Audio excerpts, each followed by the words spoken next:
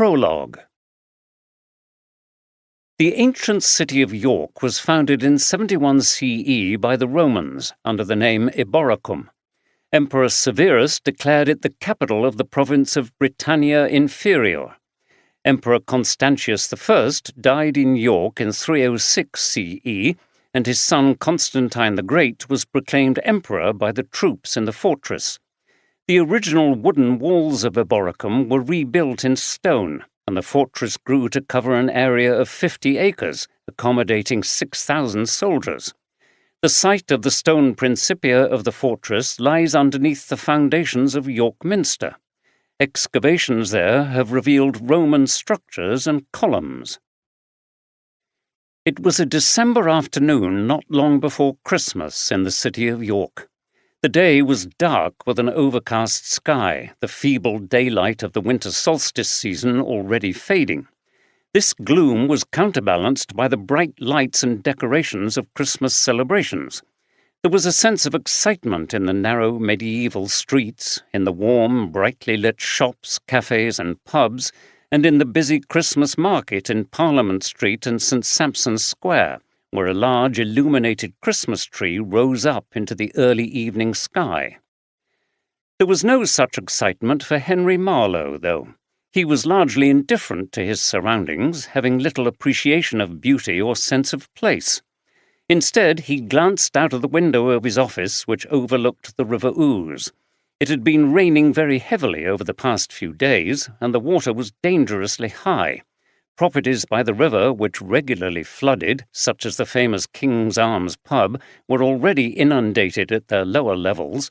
The river was devoid of boats due to the fast currents and low clearance of bridge arches. Marlowe turned back to his work and gazed at the figures on his screen. For him, life was about acquisition and money. He ran a development company, Marlowe Holdings, which owned a large portfolio of properties, from offices to terraced houses and flats rented out to the people of York and beyond. Marlowe was a thin man with a pinched hatchet face and cold eyes. He had fought his way up from a poor background, starting as an estate agent's clerk before he began to first rent and later buy run-down clubs and semi-derelict houses that no one else wanted. He had a reputation for being ruthless and miserly. He had considered moving to a bigger city, but he was York-born and bred. On top of that, he preferred to be a big fish in his familiar small pool. His headquarters remained in York, although his business interests ranged much wider than the ancient city. There was a knock at his door, and his PA Anthea Marston came in. She was a tough woman in her early 40s with a conservative style of dress, mainly dark blue trouser suits and crisp white shirts. She knew how to deal with her boss, who could be quite abrupt and had little sense of humour. Their interaction was always concise. Marlowe had no time for chat. 3 messages, Mr. Marlowe. Go on. Marlowe didn't look up from the screen. The first is from Crisis Help at Christmas. They came to the door asking for a donation. I took a leaflet and said I would ask you about it. No, thank you. I'm already paying enough in tax, a lot of which is wasted helping feckless people who've got themselves into a mess. Next. Mr. and Mrs. Braithwaite of 12 Rowntree Mansions in Deepwood. The husband rang to say that as you have refused to do anything about the damp and mould in the flat, they are reporting you to the council. Marlowe laughed derisively. They're not capable of doing that. They must have been helped by that roof thing, that housing organisation. They're a bunch of interfering do-gooders. Anyway, the best of luck with it. It'll take the council months to even send anybody to have a look at the flat, and then maybe a few years while they mess around trying to make me spend money on the place and threaten to take me to court. What do they expect anyway for the rent they're paying? A palace? They have a little girl who has asthma, don't they? Marlowe waved this away. Last message. Anthea glared at her boss, and for a moment there was something that looked like a deep contempt and revulsion in her eyes, but her voice remained very controlled. A Mr. Donald Hutchinson rang about that property in Butcher Lane off Stonegate. He's very interested in buying and wants to meet you there tonight at 6 o'clock. He said his phone had given out and he was in a call box with not much cash, so I said you would be probably there at 6. He said he would turn up and wait for a while, and if you couldn't make it, that was fine." Marlowe raised his eyebrows. Now this was something that interested him.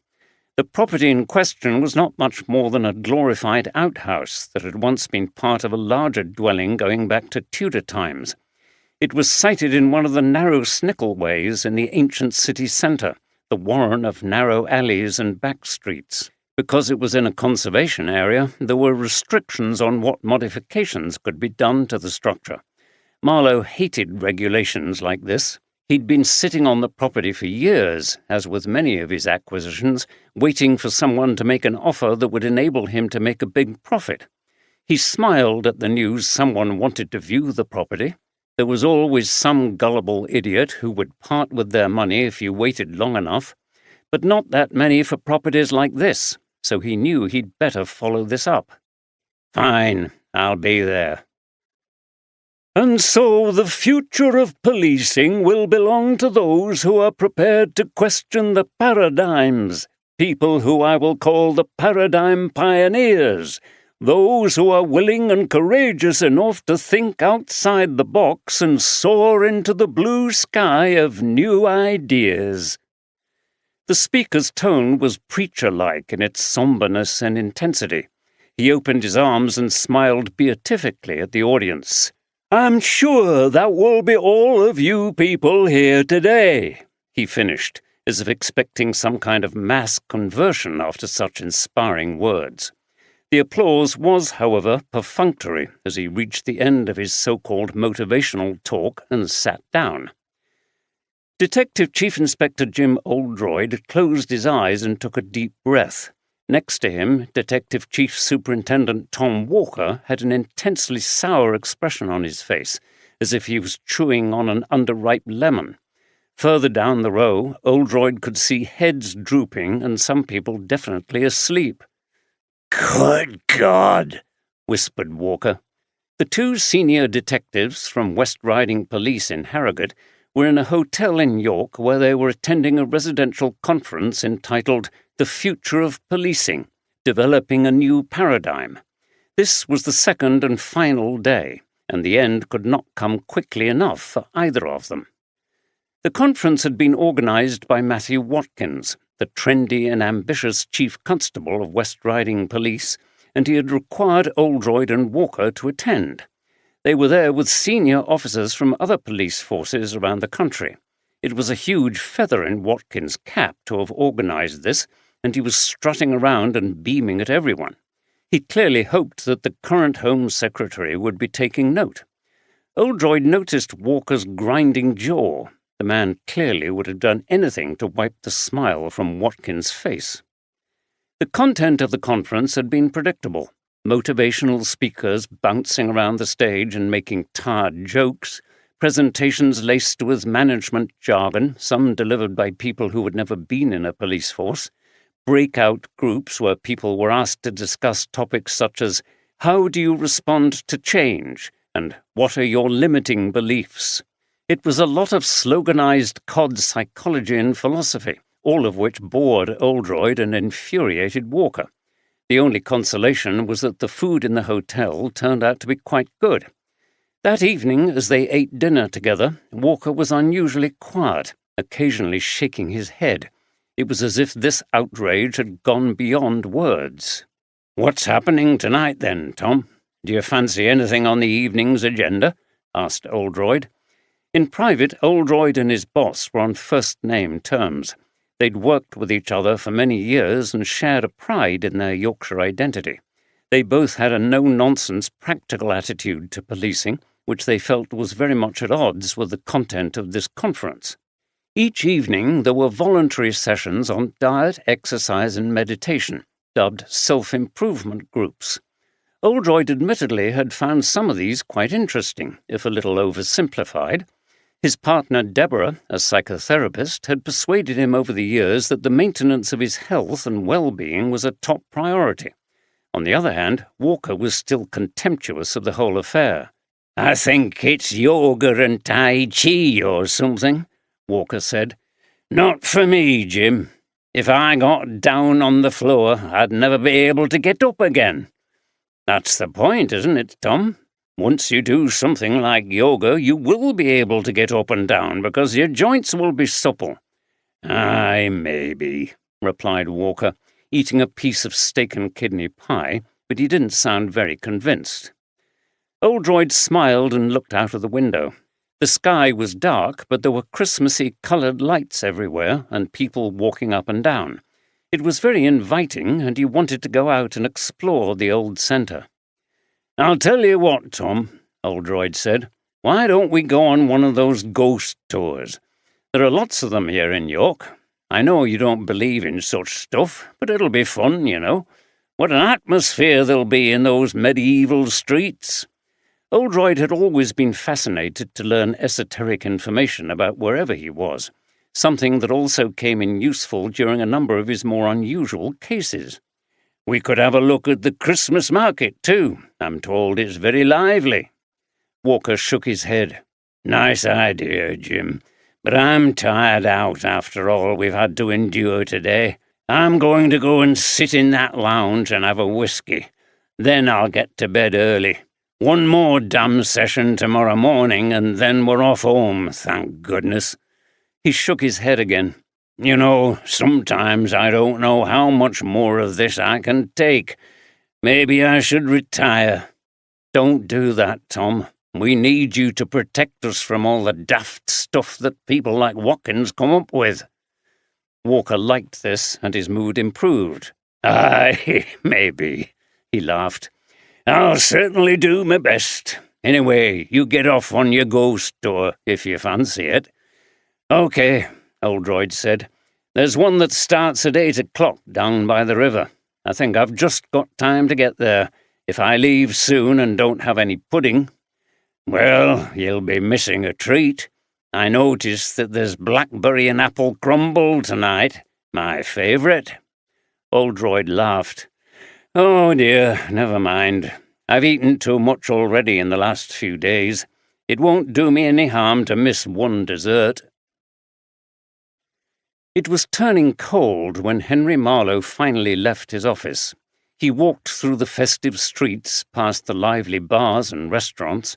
Inside, people were laughing, eating and drinking. Some of the bars were full and people were spilling out onto the streets. It was quite a raucous scene in places, but Marlowe passed by with complete indifference.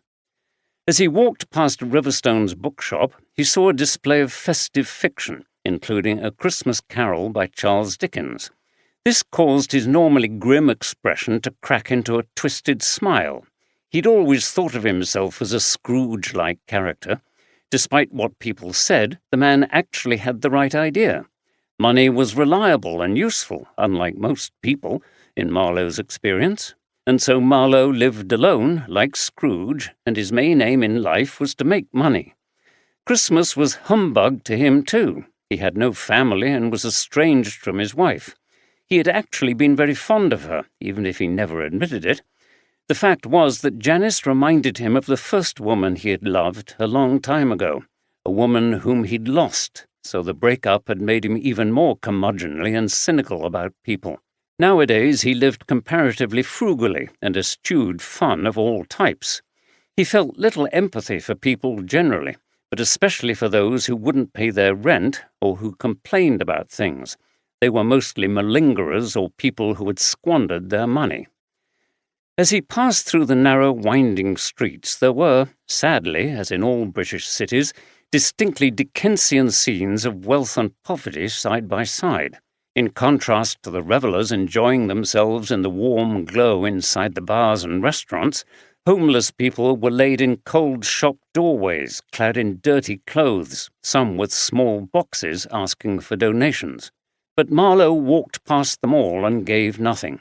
His family had been poor when he was young, but his father had always worked while his mother kept a decent home.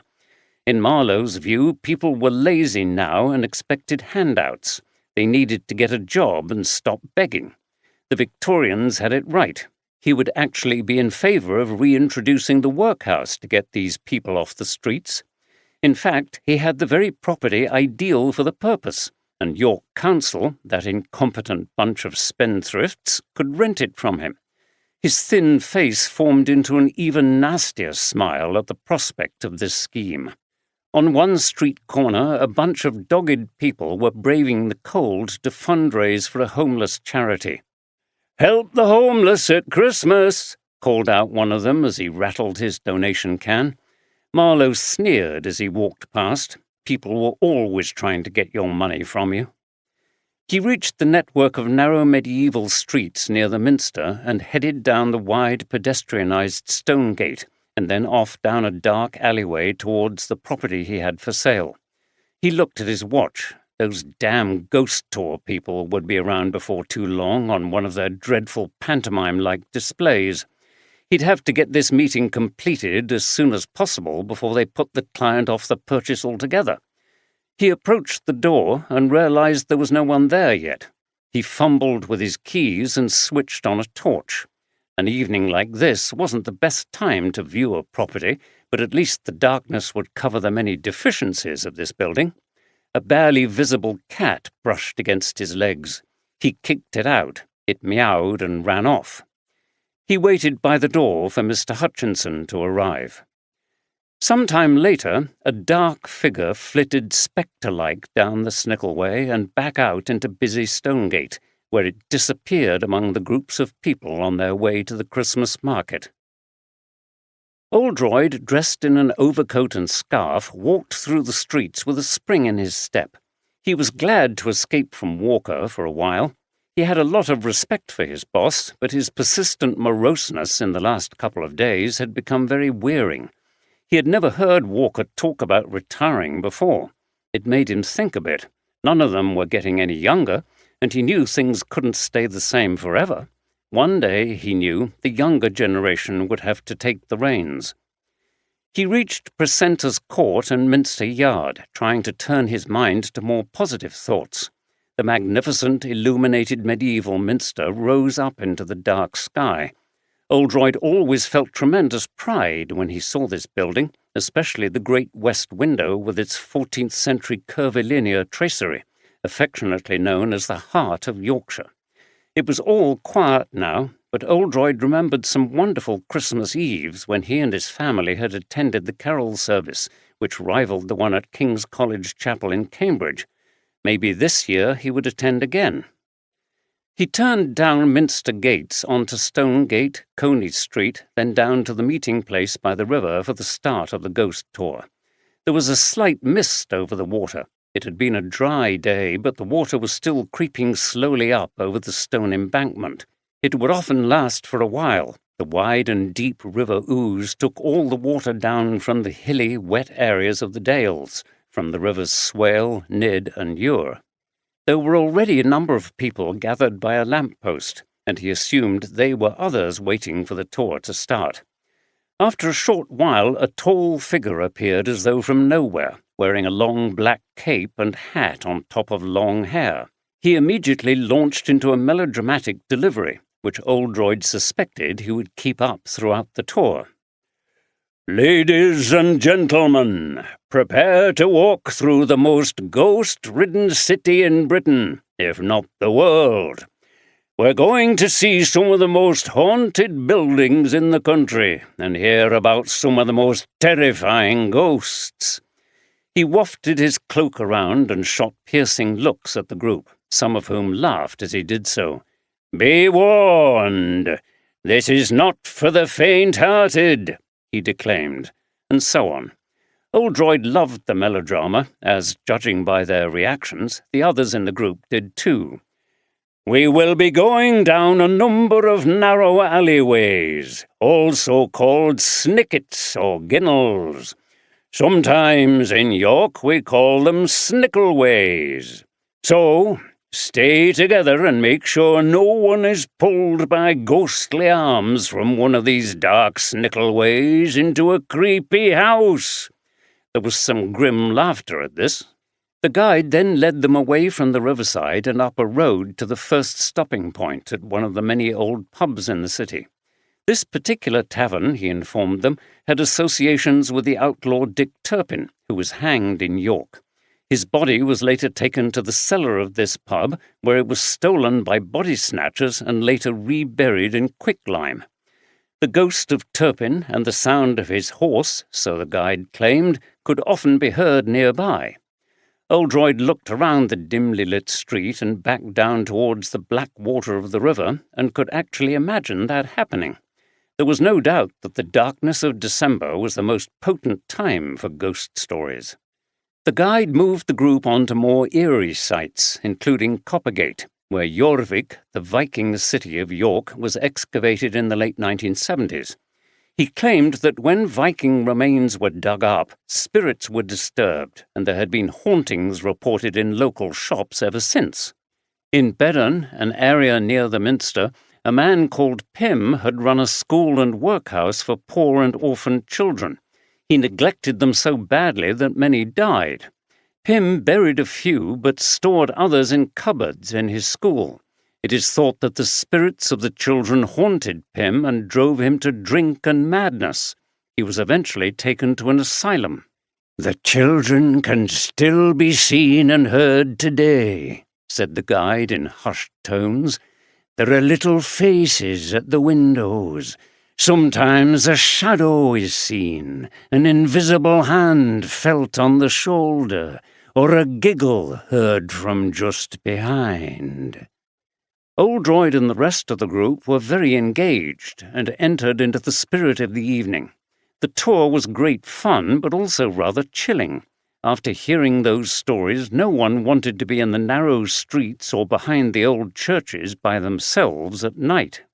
Oldroyd was thoroughly enjoying himself as they went past a pub that the guide claimed was the most haunted in York, with as many as 15 spectres seen at different times. At this point, another ghost tour passed by with a similarly dressed guide. Oldroyd wondered if they'd been told that a different pub was the most haunted in the city. The guide led Oldroyd's group down a curving snickleway off Stonegate with tall, rickety buildings on either side. Oldroyd saw an ancient sign, Butcher Lane. The guide stopped, gathered them together, and began his next story. "As we left the main street, you probably noticed the sign for this one. It was here that butchers slaughtered animals in their dozens every day. Sometimes this snickleway ran with blood, and—" His voice trailed off uncertainly. He stopped and looked hard at a doorway behind the group. "Sorry, ladies and gentlemen, I'm just surprised to see that door over there open. It's always been closed in all the years I've been coming to this spot. I'm sure the building is unoccupied. Maybe a ghost is coming to join us." "Just a moment, please," said Oldroyd tersely. He'd seen a pool by the door, which was starting to trickle onto the path, and his instincts told him that things were not right. He went through the doorway and immediately found a body in a dark room. The man was sprawled on the cold floor, surrounded by another dark pool of what was surely blood.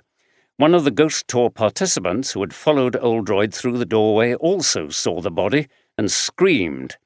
Whether or not the man's ghost would haunt this place in the future and his story become part of a ghost tour was impossible to say, but he certainly was dead. 1. After the Romans left, York became an Anglian settlement and the first minster was built of wood. The city was known as Eorfrowik and became an important royal centre for the Northumbrian kings.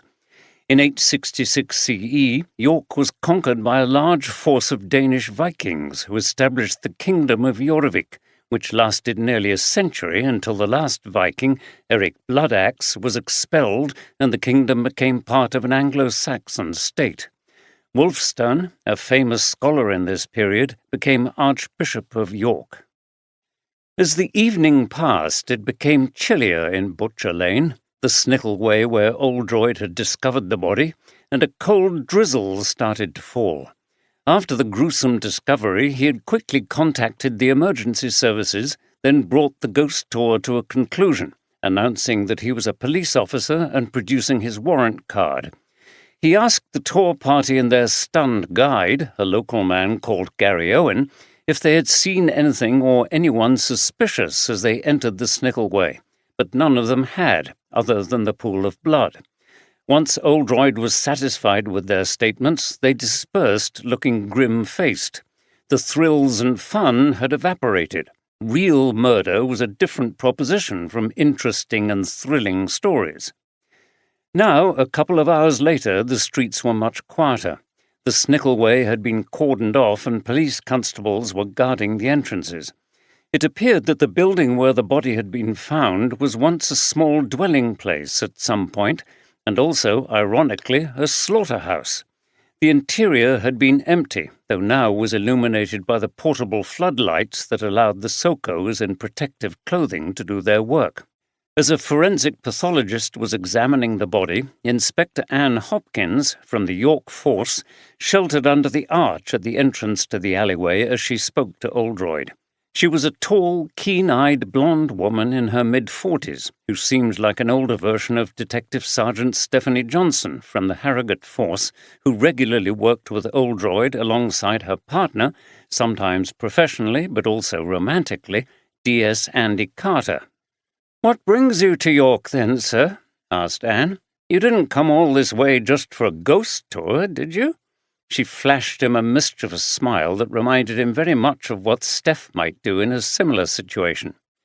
Oldroyd explained that he was attending the conference for senior officers and had left the hotel for a walk and some light relief.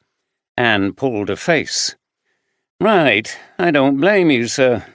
Rather you than me at a conference like that. But then you go and find a body. Isn't that just like a detective?" Oldroyd laughed. "Indeed it is, and it's happened to me before. Do you have any idea who the victim is?" "Yes, it's a man called Henry Marlowe. He's quite notorious around here as a rogue landlord and property developer. Treats his tenants really badly, won't do any maintenance in his crumbling flats and houses. He's sailed very close to the wind more than once on his property deals. You know, things like concealing faults with buildings, stuff like that. But he's very clever, gets good legal advice. The council authorities are desperate to be able to call us in to arrest him, but there's never sufficient grounds." "Sounds like it's not really a surprise that he's been done in then," Oldroyd said. "No, I would think the problem might be which of the many people with a motive actually did it." "I see." Oldroyd looked around the scene. This murder had the makings of a very interesting case, and he couldn't resist thinking about how he could become involved in the investigation himself. As he had discovered the body, maybe it was meant to be. He felt a duty to be involved. One of the Sokos came to speak to Anne. "We've bagged up all his belongings, ma'am. Standard stuff, wallet, keys, coins. A torch was lying near the body. If he was going to look round the property, he would have needed it. There's no electricity." "Okay, thanks." Oldroyd turned to Anne. "You know, having found the body, I already feel a part of this case, and I would love to be able to help you investigate it. How would the senior people here in York feel about that? And how would you feel?" Anne looked surprised and pleased. "I'd be delighted, sir. We're perpetually short-staffed here in York, so I'm sure my superintendent would welcome it too. It's more a question of whether Harrogate would release you." Oldroyd knew that Walker was always eager for his officers to assist other forces, provided that he could spare them. It gave kudos to the Harrogate station and showed Matthew Watkins that Walker had a good team of detectives, which was the envy of other forces. "Well, I'll speak to my superintendent. He's here in York too for the conference, but I'm sure he'll be agreeable. He might also release one of the 2 detective sergeants who work with me regularly. Would you be happy with that? Of course, you would remain in charge of the investigation." "It's all fine with me, sir. I'm not territorial. The more help we get, the better. It will leave me with less work to do." Her eyes twinkled again. Oldroyd liked her sense of humour. A forensic pathologist, Dr. Eve Redgrave, came over to speak to the inspector. Anne introduced her to Oldroyd. They shook hands. "Oh, you're famous, aren't you?" Dr. Redgrave said. "I've seen you on television." Oldroyd laughed. "Yes, but I must say that my appearances on television are not as enjoyable as those of an actor in some popular drama. I've usually got some grim news to impart, and I'm generally under great stress." "Yes, I can imagine," said Dr. Redgrave. "Anyway, this case seems fairly straightforward from my point of view. Cause of death was most likely a stab wound to the back with a knife which went through the ribs and penetrated the heart. He's been dead about 3 hours. I'll be able to confirm everything when I get him back to the lab. No sign of the weapon, but it was unusual." "Unusual? How?" "Well, it was wider than something like a kitchen knife, and I would say probably heavier, a thicker blade, not a weapon easy to conceal." "Right." "Okay, thanks, Eve," said Anne as Dr. Redgrave packed up her bags and left. "You two have obviously worked together before," observed Oldroyd. "Yes, she's always very helpful." "It's good to get on well with the regular forensic person," said Oldroyd, thinking about his own long association with Tim Groves, the forensic pathologist with whom he often worked back in Harrogate. "They can provide interesting detail about a crime, which can be a great help." "I agree." "Okay, well, I'll talk to DCS Walker tomorrow morning and get back to you. I'll try to get some sleep first. It's gone midnight." "Good idea, sir." Early next morning, Oldroyd rang his partner Deborah to tell her about the body he'd discovered on the ghost tour. Deborah worked mainly from their home in Newbridge, a village near Harrogate. "Good Lord, Jim. Can't say I'm surprised, though. Things like this are always happening to you, aren't they?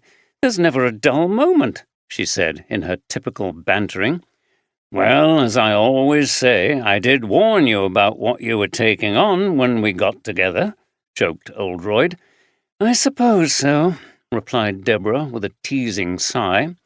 "So, I take it you'll be working in York for a while?"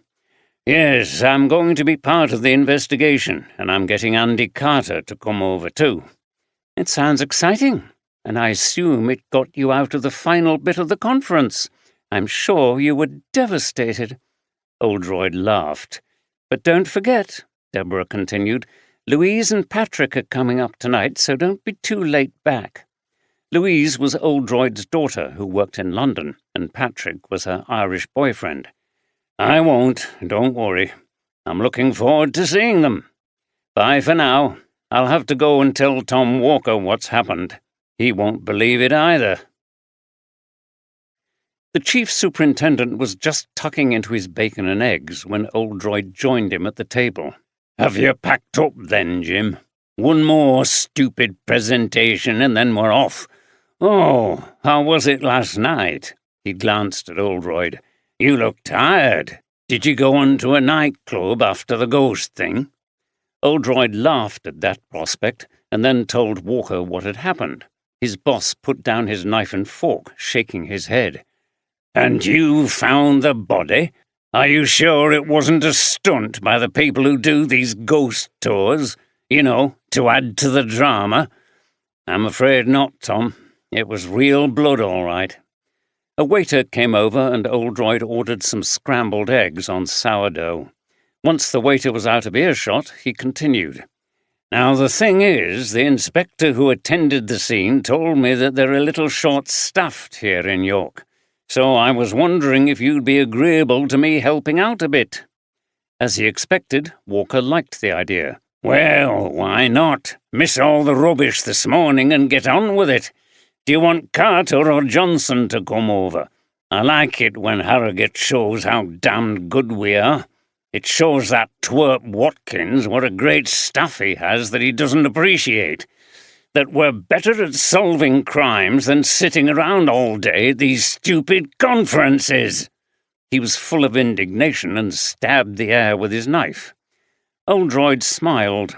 Walker's response was exactly as he had predicted, his enthusiasm returning as soon as he was talking about the practicalities of real policing.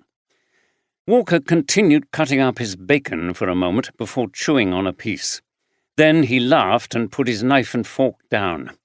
"Imagine, He organises this stupid carry-on in York, but while we're here, we actually thumb our noses at him by doing some proper work and solving a murder. I like it. I'll get on to Malcolm Hainsworth. He's the chief super at York. Good bloke. He'll welcome some help in these days of cuts. He's not here wasting his time at this farce, of course. More bloody sense. I hear the Chief Constable of East Yorkshire Police has a lot more about him than Watkins. Probably told all his staff to steer clear. He laughed again. I don't think there's anybody here from East Yorkshire. Watkins won't like being snubbed like that.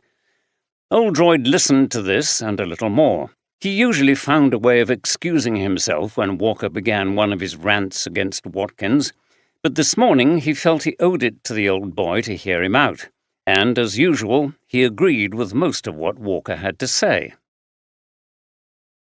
It was a quiet morning at Harrogate Police Station. Detective Sergeant Andy Carter sat back in his chair, put his arms behind his head, and looked across the room to where his partner, Detective Sergeant Stephanie Johnson, was working. Andy grimaced. It was getting near to Christmas, and he was facing the usual problem. He'd done no shopping and still had no idea what to buy Steph. She helped him choose things for his mother, his sister, and her kids, but he was on his own with Steph herself. Maybe he should just ask her what she wanted, but somehow that felt like a cop-out. It would be much better if he could think of something, maybe an experience of some kind. He'd recently been on a stag do that involved axe-throwing, but Stephanie had said that would remind her of one of the gruesome cases they'd encountered. Still thinking about what he could do, he rummaged in the desk drawer until he found his secret stash of chocolate digestives. As he enjoyed his second biscuit, an idea came to him. Didn't she once say that she'd like to try paddle boarding? His phone rang, breaking his train of thought. It was his boss, Detective Chief Inspector Oldroyd. "Good morning, Andy. Are you busy today?" It was an unexpected question delivered in Oldroyd's typically jaunty tone. "Oh, good morning, sir." He put the third biscuit back in the packet, making sure that Steph didn't see him. Both he and Oldroyd were banned from eating biscuits because of their weight issues. No, not particularly. How's the conference going?" "Just about over, thank goodness. But something else has happened over here." He told Andy about the discovery of Marlowe's body and explained that he was going to take part in the investigation. "And to do that properly, I will need the help of one of my trusty lieutenants. I assume Steph is still working on that arson case with Inspector Wood, so I'd like you to get over here as soon as you can." His boss sounded quite excited, and Andy was delighted that he'd been asked to join the investigation in York. There was nothing he liked better than working with DCI Oldroyd. The inspector's cases were always interesting, usually with a mystery to solve.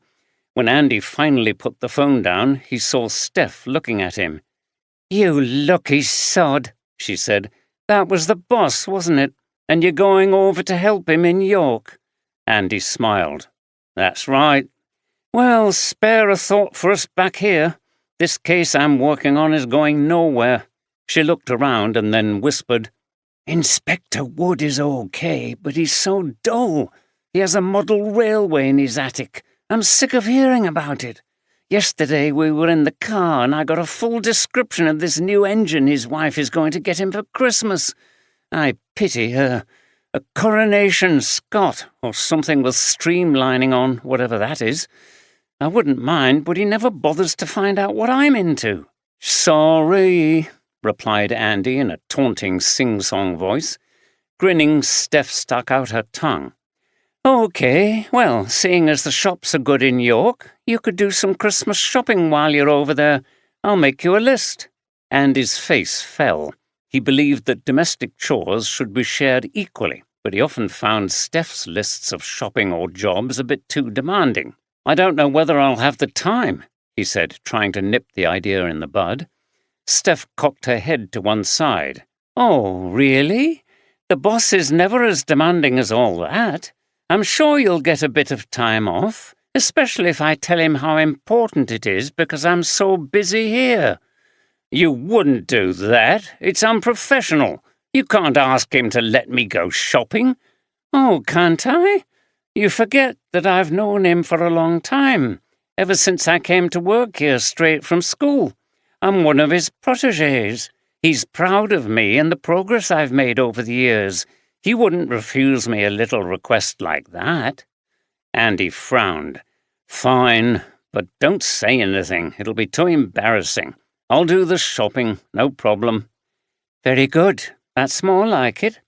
Anyway, it will be very helpful to you. The list will include something you can think about getting me for Christmas. I know you'll be struggling to think of anything, as usual. She gave him a sarcastic smile. Right, said Andy, feeling completely outwitted. Wickham Road in the Deepwood area, just out of the centre of York and away from the picturesque old city centre beloved by tourists, contained many neglected blocks of flats. Some of these were owned by Henry Marlowe, including the ironically named Roundtree Mansions. This was a 1960s flat-roofed block of small dwellings. It was very shabby on the outside. The old wooden window frames were rotting and the plaster rendering was peeling off. It was unworthy of being named after the great York family of philanthropists. Terry and Ailsa Braithwaite lived at number 12 with their 6-year-old son Sam and 2-year-old daughter Rosie. Terry worked as a taxi driver, while Ailsa had a part-time job in a supermarket. They found it very difficult to make ends meet, made harder by the fact that Rosie suffered from bad asthma and their flat was constantly damp with mould on the walls. It was a dark, cold morning. Ailsa had taken Sam to school and was wheeling Rosie back in her pushchair. The little girl sometimes lacked the energy to walk. As they arrived home, Ailsa was surprised to see Terry's car pull up. He'd gone out to work at 6 o'clock that morning. He was a stocky man of medium height and always wore a baseball cap. He got out of the car, waved, and called to her with a smile on his face. "He's dead." "Who?" "Marlowe. Pete's just rung me. They found him dead in one of his monkey old properties. Pete thinks he was stabbed. Do you wonder? There'll be a lot of people celebrating tonight. I wouldn't like to be the police trying to find who killed that bastard." "Dead? Oh, God!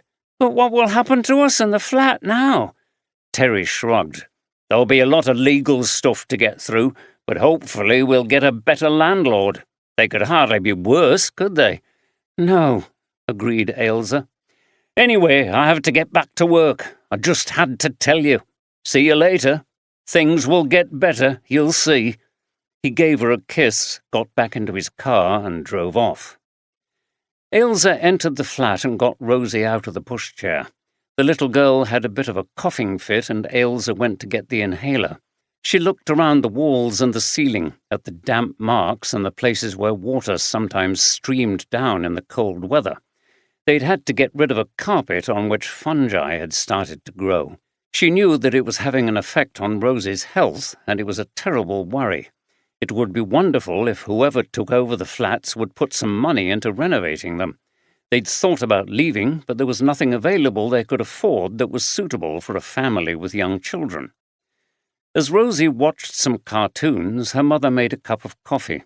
She felt uncomfortable at being glad that somebody had died, but they'd felt like prisoners of that terrible man. Terry had absolutely detested Marlowe, and he could be quite short-tempered. When they'd first got together, he'd been prone to getting into fights and had been cautioned by the police. She'd made it a condition of their relationship that he wouldn't express his anger in this way anymore. And as far as she knew, the fights had stopped and he'd started slamming his fist into furniture instead. As she drank her coffee, there was something nagging at her mind. Last night, Terry had been out working. Had he also been involved in something else? In another of the narrow snickelways in the centre of York, known as Ooze Passage, was an old building, the Roman Hall, the origins of which dated back to very early times. It was shabby and rickety now, but it had been a wealthy merchant's house in the 18th century and was clearly marked on maps of the time. Since then, it had gone into decline, and some alterations over the centuries had not been sympathetic to its age. It now presented a mishmash of styles and lacked any kind of architectural integrity. Roman Hall housed a small museum about Roman York. Coins, fragments of statues, and other artifacts from the period sat alongside detailed illustrated information boards on how the Romans came to York, how they lived, what structures they built, and the importance of Eboracum as a strategic fortress. There were displays about Roman soldiers and what their lives had been like, and yet more about the generals and emperors who visited. The centerpiece of the collection was a large and detailed diorama of Roman York, which was contained in a glass case. It had been constructed by a wealthy local historian over many years before being donated to the museum. Philip Story, a thin, balding, bespectacled man in his 50s, had been curator of the Roman Hall Museum for many years. The museum represented his life's work.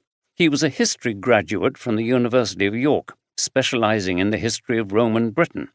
He had never married and had spent much of his work life in the sometimes dusty and arid world of museums and their collections, though he had a social life through the arts, in particular music and theatre. Sometimes he took part in amateur dramatics. The Roman Hall Museum was his pride and joy.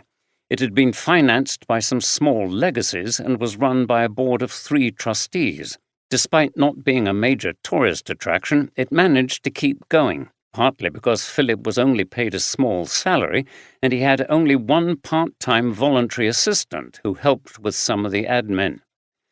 Winter was not the best time for the museum, both in terms of business and in terms of working there. The building was difficult to keep warm with its antiquated and inefficient heating system. The number of tourists in the city was smaller, and during the darker months, fewer penetrated the maze of streets and snickleways to find Ooze Passage and the museum, especially when the more famous tourist attractions were easier to find. On this dark December morning, no visitors had yet arrived. Philip was walking up and down the ground floor trying to get warm when Brian Lacey, his volunteer assistant and a retired history teacher, arrived. "Good morning, Brian," Philip said, coughing into his gloved hand. Maybe he had the beginnings of a cold. Brian looked rather animated. "Morning, Philip. Have you heard the local news?" Philip didn't listen to local radio. "No, I haven't. What's happened?" "It's Marlowe." "Marlowe, our landlord?" The museum didn't own the building in which it was housed. It was leased from Marlowe's company. "Yes." "What about him?" "He's been found dead in an alley off Stonegate. Murdered, I think, though they didn't give much detail." "Really?" "Good grief. Yes. Mind you, are you really surprised? He wasn't the most popular man around here. I've heard some awful stories about how he treats his poor housing tenants." Philip sat down in his seat behind the ticket counter at the entrance. He took a deep breath. "Yes, I've heard the like too." "Do you think it will affect us?" asked Brian. Philip shrugged. "I don't know. It's bound to in some way. It depends on who inherits his properties. He was married but separated from his wife, I think. I don't know what will happen." "Didn't he come here to talk to you recently?" "Yes, he did. Nothing important, though. I wouldn't worry. I'm absolutely committed to keeping this museum going, and one way or another we will." "Good. I know how much it means to you, Philip. I'm certainly with you, and I'm sure the board will be fully supportive, even if we have to move. Surely the city couldn't allow this place to close. It might be small, but it's part of the tourism offer."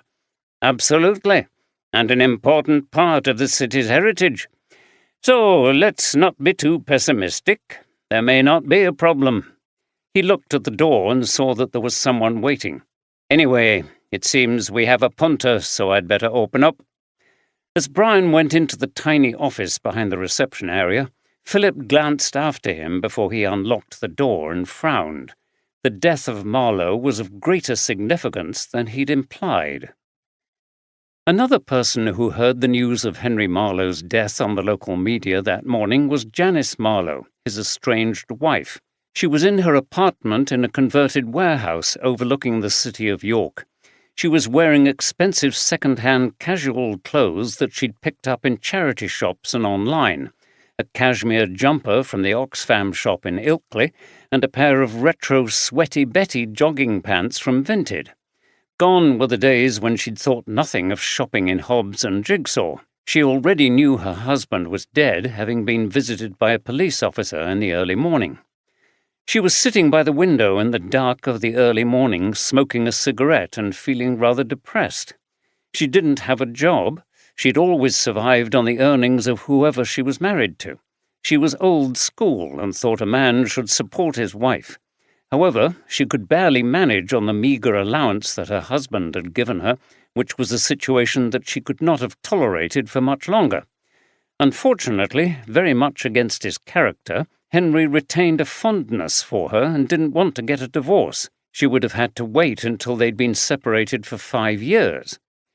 Her marriage to Henry had been very unsatisfactory, although she had, admittedly, not had high expectations.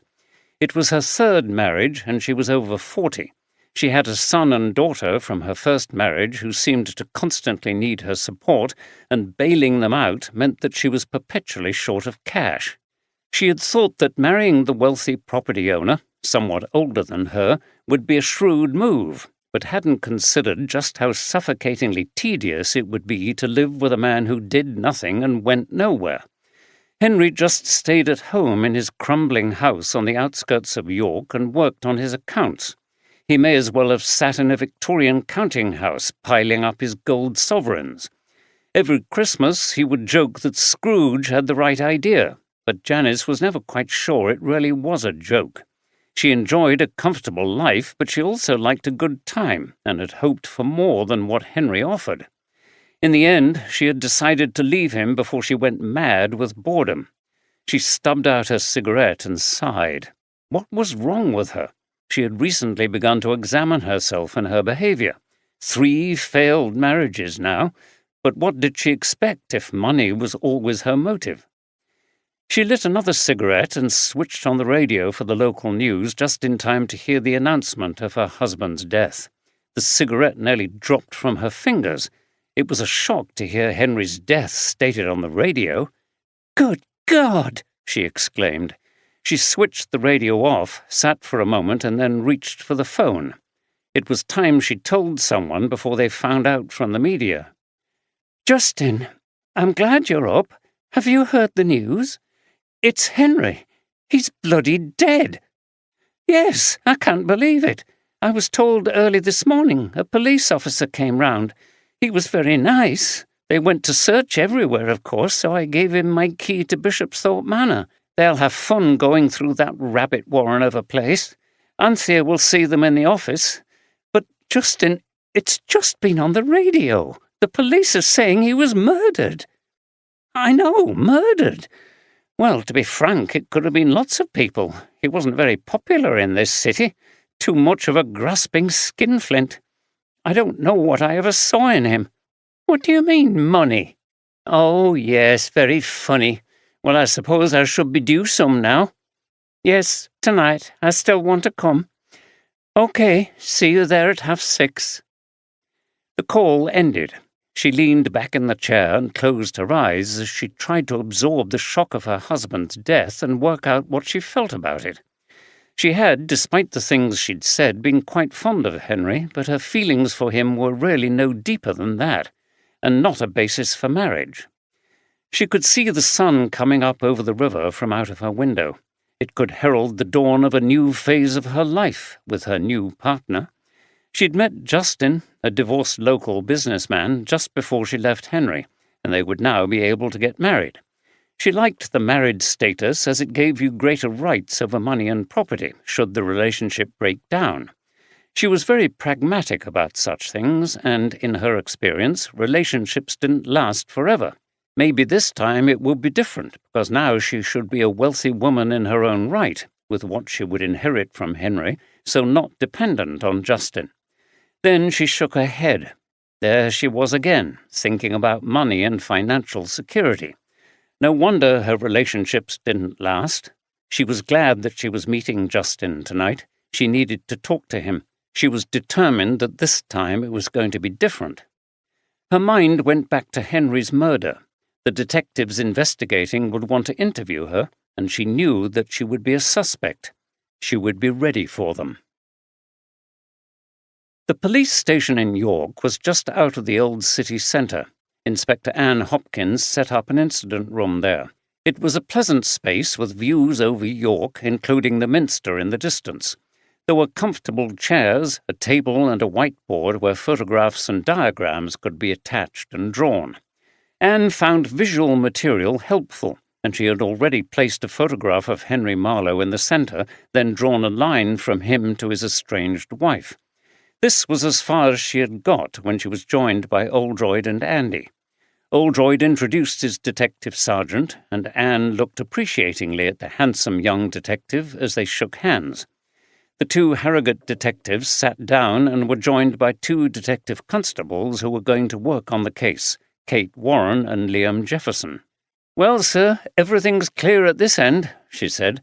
"Chief Superintendent Hainsworth nearly bit my hand off when I offered him the possibility of help from yourself and an officer from Harrogate." "Good," Oldroyd beamed. "DCS Walker was also pleased with the idea. He likes it when we help out other forces. He thinks it makes us look good, especially when we solve the case." Anne laughed. "Great, then we're all set to go. There have been things in the media about the discovery of the body." She looked cheekily at Oldroyd. "Maybe someone on that ghost tour has spoken to journalists." Oldroyd laughed. "Well, I can assure you it wasn't me, Anne. Anyway, tell us what we know so far, then." Anne sat at her computer and turned to the whiteboard.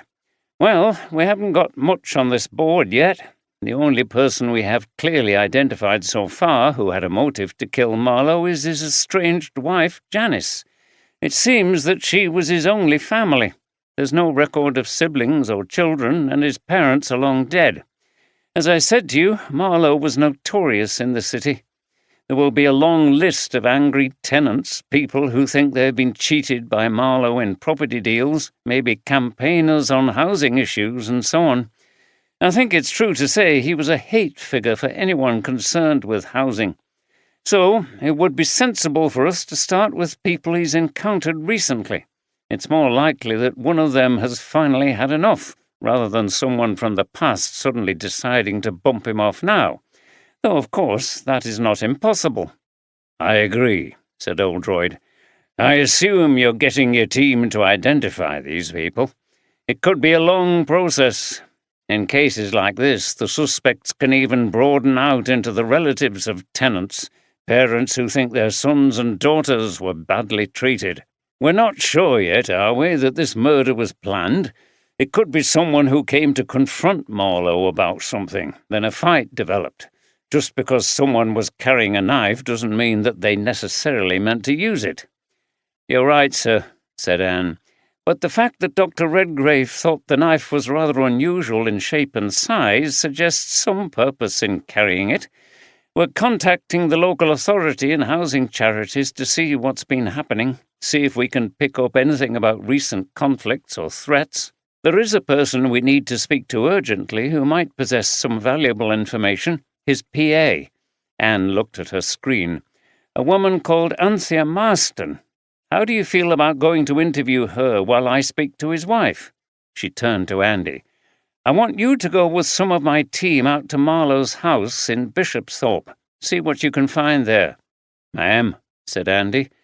"Sounds like a good plan to me," said Oldroyd. "OK, here's the address of his office. It's quite near to the river. Of course, Miss Marston may have already heard about his death and won't turn up today. I don't know whether anyone else works there at the moment." "I'll go and see what I can find." He nodded at the whiteboard. "I suspect it won't be long before that's covered with pictures of suspects and lines leading to Henry Marlowe." He turned to Andy. "It's a bit of a TBWDI." Andy laughed. "A what, sir?"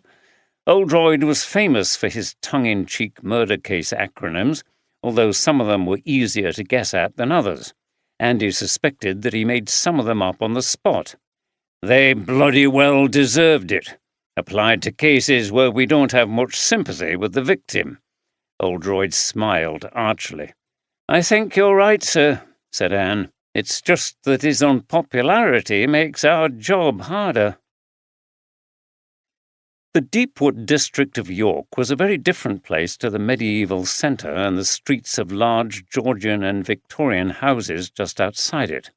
There was considerable deprivation and some poor quality housing. An organisation called Roof maintained an office there in a small room attached to the community centre. The office had 3 workstations crammed into the main space. There was another tiny room which had once been a store cupboard where they could talk privately to clients. 3 people worked there, led by Saskia Middleton, a dark-haired woman of about 30 who had studied housing and social welfare at university, then gained experience in various housing projects around the country until she was selected to lead Roof. Saskia was an energetic, determined woman who would stand up for the clients and knew no fear when tackling powerful landlords. She sat at a desk in a thick woolly jumper as well as a scarf and cord trousers. The building was rather cold in winter. She was dealing with the enormous number of requests for help coming through. December was a difficult time for struggling families who had housing issues. The dark and cold of the winter season was setting in, which made conditions in damp, badly heated homes more severe, and Christmas, which should be a happy time of celebration, could be a nightmare for struggling families with young children, especially those who were unhoused and living in hostels or cheap hotels. Saskia found the situation very challenging, especially as Roof's resources were limited. They had some money from the government and from the council, and they accepted some private donations. Despite their best efforts, they were often unable to help people as much as they would like. Linda Black, another member of the team, entered, brandishing her phone and looking animated. "Have you heard the news? I've just had a call from a mate of mine. That bastard's dead!" Saskia looked up. She found listening to the news too depressing. "Who?" she asked. "Marlowe, the demon landlord. Someone's done the world a favour and bumped him off. He's been found dead in one of his run-down properties. Do you wonder? That miser must have acquired more enemies than Ivan the Terrible." Saskia sat back in her chair. "Bloody hell! Where did it happen?" "In the city centre, down one of those snickle ways. Angus said he heard that someone on a ghost tour found the body." Linda laughed. "Maybe he was done in by the ghost of one of his victims. And I'll tell you what, I'll bet he'll never rest. His evil spirit will be haunting the place, and a terrible ghost it'll be too. Good news for the ghost tour people." Saskia shook her head. She found Linda's triumphal attitude a bit hard to take in the context of murder, but there was no doubt that Marlowe's removal would make things much easier for many of their clients. There had been a constant stream of complaints from people about him, his hard, unfeeling attitude, his neglect and refusal to pay for repairs. Whoever inherited his properties could scarcely be a worse landlord, although Saskia knew there could be other consequences in the short term. "I expect we'll get a visit from the police at some point," she said. "Why? What have we got to do with it?" "They'll be following up all the leads on people who might have had a grudge against Marlowe. We're a good source of information about people who had conflicts with him and reasons to wish him harm." This seemed to deflate Linda, who spoke more quietly when she asked, "You don't think they'll suspect us, do you?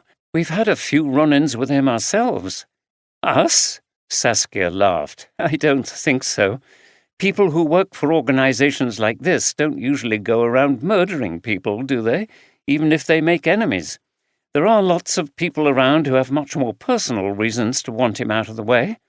"Yes," replied Linda. "You're right. The police will want to speak to us." She frowned. "The old bugger's still going to cause us problems from beyond the grave." Oldroyd walked through the streets of the old city to the Riverside address, accompanied by D.C. Evans from the York station. The route took them past the hotel where the conference had taken place. It was now clearly coming to an end as he recognized people leaving the hotel with bags, unless they were skiving off the final sessions. He certainly wasn't sad that he'd missed the last part, and knew Walker would be delighted that it was over, and perhaps jealous that Oldroyd had got himself involved in a real investigation. When they arrived at Marlowe's office, Anthea Marston welcomed them and explained that she'd been expecting a visit from the police. She'd heard about the death of Marlowe on the local news. She offered Oldroyd and Evans coffee, which they accepted. They sat down in a couple of easy chairs while Anthea remained behind her desk. Oldroyd looked around at the shabby space with its battered office furniture and worn carpets. It didn't seem like the office of a well-to-do property owner. "I see that your employer wasn't too bothered about having a smart office. I understand he was a wealthy man?" "He was, but you would scarcely have known it. Tight-fisted is what people would say, I think." "I don't know exactly what they said on the radio, but Mr. Marlowe was found dead in one of his properties in Butcher Lane, off Stonegate. He was killed sometime between 6 and 7 in the evening. Do you know anything about his movements yesterday?"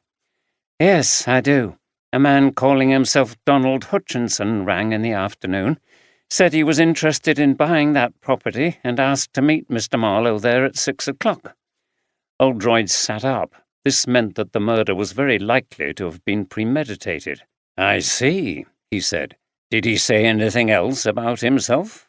How old would you say he was? Did he have any kind of accent?" "He didn't give any details. I would say he sounded middle-aged. Difficult to be more precise. His accent was Scottish." D.C. Evans was making notes on the key points of the interview, and he wrote this down. "Scottish? OK, well, it would seem that it's very likely that was the murderer you spoke to, or at least someone involved in killing your employer." "Yes," replied Anthea laconically. Oldroyd looked at her. She seemed to be reacting to Marlowe's death with a certain equanimity. Neither her words nor her facial expression conveyed anything about how she was feeling. "How would you describe your relationship with your employer?" he asked. She frowned. "Transactional is the word I would use. Henry Marlowe was not a pleasant man, Chief Inspector, but he paid a decent wage and didn't micromanage me. A job is a job, isn't it? My husband is disabled and can't work, so money isn't plentiful. We take what we can get." "So you admit that you didn't like him?" "I didn't have to like him. It wasn't necessary for me to do my job." "But what was it about him that you didn't like?" pursued Oldroyd. Anthea shrugged. "Personally, I didn't care what he did with his money.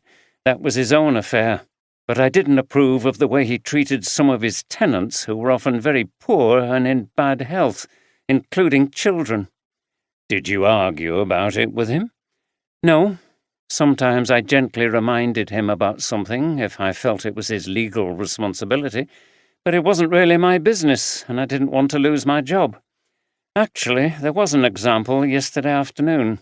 There's a Mr. and Mrs. Braithwaite. They live in Roundtree Mansions, and they have a little girl with asthma.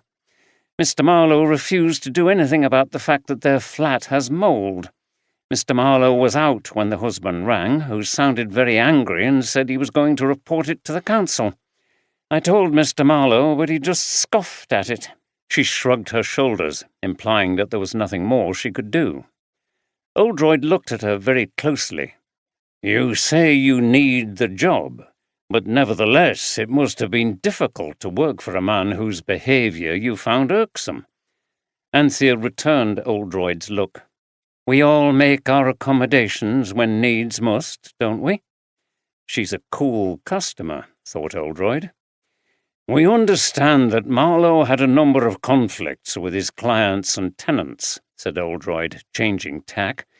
"Do you know of any threats made against him?" "I saw some angry letters that people had written, and I heard Mr. Marlowe arguing with people on the phone, but I'm not aware of any physical threats being made. People said they would report him to the council or take him to court, and he had a lot of verbal abuse, but I don't remember any threats to his life or anything like that." "OK, so what I'm going to need you to do is provide a list of all Marlowe's clients and tenants. I want you to highlight the ones who you know had serious conflicts with your employer. This includes anyone he had dealings with, house or flat tenants, people who leased commercial properties. Could you also list people who you were aware of who opposed Marlowe or argued with him? Maybe campaigners on housing issues or anybody else. Please send the list to this email address. The card also contains my number." Anthea nodded but didn't say anything as she accepted his card. "And please try to do this as soon as you can. This is clearly a case that is going to have numerous suspects, and we need to get on with investigating them and narrowing the field down." Anthea nodded again. "I'll get on with it straight away." She looked around the office. "I don't really know what else I'm supposed to do here now. Mr. Marlowe ran the business entirely by himself, apart from me. He had no business partners. I've no idea who's going to take over things now he's gone. I suspect it may go to his estranged wife, but I don't think she will be interested in running it. I expect she'll sell it." "Maybe," said Oldroyd. "I'm afraid I can't help you with that one. You'll have to wait to see what's in the will. You mentioned his wife. What do you know about their relationship?" She shrugged. "Nothing. Mr. Marlowe rarely talked about his private life, but he did tell me they were separated. I got the impression he was sad about it, even if he would never admit to such a thing." "I see." Oldroyd stood up. "I'll leave you to get on with that list, but I must just lastly ask you where you were yesterday between 5:30 and 7:30. Anthea raised her eyebrows. "Am I a suspect, Chief Inspector?" "Not a serious one at the moment, but you have expressed some animosity towards your employer, so we have to eliminate you from the investigation." "I left here at 5 o'clock and went straight home. I arrived at about 5:30 and remained there for the rest of the evening. My husband can confirm this." "Did anyone else see you?" "No." "Okay, well, an officer will come round to your house to speak to your husband and to take a statement from you about the phone call from Donald Hutchinson. Thank you. If you can just give me the address of the man who rang about mould in the flat, I'll be on my way." When Anthea had given him the address and showed the two detectives out, she returned to her desk.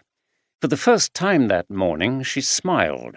She was sure that the police didn't really suspect her. That might be different had she revealed her true feelings about Marlowe and told them about other things, which she had no intention of doing. She went over to Marlowe's desk, opened a drawer, and pulled out a bottle of brandy and a glass. He had kept this for an occasional drink with a business associate. It was a cold morning, and there was cause for celebration. 2 good reasons for pouring herself a generous measure. She took a drink of the deep amber liquid. It was warm and satisfying. Anne Hopkins drove with a young D.C., Kate Warren, over the Ouse Bridge and glanced over at the regularly flooded King's Arms pub, which stood very near the water's edge. As the river rose, could it be threatened yet again? Hopefully not in the Christmas season. She turned left onto Skeldergate, which went behind the blocks of apartments that overlooked the Ouse, and parked up. "Wow, it's posh here, ma'am," said Kate, who had grown up in one of the poorer parts of York. "Yes, it shows how well you do, even when you're separated from a big property owner." She rang the buzzer of Janice Marlowe's residence and explained who she was. "Come in, I've been expecting you," was the reply, and the lock buzzed as it opened. The communal areas of the apartment block were very plush and well-maintained. Anne and D.C. Warren took the lift to the 4th floor, and Anne knocked on the door. "Come in," Janice called. "It's open." The detectives entered a rather dimly lit corridor. "In here," came a call. Anne went through a door into an expensively furnished sitting room with thick pile carpets. Janice was sitting in an armchair by a window overlooking the river. She had a wan expression. "Please sit down," she said. "Can I offer you a drink?" Anne and Kate sat down as Anne expressed their condolences. Both detectives declined a drink. "This has obviously come as a terrible shock to you," began Anne in a kindly voice. "It has," said Janice, shaking her head.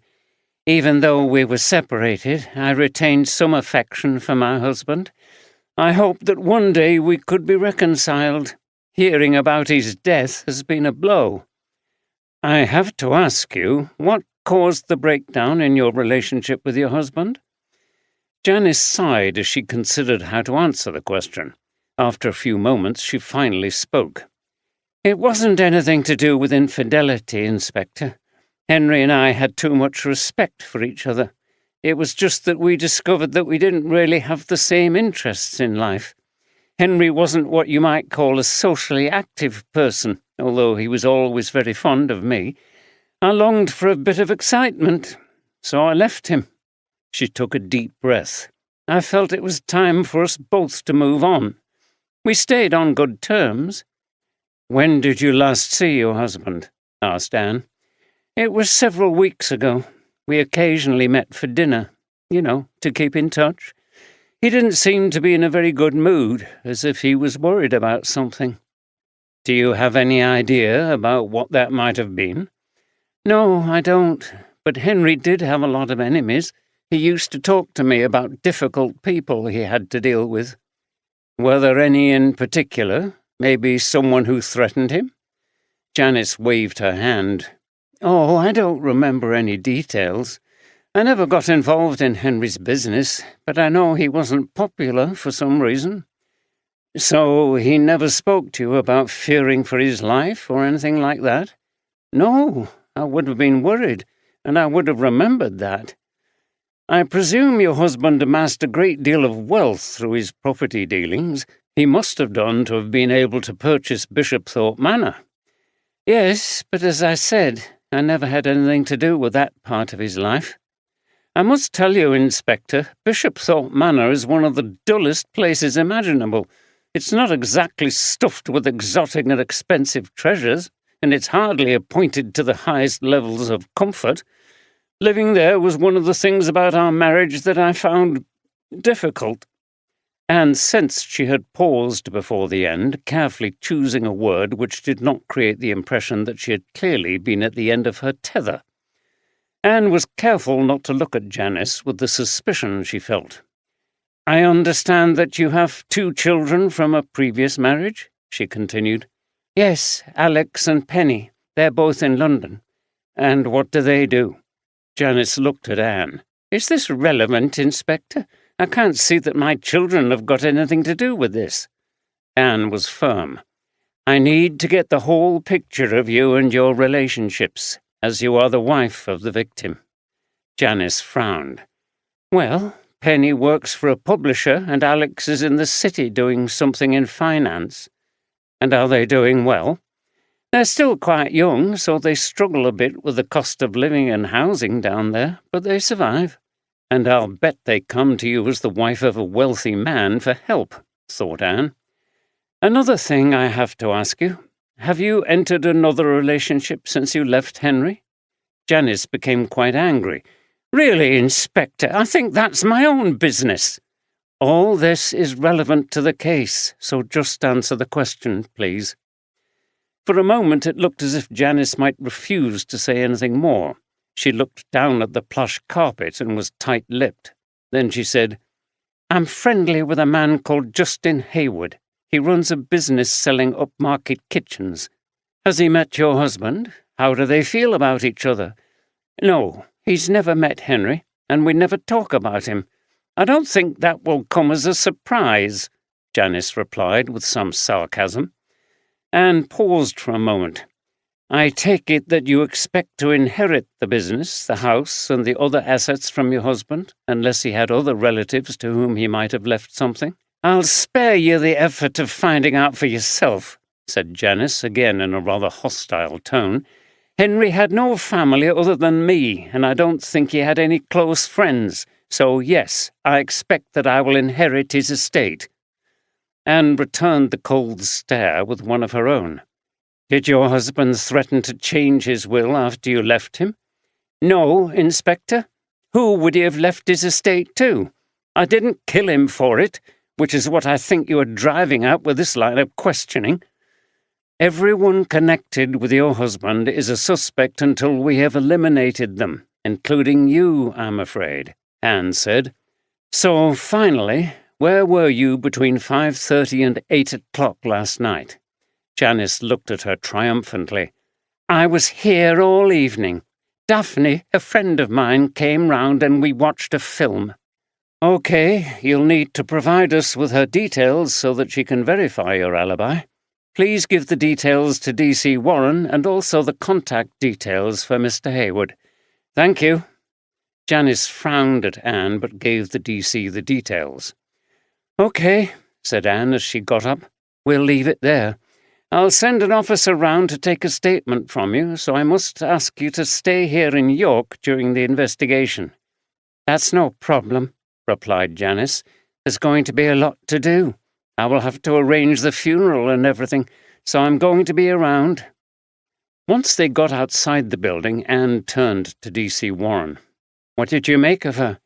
"I wasn't sure what she really thought about her husband, ma'am." "No, it was hard to tell. But as she's going to inherit all the money and the business, she's definitely a suspect, and so is that new boyfriend of hers." As Anne drove back, she reflected that the encounter with Janice Marlowe had not revealed very much, except that, for now, she remained a suspect. Just how many suspects might they end up with? The case was also bothering her on a personal level. Christmas was rapidly approaching, but the investigation was intense and the work was piling up. How would she ever have any time to undertake her own preparations for the festive period? Andy sat in the back seat of a police car driven by DC Liam Jefferson, along with DC Fletcher, also from the York station, sitting in the passenger's seat to the old village of Bishopsthorpe on the outskirts of York. The roads were wet and some of the dull fields near to the river were flooded. It was only lunchtime, but the heavy sky and low light made it feel as if the day was about to end. As they were driving through the village, Andy caught a glimpse of a Gothic Revival gatehouse entrance to an elaborate palace by the River Ouse. He turned to DC Jefferson. "Wow, that's some pile. Who lives there?" "It's where the Archbishops of York live, Sarge. Bishopsthorpe Palace." "Palace? Bloody hell. Well, they say the church has plenty of money, and it must have. They knew how to live when they built those places, didn't they?" "They did, Sarge, but it wasn't the same for everybody, was it?" "No, I suppose they built it out here so that they were some distance from the poor in York." Passing through the pretty village, they saw the sign for Bishopsthorpe Manor and turned up a short gravel drive. The home of Henry Marlowe was not in the same league as the palace of the same name, but it was a sizable mid-19th century brick country house in a couple of acres of ground. They parked outside the front door and got out. The place was quiet and deserted. Andy looked around. The shrubbery and lawns of the gardens were maintained in a functional manner and not by someone with a love of gardening. The house itself was faded and shabby. There were old wooden sash windows from which paint was peeling and some of the walls needed pointing. The flagstones on the paths were broken and uneven. Andy was carrying some bags in which to place evidence, pairs of plastic gloves, and the key Janice had given to the officer who came to tell her about Marlowe's death. He opened the door and they entered a cold, echoing reception hall. There was a musty smell in the room, which was constructed in the Victorian faux medieval style with dark wooden panelling and a large open fireplace. The walls were covered with famous but cliched paintings of 19th century British landscape art. The Monarch of the Glen, the Haywain, Salisbury Cathedral from Lower Marsh Close. Light came only from high up in the stairwell of the heavy staircase leading to the first floor. Andy screwed up his eyes. "Bloody hell, this is a gloomy old place," he exclaimed. "Who would want to live here? It reminds me of something in a Dickens novel we read at school. Are there any lights?" Liam went to a panel with ancient metal switches. Some bulbs imitating candles came on in two medieval-style metal chandeliers. They didn't make much difference. The DC shivered, and not just from the cold. "God, Sarge, this is a classic haunted house, isn't it? I wouldn't want to stay here overnight." Andy laughed. Well, who would have thought the tough detective would be frightened of ghosts? It was my Gran Sarge. She lived out in the countryside north of Ripon. She and my granddad had worked a farm and then retired to this isolated cottage, and I used to go and stay with her in the school holidays. She was superstitious and told stories about ghosts and stuff like that. I used to lie in bed in the dark, scared to death of any noise outside. The wind moving twigs against the windows or owls hooting. Andy laughed again. Well, I'll hold your hand when we go up the stairs, just in case something leaps out to get you. I've got experience with this. DC Oldroyd and I were once snowed in at Knaresborough. We had to spend all night in a supposedly haunted medieval church. We actually saw something, but it turned out to be somebody pretending to be a spectre. God, that was brave of you, Sarge. I'd tackle some dangerous criminals any day rather than stay the night in a haunted place. They were discussing where to start their examination of the house when they heard the sound of a car coming up the drive. Footsteps sounded across the stone flagstones by the door, then stopped abruptly, presumably when the person found that the door was unlocked. The door was slowly pushed open. "Hello?" called a tentative voice. "Come in, we're police officers," called Liam. "Oh." A woman with her hair tied back walked in cautiously, holding yellow gloves and carrying a bucket. She looked around. The detectives presented their warrant cards. "I presume you are Mr. Marlowe's cleaner?" "Yes, Melanie Jackson." She looked at the detectives. "What's going on? Is everything okay?" Andy and Jefferson exchanged glances. "You've obviously not heard," said Andy, and he explained how Marlowe had been found murdered. Melanie put her hand to her mouth. "No, that's terrible. I didn't know.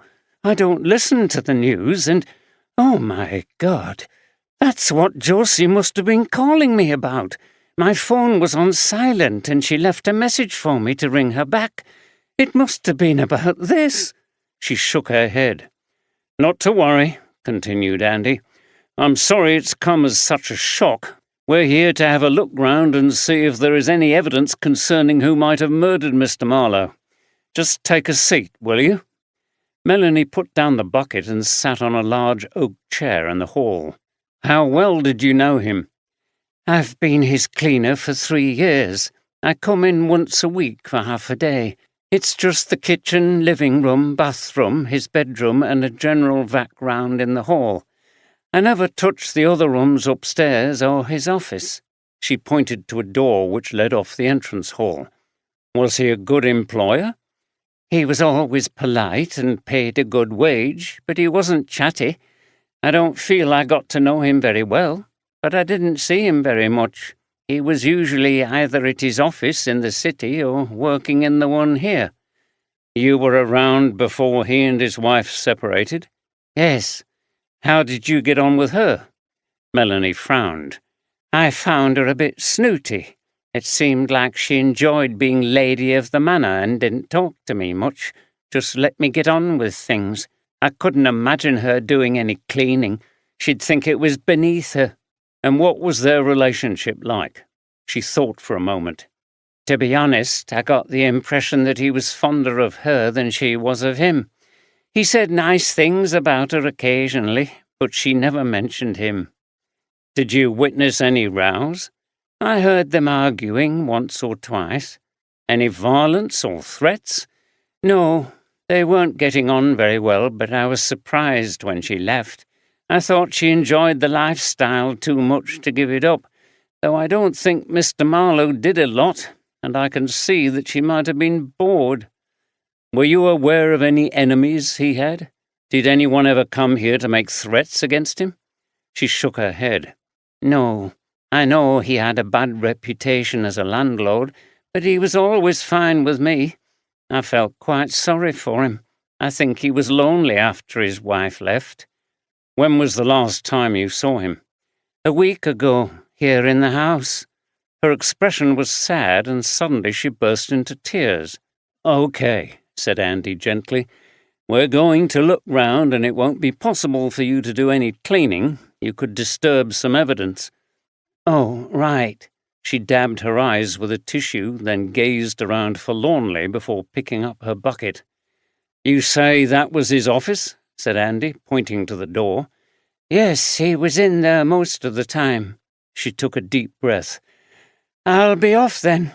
Bye." Melanie, still carrying her bucket, walked back to the front door and left.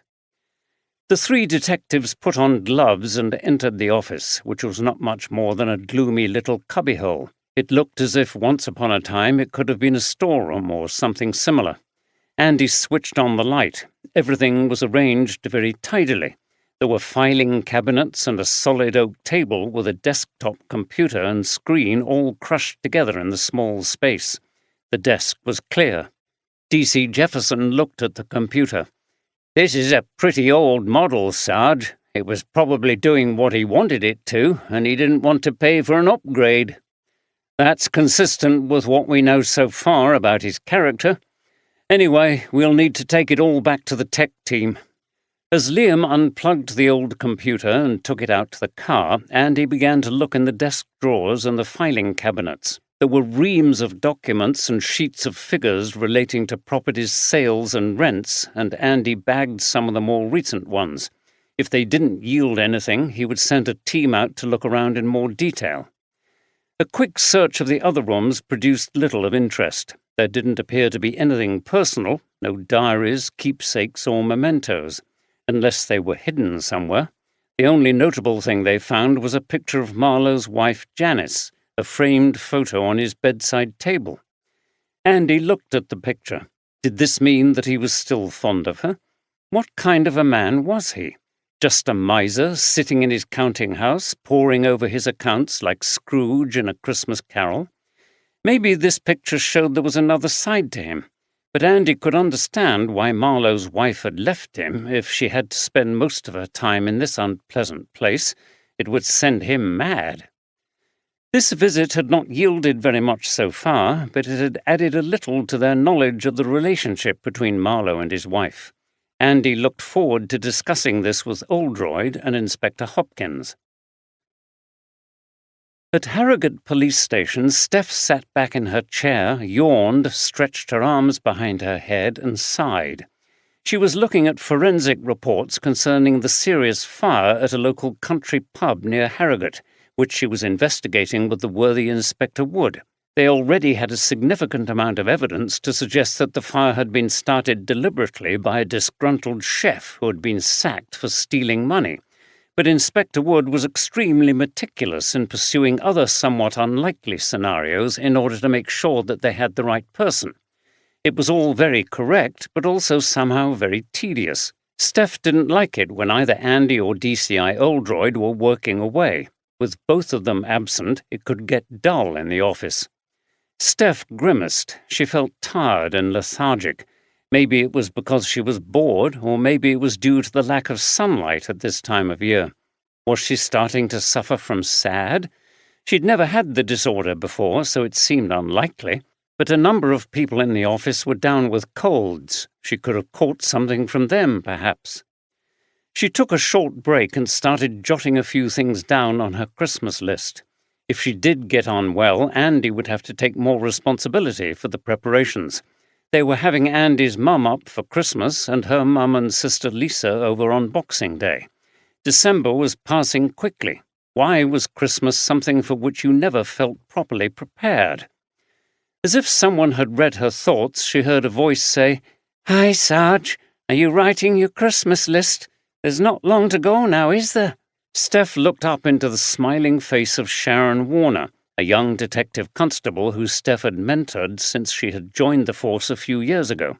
Sharon had already gained a reputation as an outstanding researcher. "Hi, Sharon. I was just thinking that myself. She broke off and sneezed quite loudly. "Bless you, Sarge. I hope you haven't caught the cold that's going round." Steph shook her head. "I don't feel all that good, if I'm honest.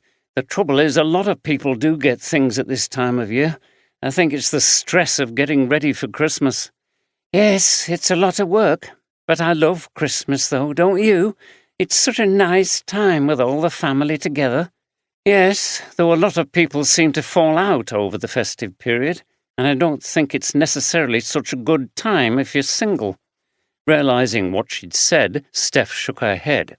She wasn't usually negative about things like this. Sorry, of course I didn't mean you. I'm a miserable so-and-so today. I just don't feel well. That's okay, Sarge. Take it easy. Don't make yourself ill for Christmas. She smiled knowingly at Steph. You'll be missing Sergeant Carter. How's it going over in York? I haven't heard anything yet, but he's not going to have all the fun and leave me with the work. He's going to get a big shopping list from me.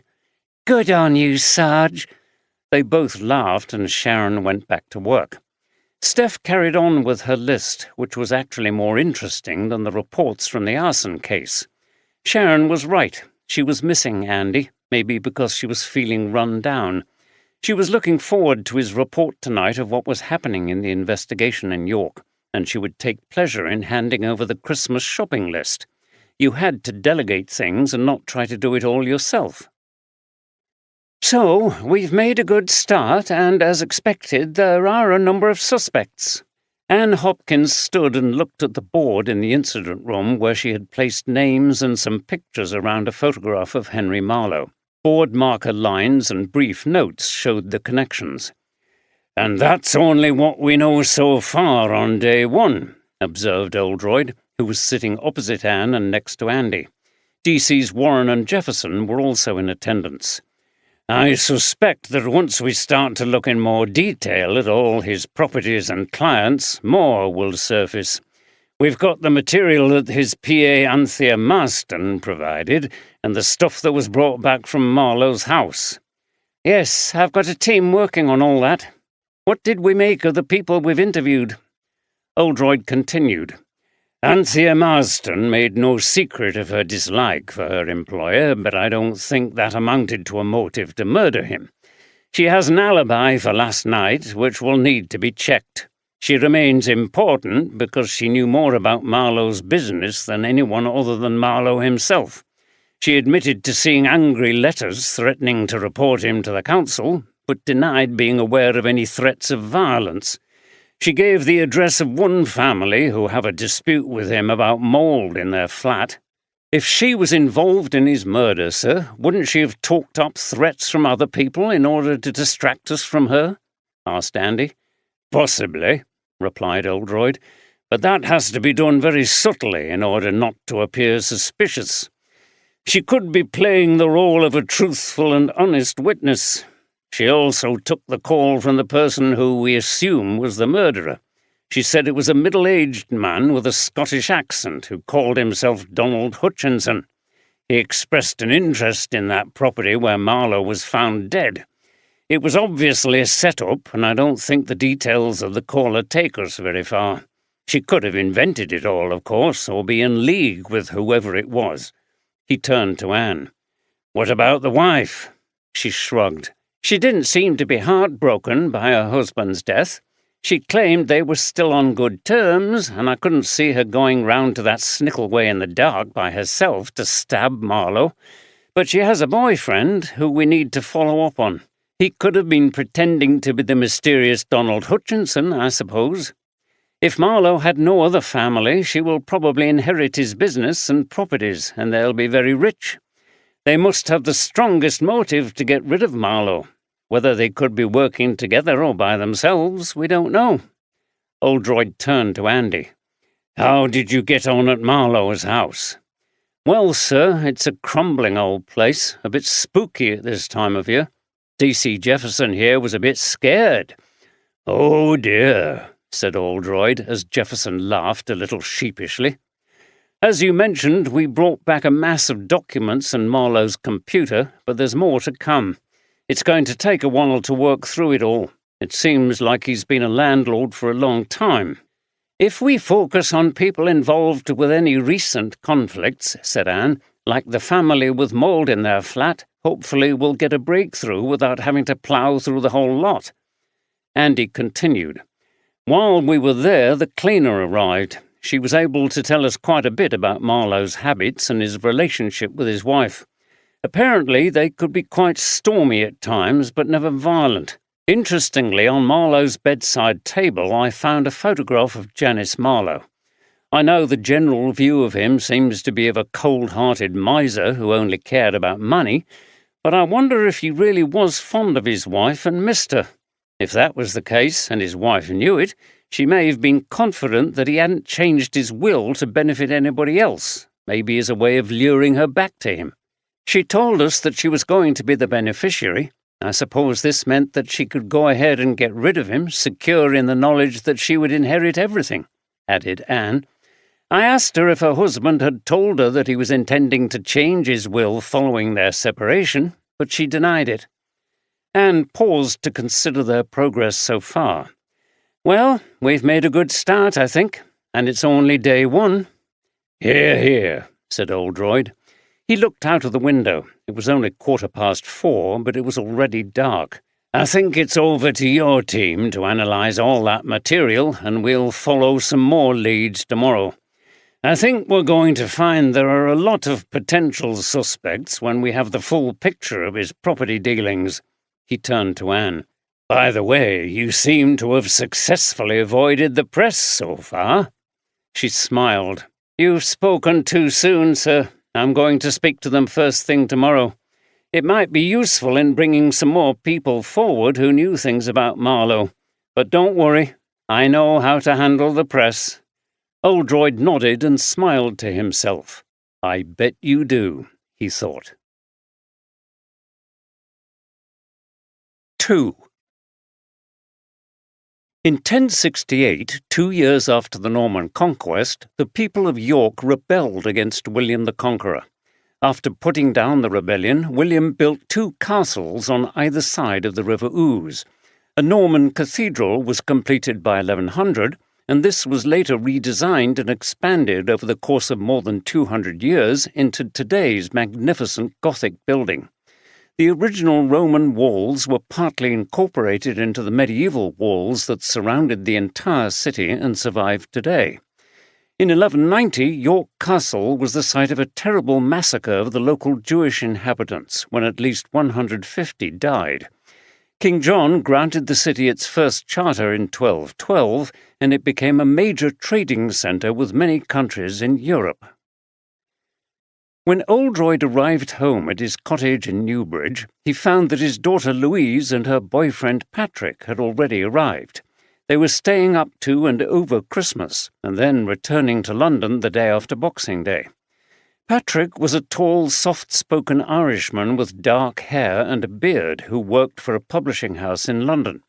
Louise now split her time between lecturing at university, where she taught units in women and gender studies, and working at the Women's Refuge she'd helped to establish several years before. Louise gave her father a big hug. "Dad, it's great to see you. I couldn't wait to get up here and see the fells again. We're going straight out tomorrow to walk over to Armscliff Crag. I miss Yorkshire so much." "Don't we all when we're away from it?" declared Oldroyd with a laugh. "I suspect this man feels the same about Ireland." Patrick grinned. "Well, I'm a city man, Jim, so it's not so much the countryside, but I do miss Dublin. It's really beautiful around here, though." "You have to say that to a Yorkshireman like me," laughed Oldroyd, and he clapped Patrick on the back. He liked him and was glad that Louise had found such a nice partner. "I'd love to come with you on the walk, but I'm working on a case in York at the moment." Deborah appeared from the kitchen wearing an apron. She gave him a hug. "Ah, the wanderer returns. Just in time to eat. And wouldn't you just expect it?" She turned to Louise and Patrick with her hand on her hip. "Can you believe it? He's supposed to be having time off from his detective work, goes to York to a conference, then an entertaining ghost tour, and suddenly, bang, he finds a body. It's amazing, isn't it?" She gave Oldroyd a playful punch. "You seem to be a magnet for this stuff." "Maybe I am. We'd just got to this old Snickleway, as they call them in York, and I noticed that a door into one of the old buildings was open, and what looked like blood was trickling out." "Ugh!" exclaimed Louise. "My first thought would have been that it was a prop for the ghost tour. said Patrick. Well, that did cross my mind fleetingly, replied Oldroyd, but it was a genuine corpse, all right, and he'd been murdered. I can tell you, Patrick, said Deborah, if it was Jim who was walking past, it would definitely be real blood. He can encounter murders and dead bodies without even trying. Who was the victim? Asked Louise. A local rogue landlord and property speculator. Not a popular man by all accounts, so I don't think we're going to be short of suspects. There's an excellent DI from York in charge of the case, and Andy Carter is working with me, so I hope that we can get it all sorted out before Christmas. He looked to Deborah.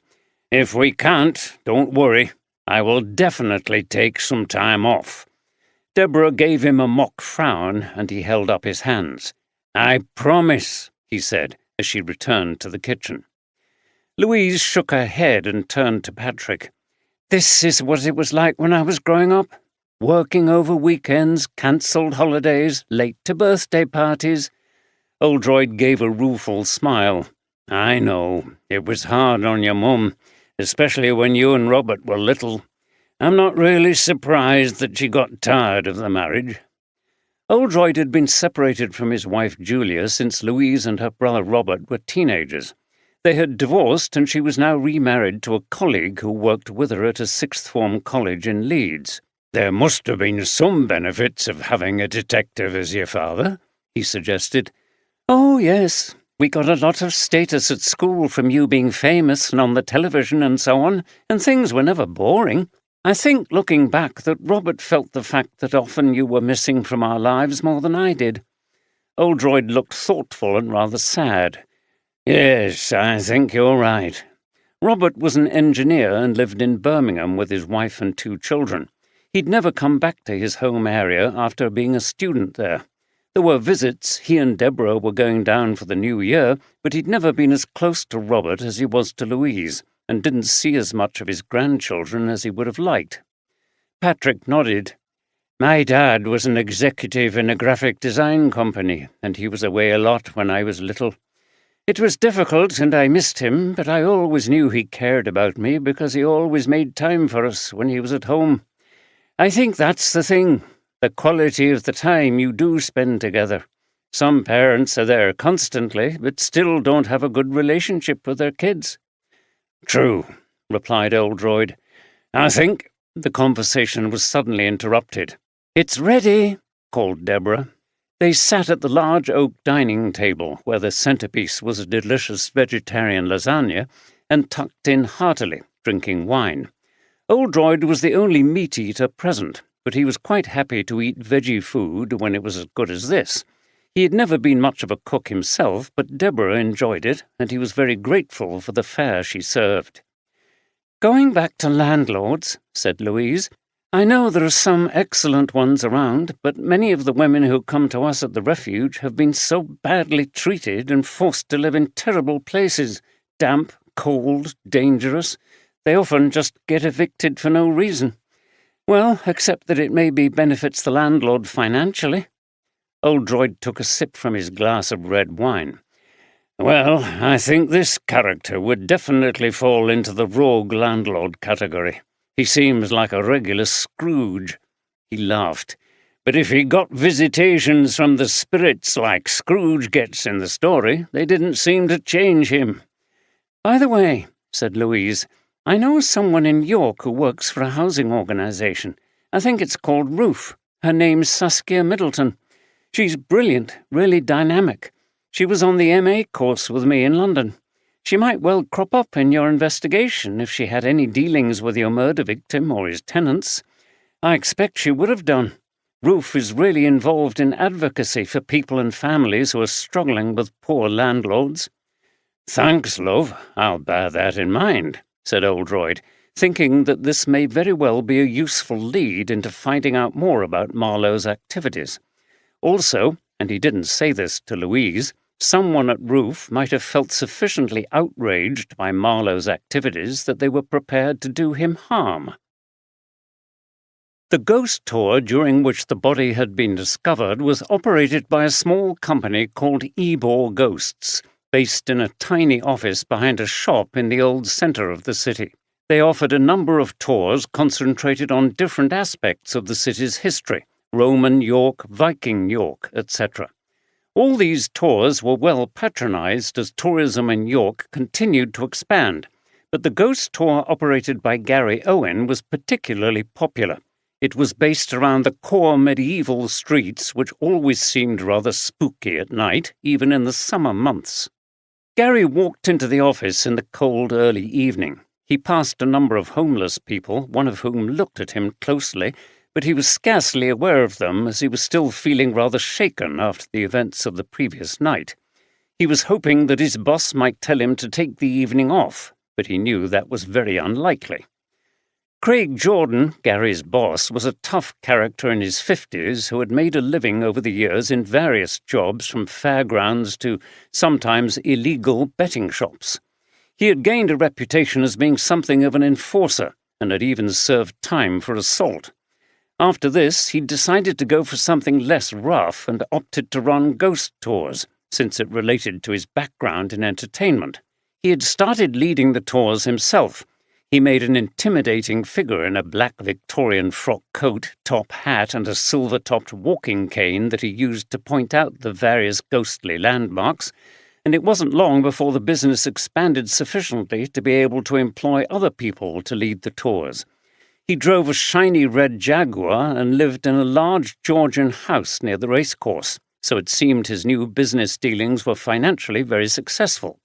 Some people were puzzled and suspicious about this, wondering if ghost tours could really be so lucrative. Craig was a smoker, so much so that whenever he was working, the office always stank of tobacco. He was sitting at a small table with a cigarette in his mouth when Gary came in and started coughing due to the smoke.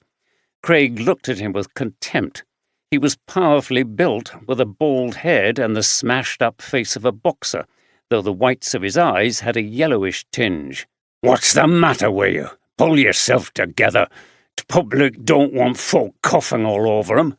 "Do you think there'll be many turning up tonight? It's freezing out there, and after the murder it doesn't—" "On the contrary," Craig cut him off, "they'll be out in force. There's nothing the public like more than summat ghoulish they can gape at." "But we can't go down that Snickle way again. The police have closed it." "Obviously, you dumbo. But you can take 'em near it and tell 'em what happened in juicy detail. Make sure you elaborate a bit. Use your imagination. I've put a message on social media saying that a witness to last night's murder is leading to tour tonight. They'll be rolling in." He laughed as he stubbed out his cigarette. Gary's heart sank, but there was no way out of it if he wanted to keep his job. And he needed the money. He took his coat off and started to put on his costume, black coat, cloak and hat, which had been hanging against the wall on a peg. Then he suddenly remembered something. "You know who the victim was, don't you?" he said. "I do. It were that miserly old sod Marlowe. Whoever did it gave the whole of York a great Christmas present, if you ask me." "Well, wasn't he the one you'd had trouble with? He tried to stop us taking the tour down that Snickle way, didn't he?" "Aye, he did. He owned that run-down little place where he was found dead. I imagine he was trying to flog it off or rent it out to somebody. What a dump. Whoever it was probably got fed up of the old bastard wasting their time and finished him off." Craig roared with laughter. "He said us going down there with tourists was too noisy and it lowered the tone of the neighbourhood. I told him to get lost, and so did council when he complained to them. The council will never stop us. We help bring in too much tourism money." Gary thought for a moment. "So now he's helping us, in a way, because he can become one of the ghosts on the tour." Craig looked at him and laughed. "Well, I suppose you could say that." He glanced at the clock. "Anyway, you'd better get off. The crowds will be waiting." He laughed again and lit another cigarette. Without another word, Gary left the office and began the walk to his tour's starting point. He hunched up against the damp cold of another December evening and became lost in some interesting thoughts. Marlowe had been murdered, and you could say that Craig had a motive. His landlord was threatening his livelihood. He didn't buy what Craig had said about having the council's support. People like Marlowe were powerful and could pull strings. What if Craig had tricked Marlowe into meeting him in that snickle way and then bumped him off? No more trouble and a new addition to the attractions of the ghost tour. What's more, he was physically capable of it. Was this just Gary's imagination running away with him? It was worth pursuing because if his boss was involved in some way, it would be a useful thing to use in order to extract more money from him. Gary had a room in a shared house and could scarcely afford the rent. He'd looked for work to supplement his earnings from the ghost tours, but hadn't found any. Blackmail was an ugly word, but Craig was an ugly character, and needs must. He looked around and stopped, realizing that he had walked past the street down to the riverside where the tour began. He quickly retraced his steps and looked down the slope towards the Black River. Craig was right. There was a big crowd of people waiting. Andy arrived home at the flat in Leeds, which he shared with Steph, overlooking the River Aire. Inside there were lamps on, but no sign of Steph. Then he heard a voice. "Andy, I'm in here." Steph sounded croaky. It came from the bedroom. He went in to find her in bed. She partially sat up with a struggle. He sat on the edge of the mattress. "Whoa, you don't look good at all," he said when he saw her pale face and heavy eyes. "I'm not. I wasn't so good this morning. Then it got worse in the afternoon and Inspector Wood said I should go home. I only just made it back. I was so knackered, and I could hardly get up the stairs." "That's bad." He leaned over her, but she pulled away. "Don't come too near. I don't want you to get this thing when it's not long until Christmas. I want to get rid of it before then." "Well, you definitely have to take some time off. I'm sure Inspector Wood will manage without you." "He'll have to." She sank into the bed again. The effort of sitting up was too much. "I'm sorry, but I'm going to have to leave the shopping to you.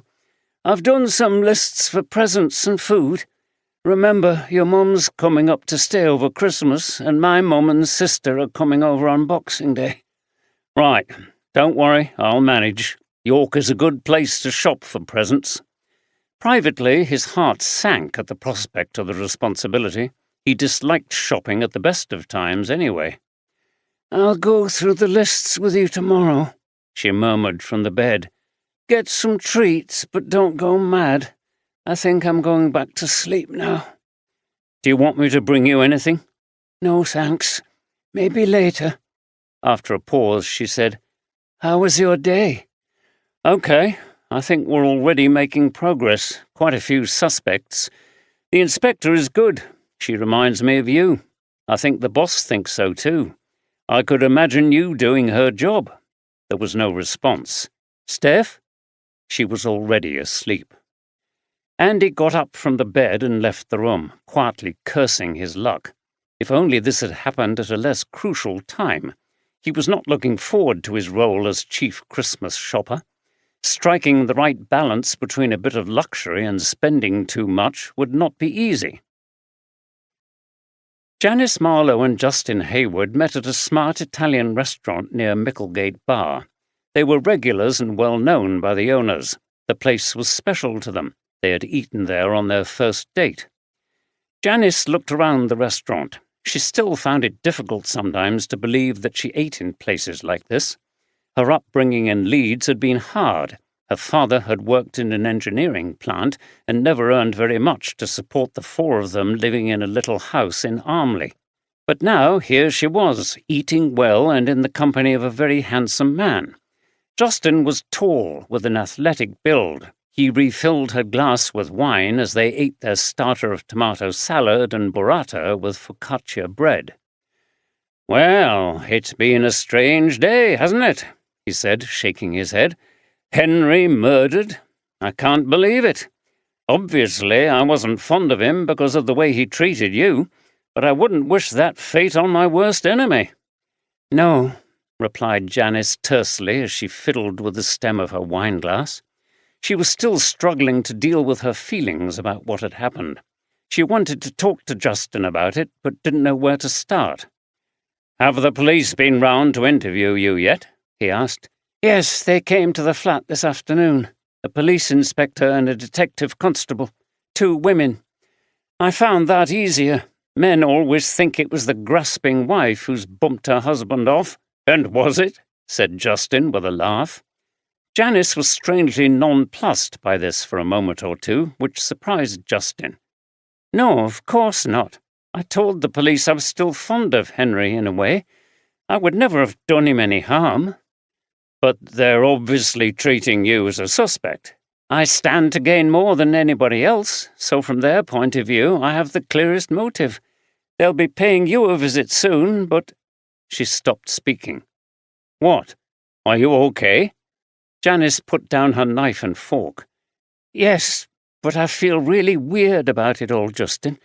No, I didn't kill him, but it almost feels as if I did. I married him for money, didn't I? So was I wishing him away so I could get my hands on it?" She shrugged her shoulders. Justin looked at her with concern. "That's very deep." "Yes. Well, it's made me think about a lot of things, mostly about myself. What kind of a person am I?" Justin extended his hand over the table and laid it on hers. "I think you're a lovely person, or I wouldn't be here." Janice smiled weakly. "Oh, Justin, that's so nice. Again she faltered. Justin saw that there were tears in her eyes. "I'm not worthy of you." "That's not true. You've had a big shock today, and the police have been round and everything. You need to take it easy." Janice looked at him. "It's different with you, Justin. I'm not interested in your money. You know that, don't you?" "Of course I do." "It's just that I'm beginning to realize how badly I've behaved, treating marriage as a way to get financial security. Then I wonder why they all failed." "Look, that was in the past. We've got the future ahead of us now, and things will be different. So, here's to us." He raised his glass and Janice joined him, still feeling very shaken by what had happened and how it had made her confront her own behaviour and attitudes. Next morning, Ailsa Braithwaite took Sam to school. The school was one of the few bright points in their daily lives. The staff worked hard in difficult circumstances in a deprived part of the city to make a difference to the lives of their pupils. It was close to the end of term, and the building was bright with decorations and even had a tree in the entrance hall. Sam loved school, and as usual he ran across the playground to a group of his friends. Ailsa was pleased, but also sad as she watched him go. School was a warmer, brighter and more comfortable place than his home. No wonder he was keen to go every day. As the bell went and the children lined up to walk in, she waved to Sam before talking to 1 or 2 of the other parents for a while. She valued this time as one of the few points of social contact that she had with other people, when she could feel normal and forget her troubles. Often they were the only people she saw all day if Terry was out working. "Hi, Ailsa," said Jody, one of the other mothers. She always seemed bright and cheerful and was very good for morale. "And how's Rosie today?" She knelt down by the pushchair and made a face at the little girl, who smiled. "She's not bad today, thanks, Jody, but she's been a bit up and down. I think it's the cold weather and the bloody damp in our flat." Jody shook her head. "That's awful, especially at this time of year. Have you got anywhere with the council?" "No, but didn't you hear? Marlowe, our landlord, has been murdered." Jody put a hand to her mouth. "Oh, my God! I did hear about a murder, but I didn't connect the name with you." "We don't know what's going to happen now," said Ailsa, taking a deep breath. Talking about the murder made her feel anxious again, so she said she needed to get to a meeting. Pushing Rosie in the pushchair, she headed for the nearby office of Ruth. She needed to talk to someone there, hopefully Saskia Middleton. Saskia had not been in the office long before Ailsa arrived, and could see that something was wrong as soon as Ailsa came in, due to the tense expression on the other woman's face. Luckily, Rosie was asleep in her pushchair, so Ailsa parked it in the corner of the office, sat down, and promptly burst into tears. Saskia had known the Braithwaite family for some time, helping them with their housing problems and their struggle with Henry Marlowe to get repairs done to their flat. She had recently drafted a letter to the council with them, complaining about Marlowe's neglect. She sat down next to Ailsa and gave her a tissue to wipe her eyes. "What's the matter, Ailsa?" Saskia asked. "Is Rosie still keeping you awake at night?" Ailsa shook her head. "No, she sleeps through most nights now, at least until about 6, but she still coughs a lot. She was really bad last night. But it's not that. It's what's happened with Mr. Marlowe. What will it mean for us? Will we be kicked out of our flat? Where would we go?" Saskia looked at the mother and her ill child. So many people in their position felt that they had no power over their own lives, and it was frightening. She tried to reassure Ailsa. "No, I'm sure you won't. You've got some rights as the tenant. I wouldn't worry about that. Things could be much better for you after this. Whoever takes over will surely be a better landlord than Marlowe." Ailsa looked down and started to cry again. "That's what I'm afraid of." "What do you mean?" asked Saskia. Ailsa shook her head as she dried her eyes. She looked exhausted. "I didn't know who to speak to. I came here because you've been so good to us, and—" She stopped and didn't seem to know what to say next. "What is it?" I'm worried that Terry, he might have done something. He was out working last night when he was killed. I mean, Mr. Marlowe. And—" She collapsed into tears again. Saskia put her arm around Ailsa's shoulders. "You're thinking Terry could have been involved in that?" Ailsa nodded. Saskia spoke gently but firmly. "Listen to me, Ailsa." She waited until Ailsa stopped crying and took hold of her hand with both of hers.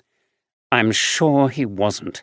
He wouldn't do anything that would damage you and the family. You're just really tired because of Rosie and all the worry about her health and the flat. You're getting things out of proportion. Terry's not stupid. He knows that attacking Marlowe wouldn't solve your problems." Ailsa continued to look down, but she nodded. Saskia continued, "Look, I'm going to make you a cup of coffee, and I want you to stay here for a while and rest. Rosie's still asleep. I expect she's tired if she had a poor night, so you sit where you are and relax. And don't worry about Terry. He's a sensible man and he loves you all." Ailsa didn't argue. She slumped in the chair and closed her eyes. She stayed for an hour while the other staff arrived for work and kept an eye on Rosie. She left, thanking Saskia and saying she felt much better. She was going home to put a wash on, and when Terry got back in the late afternoon, she would do her shift at the supermarket. "Remember, we're here to help you," said Saskia, smiling. "You can come back any time to talk to us about what's happening with your flat. Let's see how the council respond to that letter. They may be able to do more now that Marlowe has gone. We won't give up." Ailsa gave her a weak smile, and Saskia watched the young woman walk away, pushing the pushchair. She'd seen this scenario so many times and felt angry. Why were these cruel Dickensian landlords allowed to get away with how they treated people like this? The system didn't protect the vulnerable. She didn't think that Terry Braithwaite had killed Marlowe and believed what she'd said to Ailsa. Nonetheless, Terry was the kind of person who was capable of doing something like this if he lost his temper. For the sake of that family, she desperately hoped that was not what had happened. She also found herself, a bit guiltily, agreeing more and more with her colleague Linda that it was a good thing that somebody had disposed of Marlowe. Maybe there was now a chance for something better for people like the Braithwaites. D.I. Anne Hopkins held an early press conference at the York police station. She stood on the front steps so that she was above the reporters. From this vantage point, she could see Christmas lights attached to the lampposts in the street and hear the distant sound of a Christmas playlist coming from a nearby shop. It made her think how unpleasant it was to be dealing with such a dark and violent crime at a time when everyone wanted to enjoy themselves, but such was the fate of police detectives. Anne had done many press conferences and was confident in handling people from the media. She began by outlining what had happened. Yesterday evening at about 9 p.m., the body of Henry Marlowe, a local landlord and property developer, was found in one of his properties, an empty former dwelling and slaughterhouse in Butcher Lane off Stonegate. "Good name for a place to find a body, Inspector," piped up a typically cheeky voice from one of the tabloid journalists. "I suppose you could say that," said Anne with a smile, but she refused to be deflected from her plan. "He had been stabbed through the back with a sharp implement and had been dead for about 3 hours. That's the companion to the blunt instrument, isn't it, Inspector? It's usually one or the other. Stab 'em or smash 'em over the head," commented another reporter. "I must say you're very lively and sharp for a dull winter's morning. I take it you must be looking forward to Christmas." This provoked some laughter. If DCI Oldroyd had been watching, he would have approved. Humour got them on your side and showed you were unflappable. "So, we are asking for anyone who saw or heard anything unusual around Stonegate and Butcher Lane between approximately 5 and 7 o'clock yesterday evening to come forward. Also, it appears that Mr. Marlowe received a call in the late afternoon from someone calling himself Donald Hutchinson, asking to meet in the property in which Mr. Marlowe was killed. If anyone has information about this man, they should also contact us."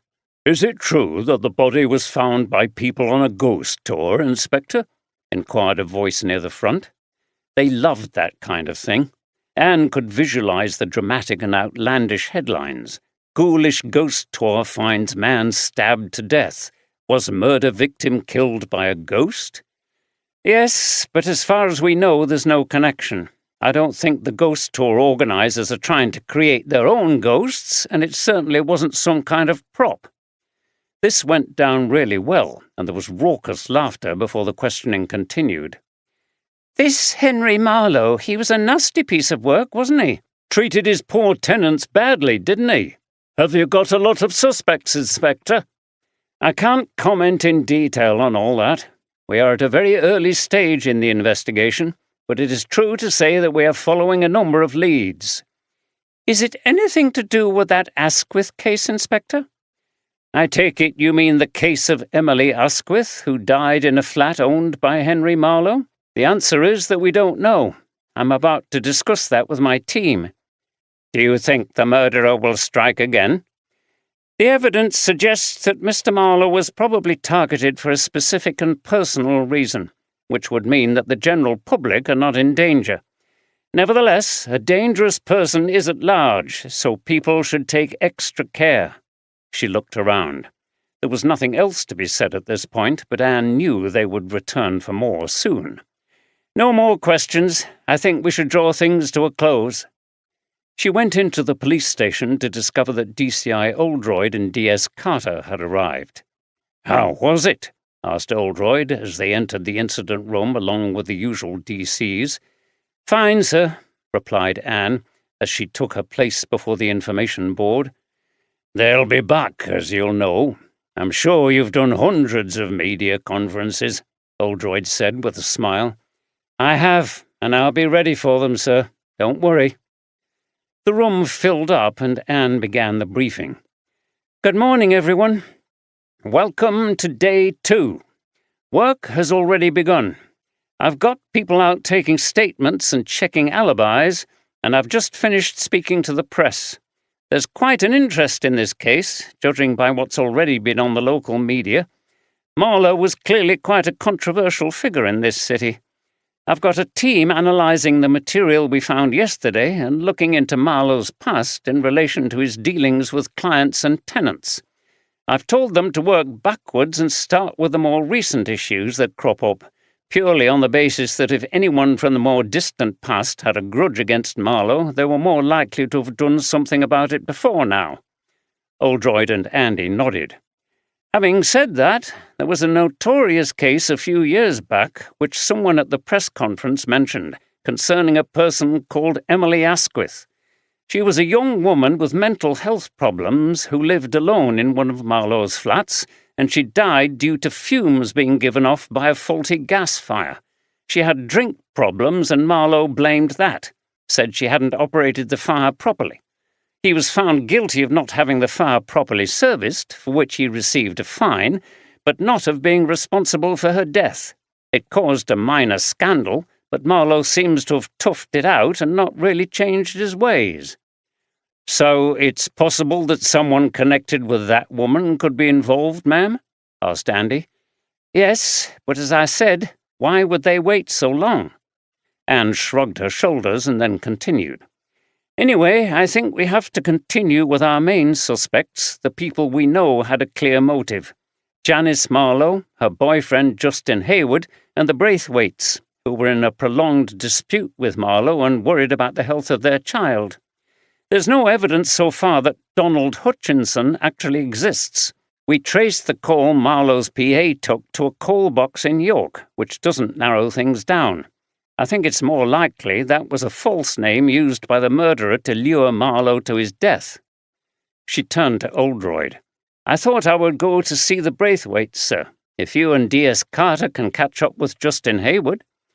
Sounds like a good plan to me, Oldroyd replied, getting to his feet, eager to proceed. He was enjoying taking part in the investigation while not having the responsibility of organizing it. Maybe this is what people meant by stepping down and lessening your workload before retirement. It was a tempting thought. It would have been another quiet day at the Roman Hall Museum, except that a school party was booked in for an end-of-term visit. Philip Story was not good with children and left the party in the capable hands of Brian Lacey, the retired teacher and volunteer. Lacey had exactly the right approach for a group of Year 7 pupils. From his small office, Philip could see him firing the kids' imaginations, using the model of Roman York. Imagine you were a guard standing on duty on the walls here, looking out for invaders on a winter's day like this. You'd probably have come from Rome in what is now Italy, where it would be a lot warmer. You'd be freezing cold and having to wear extra clothes. And to add to your misery, you'd probably have left your family behind. Eboracum was right on the edge of the Roman Empire. He pointed to a wall map. And it was a long way from Rome. It's still a long journey now, even when we have planes. But imagine marching for days and days across mountains and plains, or travelling by boat all around the coast. That would have been dangerous in the stormy seas. When they eventually got there, it must have felt like coming to a different world. Philip smiled. Brian made the history sound so interesting he felt compelled to listen himself, even though he knew everything that his volunteer was telling the children.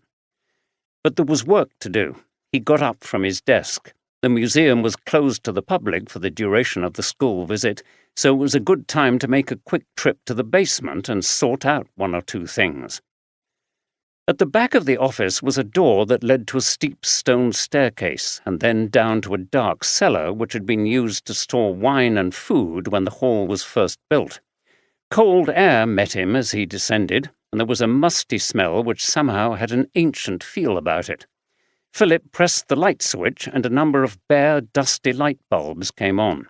He continued slowly down the narrow, twisting staircase into the large, vaulted underground area, the oldest part of the building. As with most museums, it was not possible to exhibit all the museum's stock at any given time, and what was not on display was stored here in boxes and piles, fragments of Roman pottery, metal tools, coins, and pieces of sculptures.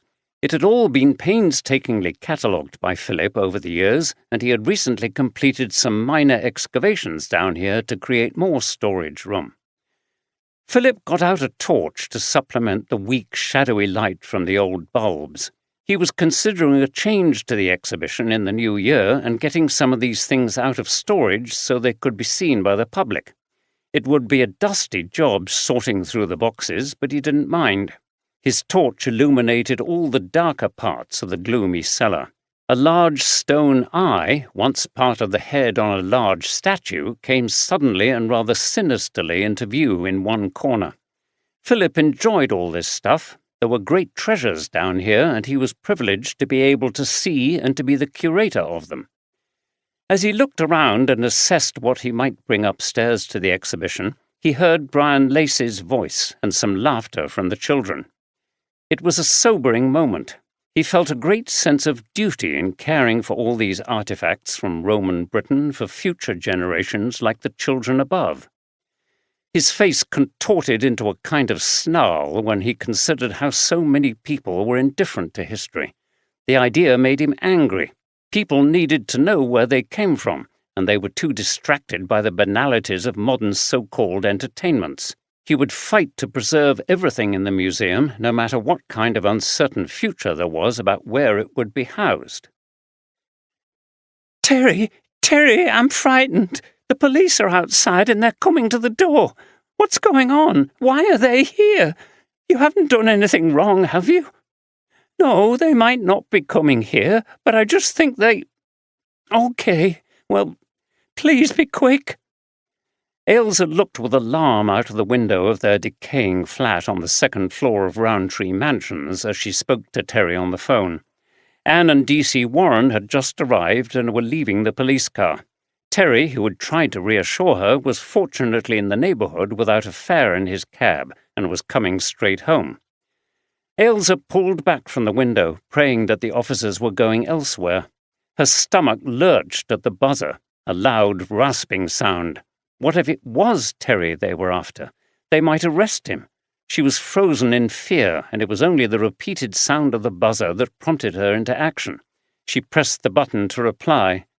Yes? She asked in a quavering voice. Anne's voice came over the crackly speaker. Good morning. Is that Ailsa Braithwaite?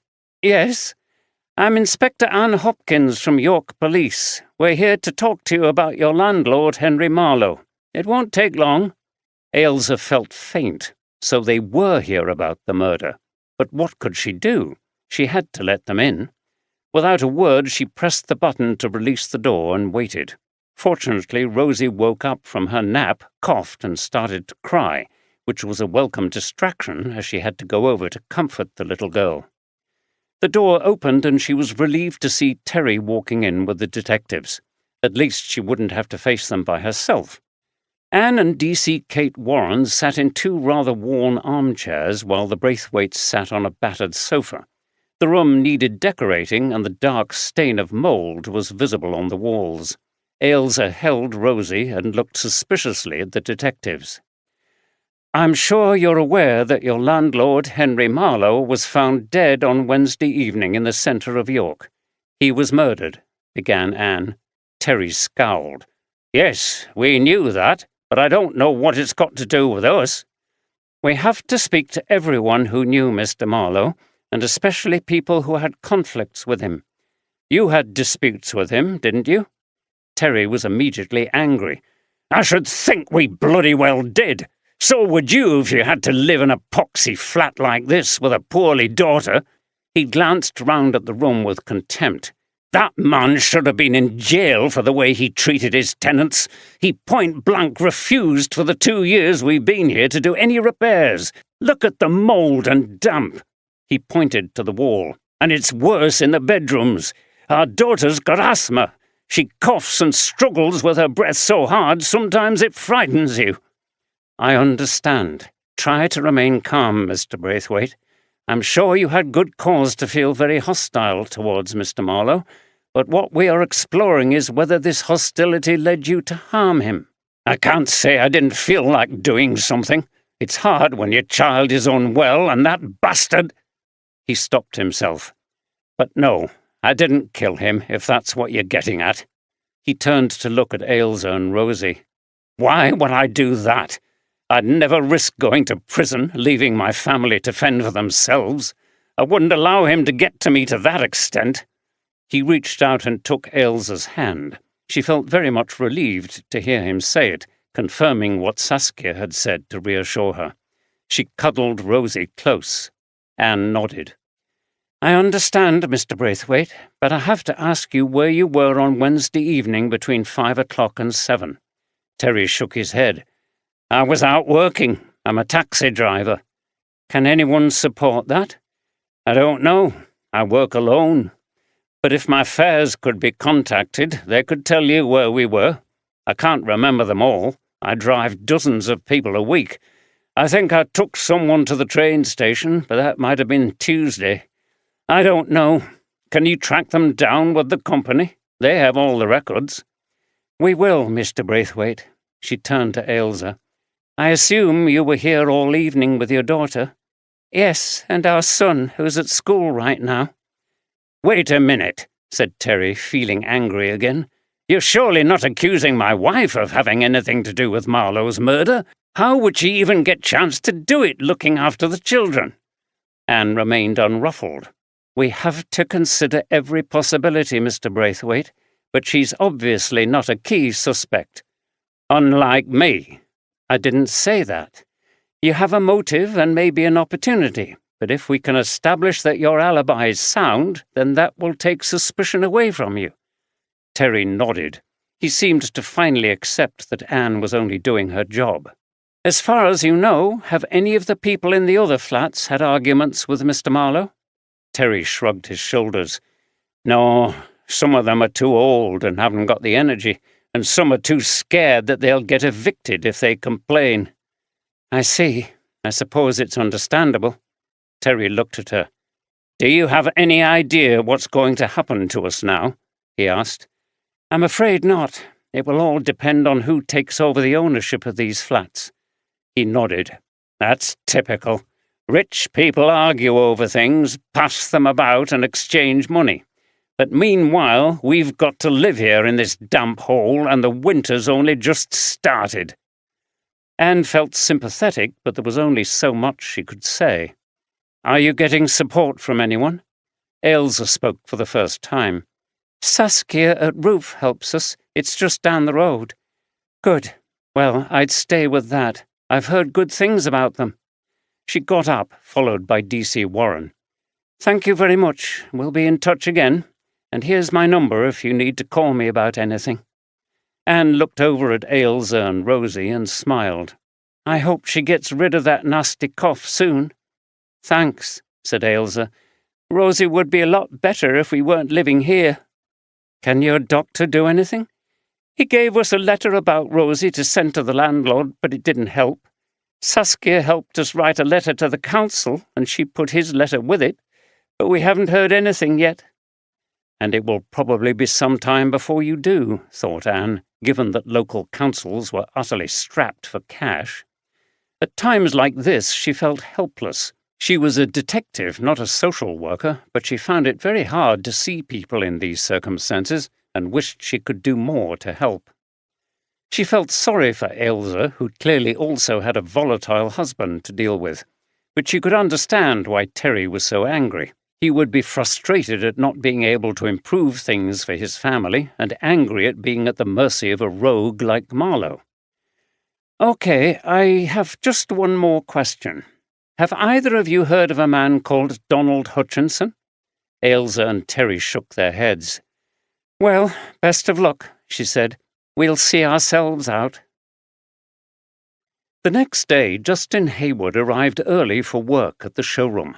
He thought it set a good example to his employees, as did the way he dressed.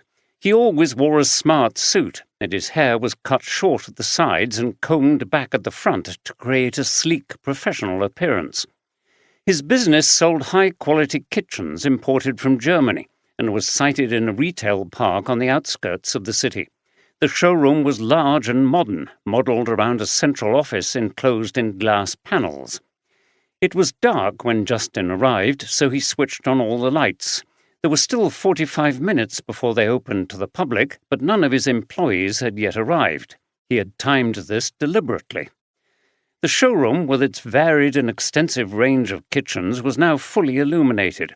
He had a quick look round and then went into his office. It was likely to be a quiet day. People were not planning their new kitchens in the last days before Christmas. They had other shopping priorities on their minds.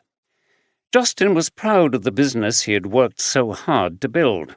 He came from a poor background, but unlike some people, In particular, he thought of both Marlowe and Janice, who wanted to forget their origins. He remembered what it was like to struggle with lack of money, and he always paid his staff well and valued their contribution. He sat at his desk and yawned. It had been quite a late night with Janice. They'd talked things over for a long time. He paused before turning on his computer. The quiet at this time of the morning gave him the opportunity to try to digest a little more about what had happened to Janice's husband, and the implications of the fact that he was her new man. He was obviously a prime suspect, standing to gain significantly, if indirectly, from Janice's inheritance of her husband's assets. He needed to get his thoughts in order before he expected the police to arrive. He made coffee in the gleaming new Nespresso machine he'd bought to serve staff and customers and sat down in his comfortable desk chair. He gazed into space and frowned. It had been unpleasant to see how upset Janice had been about Marlowe's death. It appeared to have triggered a disturbing bout of soul-searching, but maybe that was good if she came out of it happier and with greater self-knowledge. When he had learned about Marlowe's murder, he had suffered a pang of anxiety. He loved Janice for her vivacity and sense of fun. He'd been divorced for a number of years before they met, and his life had been very dull before she showed up. But he had always been aware that she was what some people called high maintenance in terms of lifestyle. She had no job and constantly complained to him that her husband's allowance was not sufficient. Henry was her second husband, or third. She had always been a little vague about that. She had a son and a daughter from a previous relationship, and they were also constantly in need of cash and asking her for financial help. Money seemed to dominate her to an unhealthy extent, and the thought had crossed his mind that her financial problems were solved with Henry's death. When he joked in the restaurant about her being the grasping wife who'd killed her husband, she looked very uncomfortable and then told him about how she'd been feeling bad about herself. That wasn't guilt, was it? He shook his head. No, he didn't believe that Janice could ever kill anyone. Other members of staff arrived, and then he got the message that the police had arrived and wanted to speak to him. Hayward went out to greet Andy and Oldroyd and ushered them quickly into his private office, noticing the curious and embarrassing looks from his staff as the detectives crossed the floor. They introduced themselves, accepted coffee made by his Nespresso machine, and sat in chairs in front of Justin's desk as he sat behind it. Justin tried to appear complacent, but from the expression on Oldroyd's face, he was not endearing himself. "What can I do for you, gentlemen?" he said with a smile, relaxing back. "I'm sure you know why we're here," began Oldroyd with an assessing look. "I think so," replied Justin. "You are in a relationship with Janice Marlowe, the wife of Henry Marlowe, who was found murdered on Wednesday evening. And as such, I have a motive to kill him," said Justin succinctly. "I can see the logic of it, Chief Inspector, but I assure you that I had nothing to do with it." Oldroyd smiled. "But it's true that Mrs. Marlowe will inherit her husband's money and properties, isn't it?" "I expect so." Oldroyd looked around. "This is your business, selling kitchens?" "Yes." "And how is it doing at the moment?" "This is not a busy time of year, but generally we're doing okay." "Do you have any cash flow problems? Problems that might be solved with an immediate injection of money?" Justin smiled. "I can see what you're getting at, Chief Inspector, but the business is fine. We certainly don't need to murder someone to get their money. This is a personal question, but I have to ask you. What was Mrs. Marlowe's relationship with her estranged husband?" "I don't think it was acrimonious. Janice never expressed any animosity towards him. She just felt that their relationship was over. I think Henry was very sad that she'd left." "So it's unlikely that he would have changed his will if he was still fond of his wife. I'm assuming he left everything to her." "Well, I don't know. Presumably now Marlowe is out of the way, she'll be a very rich woman." Belatedly, Justin saw where this was leading. "That may be true, but was she restless, keen to get her hands on all that cash? Did she persuade you to get rid of her husband? You wouldn't be the first lover to dispatch a husband who was in the way." Oldroyd's manner had become more hawkish, his voice harsher and more insistent. For the first time, Justin felt tense and defensive, partly because what Oldroyd was saying echoed some of his own fears about Janice. However, he wasn't going to reveal any of that to the detectives. Really, Chief Inspector, you're portraying Janice as an evil money grabber who wanted her own husband killed so she could get her hands on his estate. That's outrageous. Is it? It must have been very tempting. I understand Mrs. Marlowe is accustomed to a certain standard of living. Perhaps you were there to do the dirty work. Justin raised his hands. No, I did not kill Mr. Marlowe. Oldroyd looked at him. Have you ever heard of anyone called Donald Hutchinson? No, I haven't. Where were you on Wednesday evening between 5 and 7 o'clock? I was here until 5:30, then I went home and spent the rest of the evening there.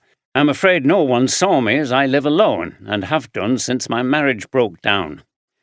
Oldroyd finished his coffee and got up. Andy followed. Okay, Oldroyd said. An officer will come round to take a statement from you, so I will need your home address. Thank you for your time. Oldroyd smiled before he left. When they were gone, Justin sighed with relief and brushed his hand over his forehead. That had been more difficult than he expected. The hand was damp. He'd been sweating. That chief inspector was a shrewd character who would certainly penetrate to the truth of what had happened to Marlowe. Justin would have to confront Janice with his concerns, but that would be difficult. She would not react well, and it was likely to be a difficult scene. He felt restless and went to the office door to watch the detectives leave by the main entrance. Through the windows he could see them walking towards their car. Then he noticed several members of his staff looking at him, and hastily turned and walked back into the office, closing the door behind him. "What did you think of him, sir?" asked Andy as they drove back to the station along streets busy with shoppers. There were not many of the infamous shopping days before Christmas left, the slogan beloved by the commercial world. December progressed fast. Pressure increased on shoppers, especially those with children and limited resources. Oldroyd frowned. "I think I shook him a bit with my approach. He's obviously got one of the strongest motives, and if he didn't kill Marlowe directly for his own benefit, from what we know of Janice Marlowe, I think she could be very manipulative and persuasive. It's also possible that either of them, or both, if they were acting together, could have hired someone to take Marlowe out. That's always dangerous, isn't it, sir? It leaves you vulnerable to blackmail." "True, but I'm finding it difficult to imagine either of them luring Marlowe to a dark Snickleway and stabbing him. In Haywood's case, he would be risking a lot to get involved in murder, especially when he has a flourishing business and a comfortable lifestyle. Despite what I said to him, I don't see Haywood as someone who would be blinded by strong romantic feelings and persuaded into murdering his partner's husband. I was fairly fierce in my questioning." "You were, sir." "Often when you do that and present the suspect with truths, they react and flinch in a way that tells you that they are concealing things. But Haywood didn't, even when I used the name Donald Hutchinson." "No, I agree. Anyway, sir, I have a question. What exactly is a Snickleway?" Oldroyd laughed. "It was a term coined by a writer called Mark Jones, who wrote a wonderful guidebook for walking around the narrow passageways of York. It was a combination of the word alleyway with two northern dialect words, snicket, meaning a narrow lane between walls or fences, and ginnel, which is a narrow passageway between buildings. Anyway, the word caught on, and it's used a lot round here." Andy smiled. His boss loved to talk about his beloved country and give little lectures about its history. "It sounds pleasantly twee, sir. Not a place for murder." Oldroyd nodded. "Maybe, but some very dark and nasty things have happened over the centuries in the old parts of this city. I was learning about some on that ghost tour when we discovered the body. It was very interesting." "Don't you think those ghost tour people ham it up a bit, sir? You know, After dark, the headless horseman appears riding down the street and then goes into the hangman's arms for a pint, except he has no head and can't drink it. Anyway, you don't believe in ghosts, do you, sir? No, but we thought we'd seen one in that church in Knaresborough, didn't we? Replied Oldroyd, referring to a previous case in which he and Andy had been confronted by what appeared to be the ghost of a monk. I've never seen you looking so white. He laughed. Yes, sir, it was the closest I've come to believing in spirits. I was telling D.C. Warren about it because Marlowe's house was a spooky place like that church. And we had to spend the night there because of the snow. Both men grinned. It was one of many memories they had of working together ever since Andy had come to Yorkshire from London several years before. How is Steph, by the way? I'm sure she would like to be here. She likes the challenge of a mysterious case like this. Yes, sir, but she's not well at the moment, down with a very bad cold. I left her in bed this morning. Oh, I'm sorry to hear that. Give her my regards for a quick recovery before Christmas. I will, sir. Talking of Christmas, I'm in charge of shopping now that Steph's poorly. Is it okay if I take a bit of a lunch break now and go and do a bit? Oldroyd chuckled. Do I detect a bit of reluctance? You do, sir. I hate shopping at the best of times, but this is much worse. It's such a responsibility somehow. We've got parents coming to stay and stuff like that. Well, a modern bloke like you should be sharing the mental load, as my daughter calls it. You know, not leaving all the domestic planning and preparations to the women. I'm guilty of it myself, but I'm trying to change my ways. I think you would be advised to do the same. Anyway, of course you can go shopping for an hour. We have to take breaks in this job like any other. They were just driving around the periphery of the centre near to Clifford's Tower. Oldroyd pulled into a lay-by. Andy got out and, looking harassed, headed towards the shops in Coney Street. Anthea Marston was also taking a lunch break. The situation in the office had become weirdly frantic and also lonely. She was there by herself, and the phone didn't seem to stop ringing, with people who rented homes or commercial properties wanting to know what their situation was. Not surprisingly, some were anxious while others were angrily demanding answers.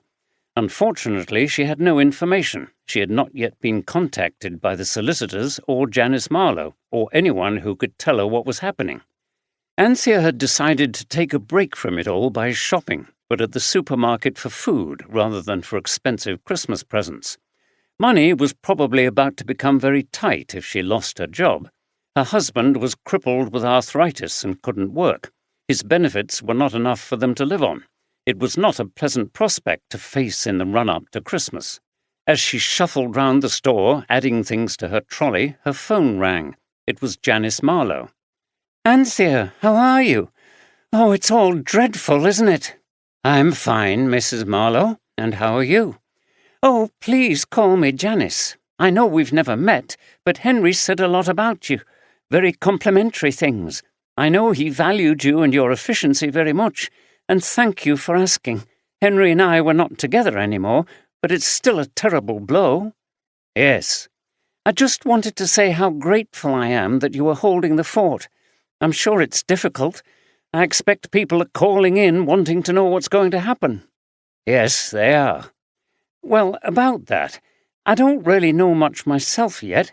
I need to talk to the solicitors, of course, and see exactly what Henry put in his will, but I'm confident I will be his inheritor. But I'm no businesswoman. I'll have to talk to my partner, who knows a lot more about such things than me, and then we'll think about how to proceed. But I want you to know that I'll do my very best for you, whatever we decide to do about the business. Anyway, I won't keep you. Bye for now, and I'll let you know more when I know myself." Charming, thought Anthea when the call ended. So I have to carry on holding the fort, with no guarantee of a job when things are sorted out. Janice had been very careful not to make any commitments, although she had been very complimentary and sounded concerned. Was this genuine? Anthea sighed. She was not really any clearer as to where she stood, but at least she'd finished her shopping and reached the checkout. She'd been careful about what she'd put into the trolley, only supermarket-owned brands and Christmas treats on special offer. She'd managed to find 2 duck breasts with a big reduction because the use-by date was the next day. She'd freeze them to cook on Christmas Day with an orange sauce. She consoled herself by thinking that there were many people far worse off than her. This was brought home to her as she walked past a number of homeless people outside the supermarket. Back in Newbridge, the weak winter sun had forced itself through the mist. Louise and Patrick, having risen late and enjoyed a leisurely breakfast, had just set out on their walk, leaving Deborah to see a client in the small downstairs room she'd converted into a welcoming space. A mile or so away, Louise breathed in the air as she and Patrick walked across the wet winter fields. "Get a lungful of that," she said to Patrick. "It's cool and refreshing, what we call bracing in Yorkshire." "Bracing," replied Patrick with a laugh and took in a deep breath. "It certainly is." He looked around. They were walking on a ridge above the wide spread of Lower Wharfdale, heading towards the prominent landmark of Armscliff Crag. Otley Chevin and Ilkley Moor stood out in the distance. "Look at that," said Louise, pointing across the dale. "That's why they call Yorkshire the county of the broad acres, because there are all these big sweeping landscapes and fabulous views." "Yes, it's beautiful." Patrick turned to Louise with a smile. He had heard Oldroyd wax lyrical about Yorkshire. "I can see it's very much like father, like daughter with you and your dad, as far as Yorkshire is concerned." Louise laughed. "Well, we were brought up to revere our county, but it's not just empty feelings. Yorkshire is a great place in many ways." She took in another deep breath. "It's so good to be here and away from the big city, though I have to confess I feel a bit guilty." "Guilty? What for?" "For leaving the centre and the women with their children who need it. Christmas is a difficult time for them. Many of them don't have families and a lot of services are shut. The refuge will be staffed by people who volunteered to cover Christmas, so you shouldn't worry. Don't you think you deserve some time with your own family? To have a break? It's very stressful work, isn't it?" Louise smiled at him. "Yes, you're right." She knew that she had to recharge her batteries if she was going to be effective in the refuge and in her academic work. They walked on, and after a while reached a farm. They passed a field where sheep were gathered around a mound of hay put out by the farmer. "This way. We're going over this stile and down the hill, across a stream and into the next little valley." "You seem to know this route well." "Yes, we used to do this walk a lot. It was one of Dad's favourite Harrogate walks, and now it's on his doorstep." They stepped over the stile and into the next field. "Anyway, yes, we all need a break, but it's a responsibility, you know. I find it hard just to put those women out of my mind when I know they're struggling." Patrick turned her face to his and kissed her. "You're such a caring person. It's one of the reasons I love you." "That and many other reasons, I should think," she replied with a laugh as they walked down a hillside towards a bridge. "You remember Dad mentioned Saskia Middleton? I think I might give her a ring. It would be nice to catch up and also see how she deals with these dilemmas." "Good idea. She's in York, isn't she? We could go over to see her." "Oh, that will be good, as long as we keep out of Dad's way." "We will. I don't want to get involved in a murder inquiry just before Christmas." "Me neither." They held hands as they crossed the stream and walked up into the next field. When they reached a road, they sat on a wooden bench for a short rest. Louise took out her phone and scrolled through her contact numbers. "Yes, here it is. I knew I had Saskia's number," she said, dialing it. "Hello," said a voice she recognized. "Hi, Sass, it's Louise Oldroyd." "Oh, wow! Louise, great to hear from you. It's been a while. How are you?" "Okay, thanks.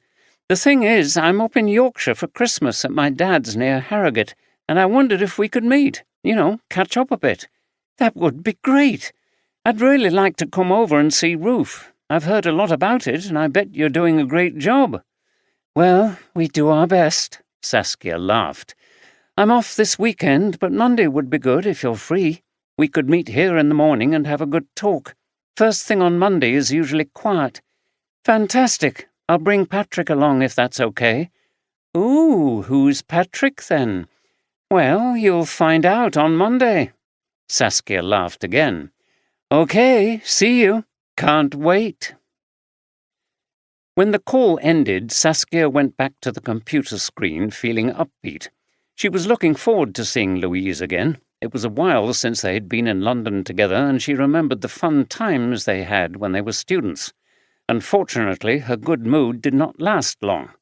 Linda Black came into the office looking downcast.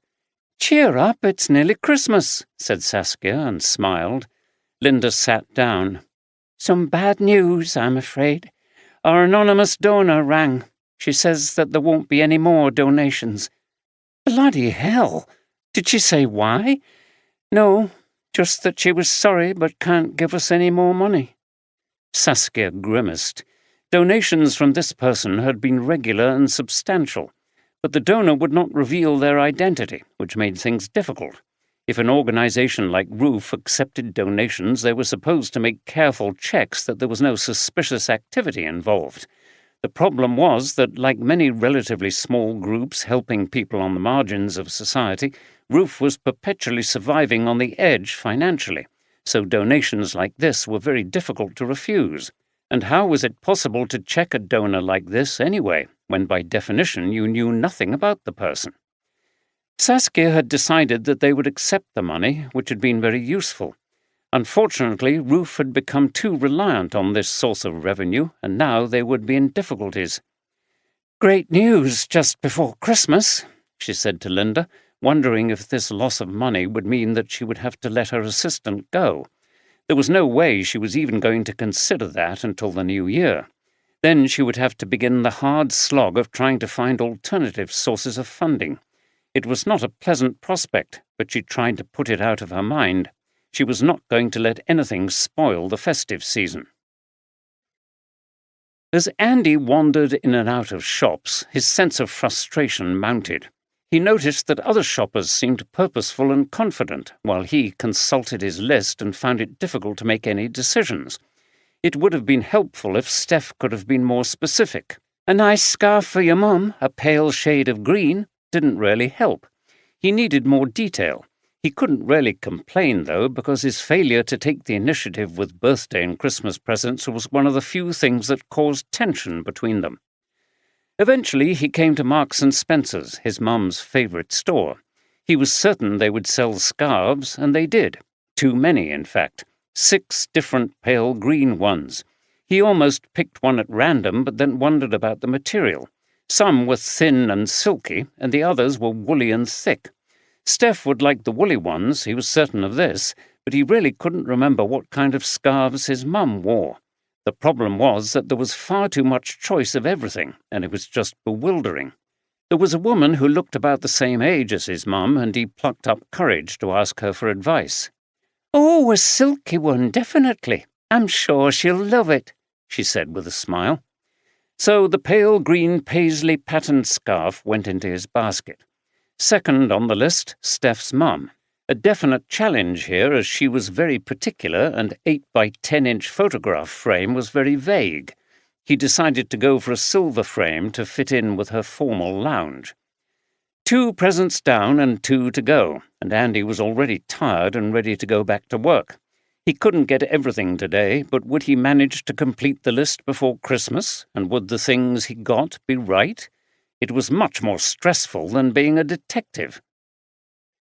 "I can tell you, after I spoke to the Braithwaites, I was almost glad that Marlowe had been murdered." Anne Hopkins shook her head. "There they live, in a damp flat, and their little daughter is ill. What parent wouldn't feel like killing someone to protect their child's life?" The team had reconvened in the incident room at York Station, where they shared a sandwich lunch and drank coffee. "They have a motive, all right," Anne went on. "The husband is a taxi driver, so he could have easily got to the scene of the murder between picking people up. He also has a record of violence, so on the face of it, he's an ideal suspect. We'll have to corroborate his alibi by checking the records of his fares, but in fact I'd be surprised if it was him." I think he's too devoted to his family to make things worse for them by risking arrest, and I can't see that his wife would be capable of such a violent act, no matter how angry she was. They had that hapless, downtrodden feel about them, like they've lost hope that their lives could be any better. She looked at her notes. Another point is that they mentioned an organization called Roof, who've been helping them. I think we need to visit them and see what else they can tell us about Marlowe. I bet they have other clients who had difficulties with him.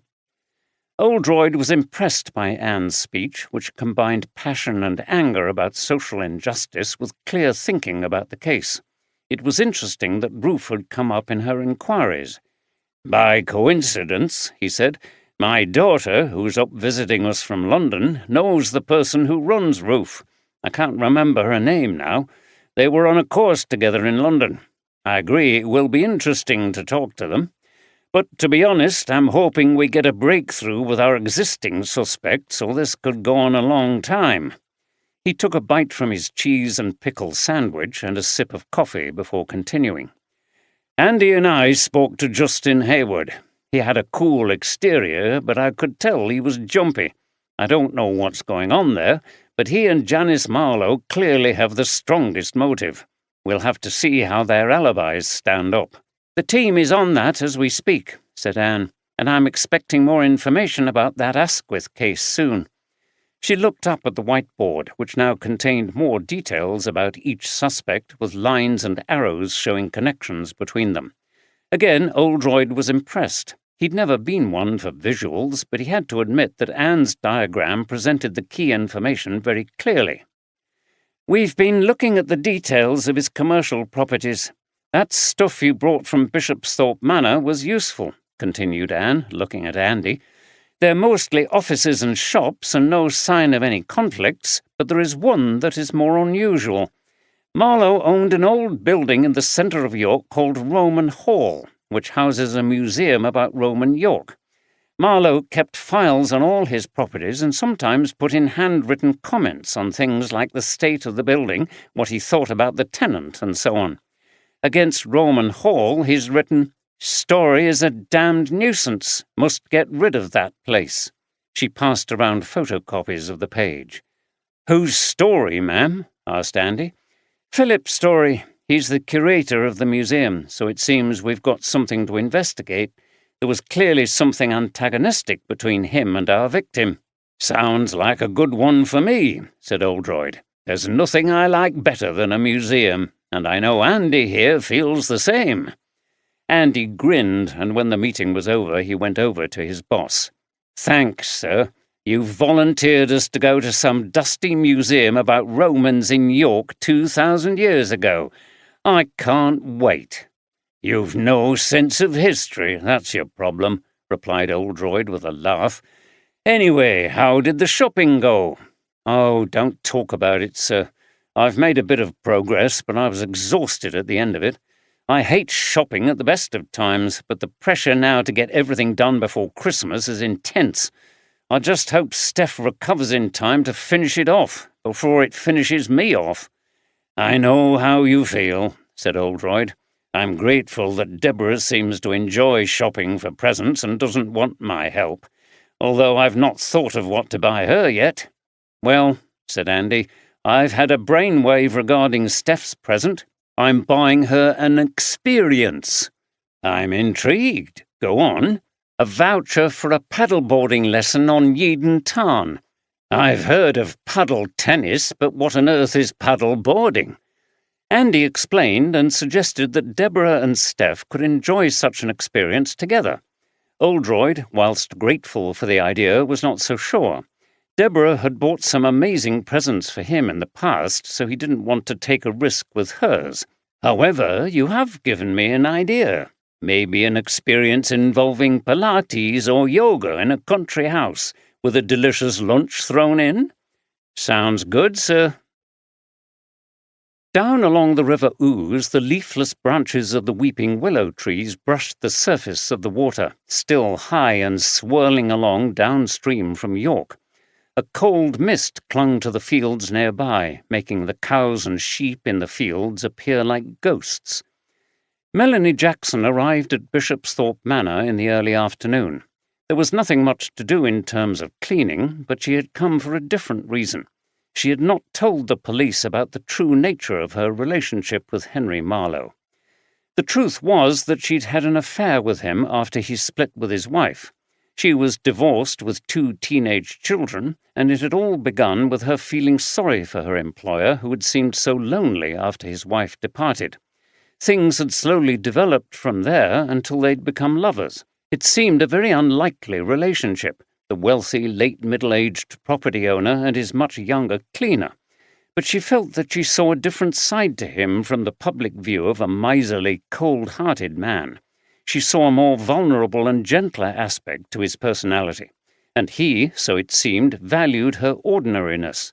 He told her how he came from a poor family in York and had worked his way up to be a wealthy man who owned a large number of properties. He didn't like a lot of the people he dealt with who came from well-off backgrounds and had been to private schools, but she couldn't get him to say a word against his wife. He still seemed to be devoted to her.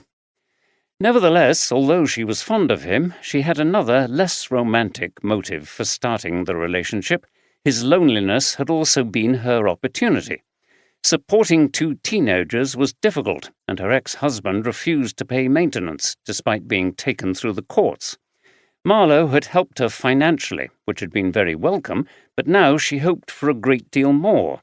He had promised that he would leave her money in his will, but that would be a long time coming. In the meantime, there were quite a number of valuable things in the house that she could help herself to. Who was in a better position than her to know about the cutlery, vases, and ornaments and what they were worth? Not only did she clean them every week, but she had slowly found out from Marlowe which items were valuable and which were not.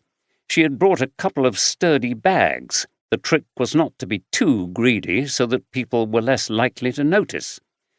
She went slowly around the house, selecting items. When she reached the bedroom, she felt some nostalgia for the times she had spent there. The relationship with Henry had improved her life, but that was the past. There was no point in being sentimental. Now he was going to improve it still further, she thought, as she picked up a couple of expensive porcelain candlesticks and stuffed them into one of the bags. She knew a place where she could sell them, no questions asked. In fact, this would not be the first time she had done things like this. Cleaning for wealthy people had its perks. She smiled.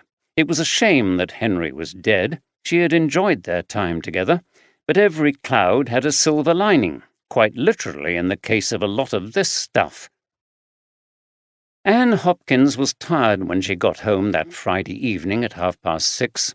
The responsibility of leading a case like this was big, and though she welcomed the presence of DCI Oldroyd, she was anxious not to make a mess of things in front of the revered detective, whose reputation was kind of a legend among police forces across Yorkshire. Anne lived in a modern detached house in a suburb on the edge of York. Her husband was a GP, and they had a son and a daughter who were both in secondary school. She was determined that work would not interfere with her family life, and had set the team of detective constables to work on various matters connected with the case so she could take time with her family. Tomorrow was Saturday, and they were all going into York to see the Christmas market. The lights were on and the house looked cosy. After interviewing the Braithwaites, she was acutely aware of how fortunate she was. She was also lucky with her teenage kids. They caused few problems in terms of staying out late and being argumentative and awkward. Her 16-year-old son, Paul, was interested in food and cooking, and he would have started to prepare the family meal. He was already thinking about being a chef. By contrast, his 14-year-old sister, Amy, was not interested in food. Her passion was music, and she was learning to play the guitar. Anne opened the door and went inside. She could smell food being prepared and heard Amy practicing upstairs. "Hi, everyone," she called. "Hi, Mom," came the sound of Paul's voice. She went into the living room and found her husband Peter watching the television news. She sat down next to him and sighed. He gave her a kiss. "Busy day?" he asked.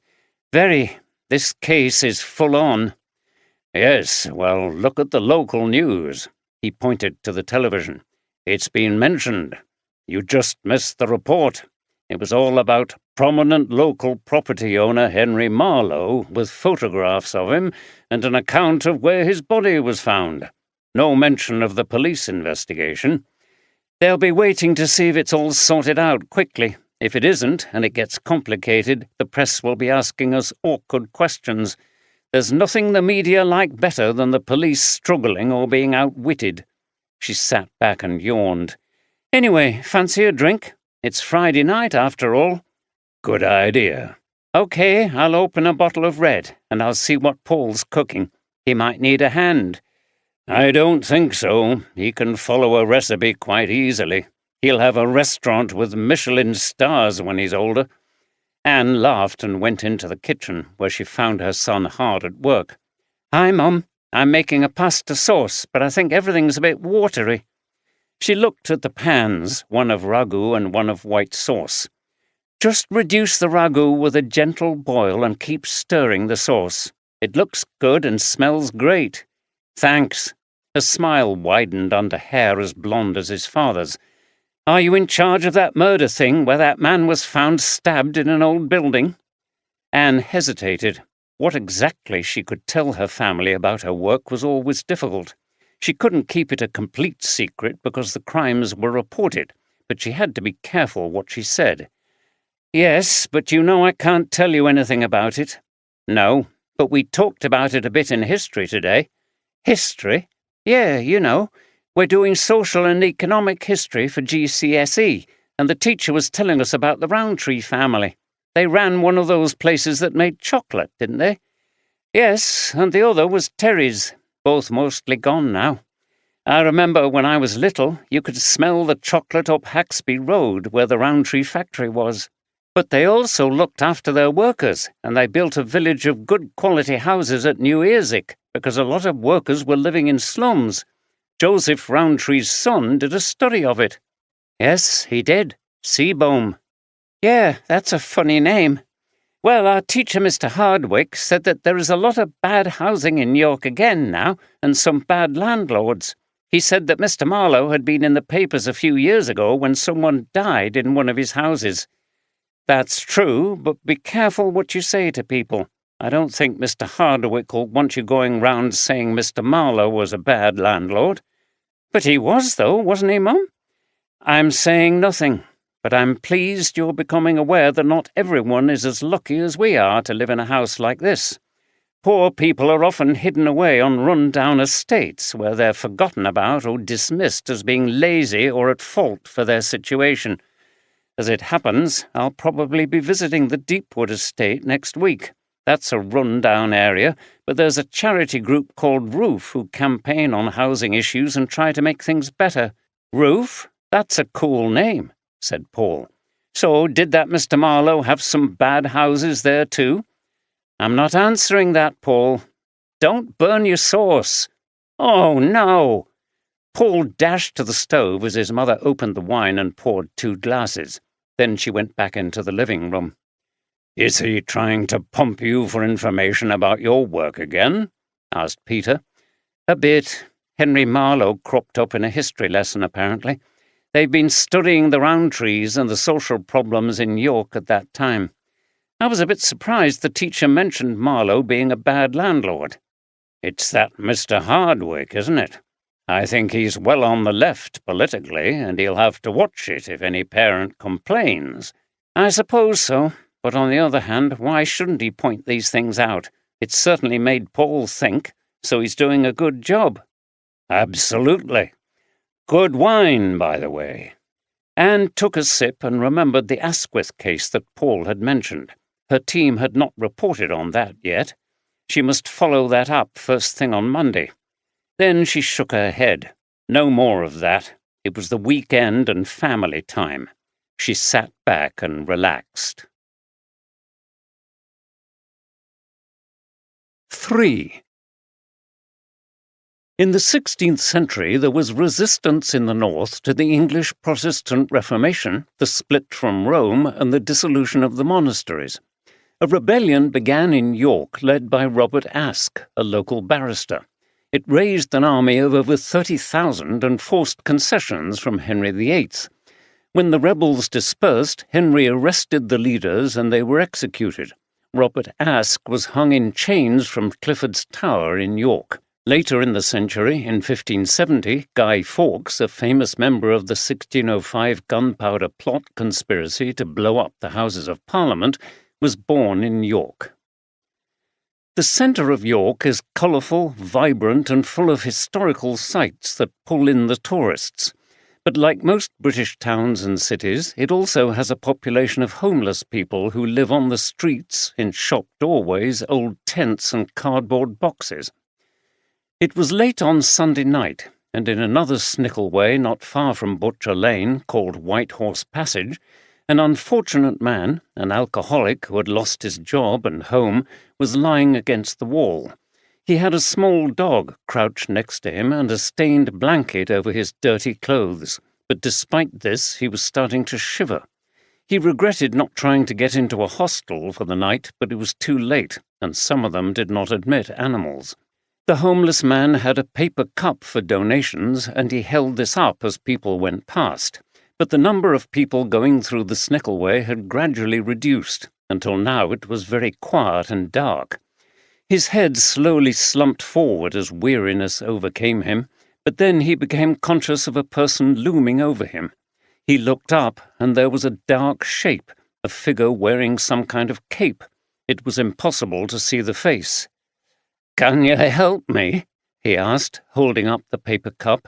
There was no reply. Instead, the figure produced a knife, which they plunged downwards into the homeless man's body, as their other hand pressed the victim against the wall. Then, retrieving the weapon, they walked briskly away down the Snickleway. It was all over in seconds. The dog snuffled up to its owner, but got no response. Then it smelled the blood trickling across the alleyway. It started to whimper, and then to howl. It was early Monday morning before the body was discovered, with the exhausted dog lying beside its dead owner and licking his face. It was taken away by the police to be cared for at local kennels. The Snickleway was cordoned off, and pathologist Eve Redgrave was fast at work, dressed in gloves and protective clothing. Anne Hopkins had been contacted by local police officers as soon as they reached the scene. It was clearly another murder. She watched grim-faced for a while before Dr. Redgrave came over. "Well, it's another stabbing. Similar type of knife to our other murder, only this time the wound was in the front rather than the back. The knife severed major arteries in the abdomen. He would have bled to death very quickly. There are copious amounts of blood on the ground, and his clothes are soaked in it." Anne took a deep breath in and then out. "Right. Does it look like the work of the same killer as the one in Butcher Lane?" "Difficult to be sure at this stage. The knife wound is about the same size, but there are no other marks left on the body. Nothing like a serial killer identifying their work. When I get the body to the lab, I'll see if there are any microscopic similarities, fibres or patterns on the knife." "Thanks," said Anne, and frowned. This was an unexpected twist in the case they were investigating. The two stabbings could be completely unconnected. On the other hand, if it was the work of the same person, then maybe there was some kind of serial knife killer at large.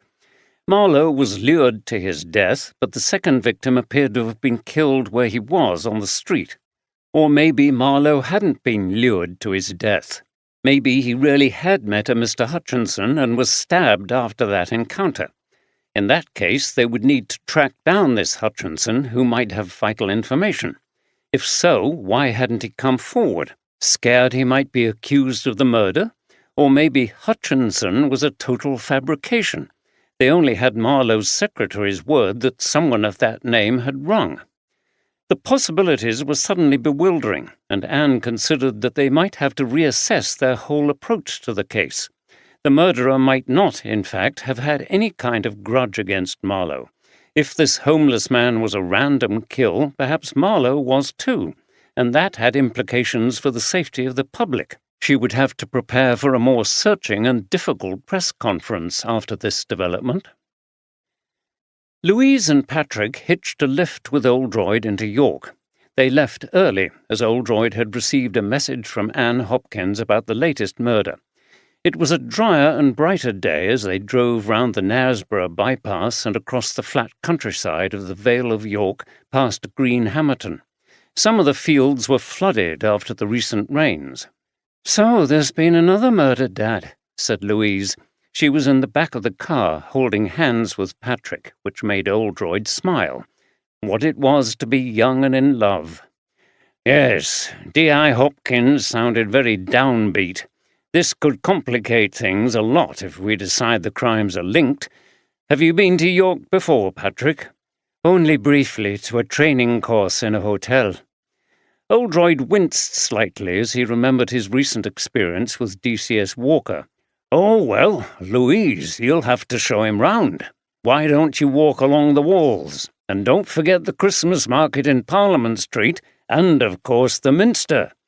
Louise laughed. "We can't do everything in one go, Dad.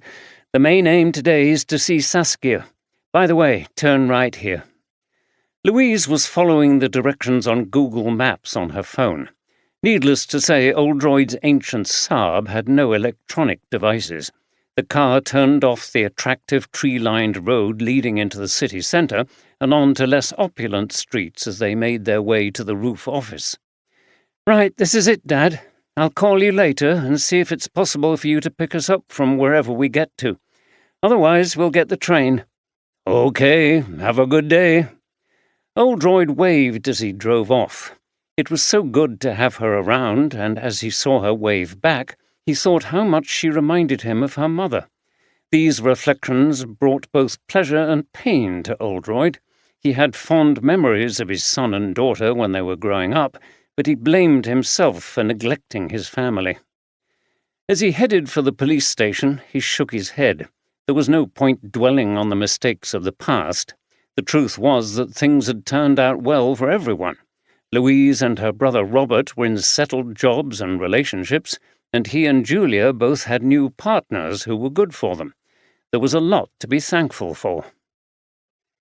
Steph was feeling a lot better by Monday, and despite Andy trying to persuade her otherwise, she was determined to go back to work as she was getting bored being stuck at home.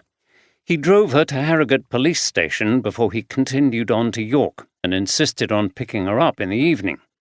On the way to the station, she gave him another list. "I've been very impressed so far with your shopping," she said in her familiar teasing way, "so I'm sure you'll manage a few extras. You need to get something for Ralph and Ian." These were Andy's sister's sons in London. "That should be easier for you. Aren't they Tottenham supporters? You could get them something football-related." "Fine. And I want you to get this perfume for Mum. I've written it down.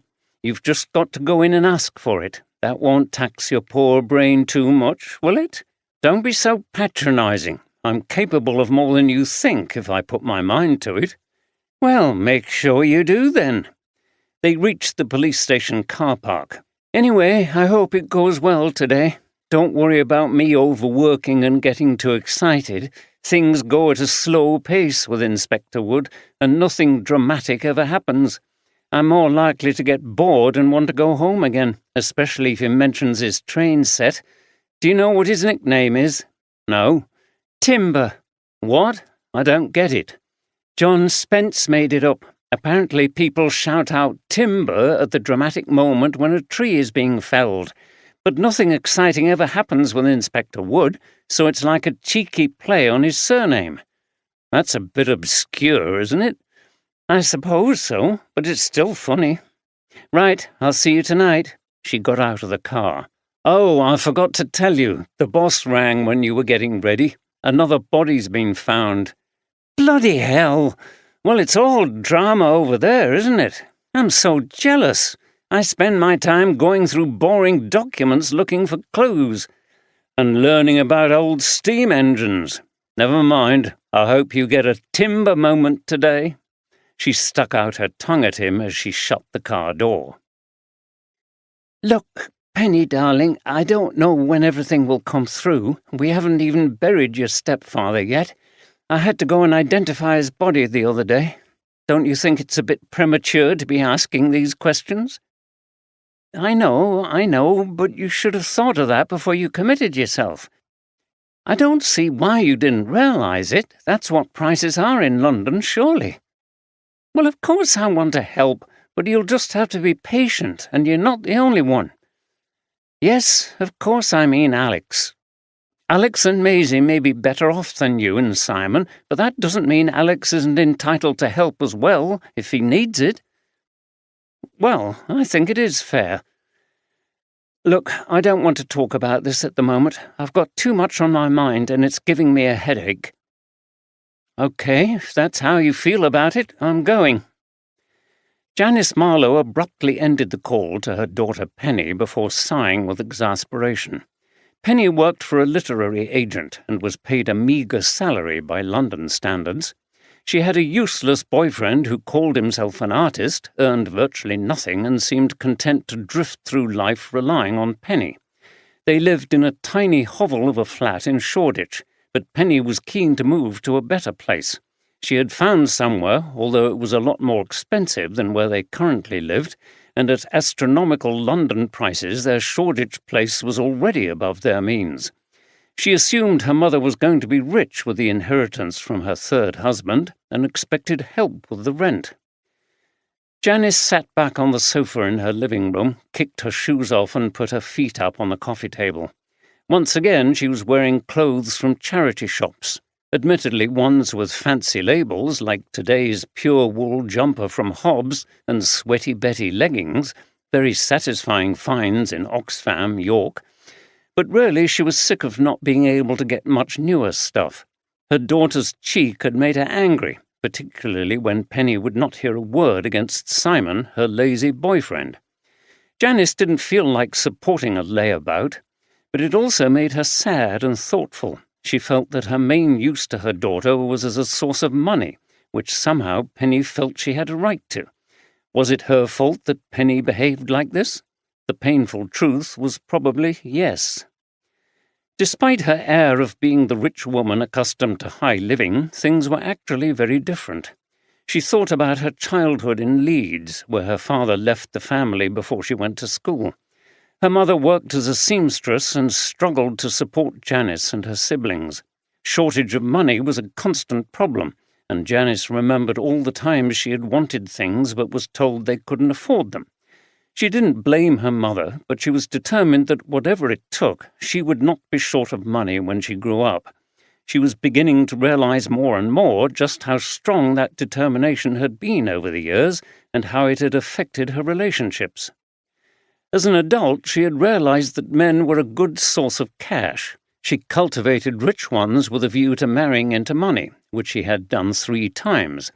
However, her first 2 husbands had been wily enough to prevent her taking too much money from them. But Henry had been different.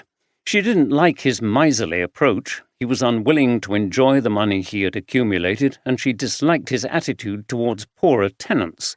But there was a kind of bond between them, because he had also come from an unprivileged background, which had formed his attitudes to money. She made herself a gin and tonic. It was a bad habit to start drinking in the morning. She would have to watch herself, but the conversation had turned her mood sour. She saw herself in Penny. Her daughter seemed cold-hearted and indifferent to Henry's death. It wasn't a pleasant feeling. She had valued money over people and relationships, and now that attitude was coming back to haunt her in the way her daughter was behaving. Could she blame her? These were bitter truths to face up to. And what of Justin? What did she really feel for him? Was she going to enter another relationship and maybe a marriage with the same mercenary attitude? No. As she'd told Justin when they went out the other night, her feelings for him were deeper than for any of her former partners, and it wasn't just all about money. These deep reflections were interrupted by her phone ringing. It was her son, Alex. No doubt he was after money, too. Once again, the team were assembled in the incident room at the York station, where Anne Hopkins outlined the ways in which the discovery of the homeless man's body in Whitehorse Passage had the potential to change the course of the investigation. "So, ma'am," said Andy, "you think this could be the work of some kind of serial killer, like Jack the Ripper, murdering people with a knife in dark alleyways?" "We can't rule it out.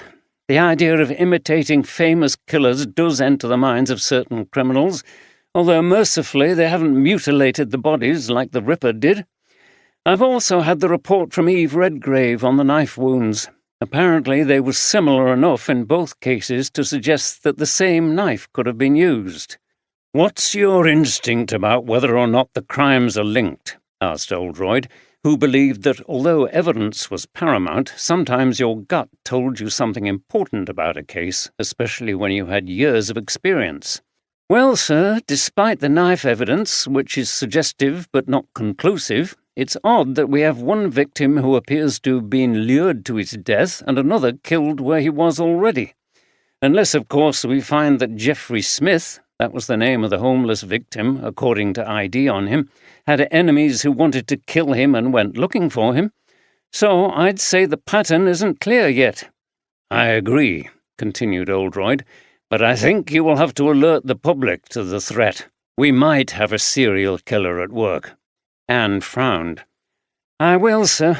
I've already called another press conference for later this morning. It'll be trickier than the last one. Not to worry, said Oldroyd. You'll cope fine. This expression of confidence improved Anne's mood. Okay, she said with renewed energy. We've got the team working on Smith's background and continuing to check the alibis we've been given for Marlowe's death. So far, the accounts of Anthea Marston and Janice Marlowe seem sound.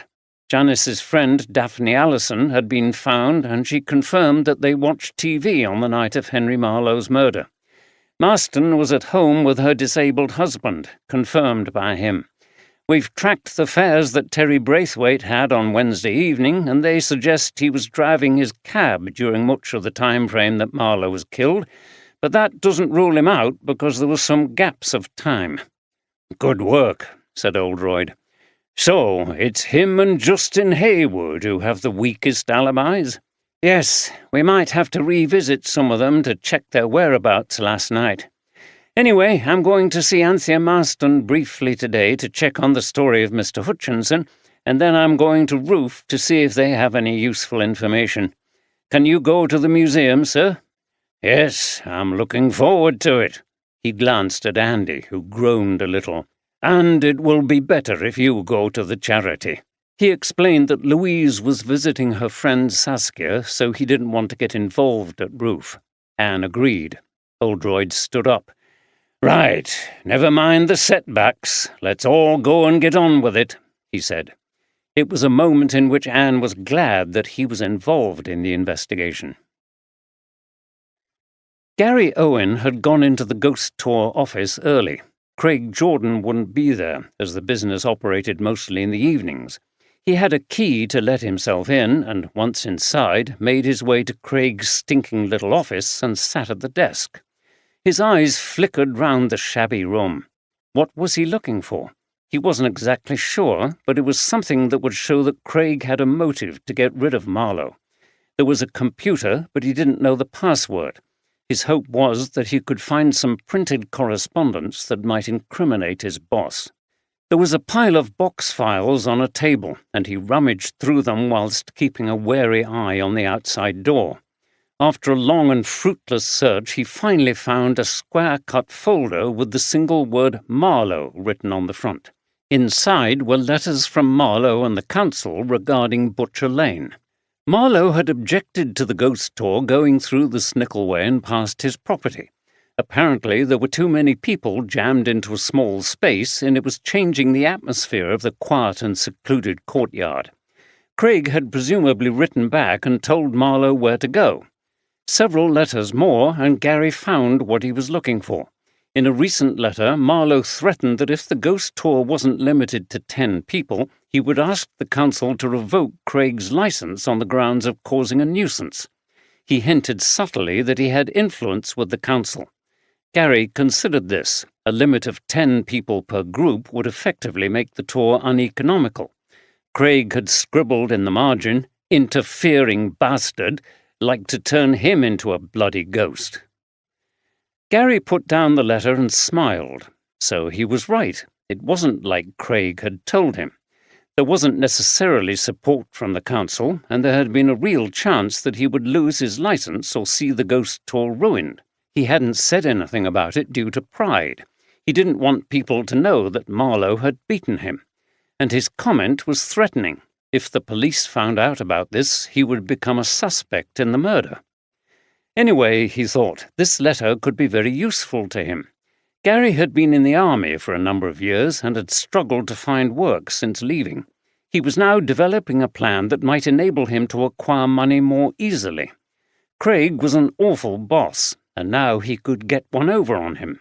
He would take this letter, copy it, and return it without Craig knowing. Then things would get interesting. He stuffed it into his pocket, closed the file, and cautiously left the office. In the street, a homeless man came up to him with a begging cup, but he strode past. "Sass, it's absolutely great to see you." In Saskia's office at Roof, Louise flung her arms round her old friend and then introduced her to Patrick. "Oh, it's great to see you too, Louise, but you've been keeping quiet about him," Sass said jokingly and pointed at Patrick, who laughed. "Well, it's only been 6 months, and he's still on probation," said Louise, joining the laughter. "Do I get a report at the end of that period, whenever it is?" asked Patrick. "And can I have some time to correct my weak points?" "We'll see," Louise continued, gazing around Saskia's office with interest. "Anyway, look at you running an organization like this. It's fantastic. How are you finding things?" Saskia smiled. "I think we do okay. We're helping a lot of people, even if what we can do is sometimes limited. We can be an advocate for people in their struggles with rogue landlords and with the council, and it does make a difference. Without us and our knowledge of the law and people's rights, they would find it very difficult. Of course, there's a lot more we could do if we had the resources. It's harder to get funding here than in London. I'm sure it is, especially in York. People think it's a wealthy place that doesn't have any housing problems. Yes, but it has the same structure as most British urban areas, including the beautiful cathedral and market towns. And there's a big irony there. Remember that unit we did on the master's course about the sociology of housing? Seabohm Rowntree, son of Joseph the chocolate maker, did some of the first sociological studies of poverty and bad housing here in York, and they showed that poverty was structural. People were poor due to low wages and bad housing, not because they were intrinsically lazy. "Hear, hear," said Patrick, and he clapped at the end of Saskia's little speech. "Hey, Saki!" Louise gave him a playful cuff on the shoulder, and Saskia laughed. "Yes, of course I remember that," said Louise, steering the conversation back to what Saskia had been saying. "It made me feel proud that it was done in Yorkshire. I remember the lecturer saying that it showed that abject poverty was not confined to London, as many people thought at the time." She shook her head. "Anyway, tell me more about how you run things here and the profile of this area. How do the housing problems intersect with other issues?" She turned to Patrick. "Sorry, are you okay while Sass and I talk about this stuff?" "Sure, go ahead. If I get bored or out of my depth, I'll read my book," he said teasingly, and produced a novel from his coat pocket. "But seriously, I find it all really interesting, so don't worry." There was an intense discussion for an hour or so over coffee and biscuits. Then Louise and Patrick got up to leave and catch the bus into the city centre. "Oh, by the way," said Louise as they opened the door, "I mentioned to my dad that I knew you and that you worked here at Roof. He said someone would probably come round here to interview you today. It's to do with that murder case he's involved with." "Henry Marlowe?" "Yes, I think so. He was one of the worst landlords in the city, and we had lots of clients who had problems with him. I can't say I'm sorry to see him gone." "That's what it will be about then. But I don't think he'll come himself because of your connection with me." "That's fine. It's been great to see you, Louise. I hope we can meet again before you go back down to London. I've got some time off over Christmas." "That would be great. So, what do you fancy doing now?" Louise asked her boyfriend as they waited for the bus into the city centre. "Walking around the walls sounds good." "It is. You get to see a lot of the city from there. Let's go for that.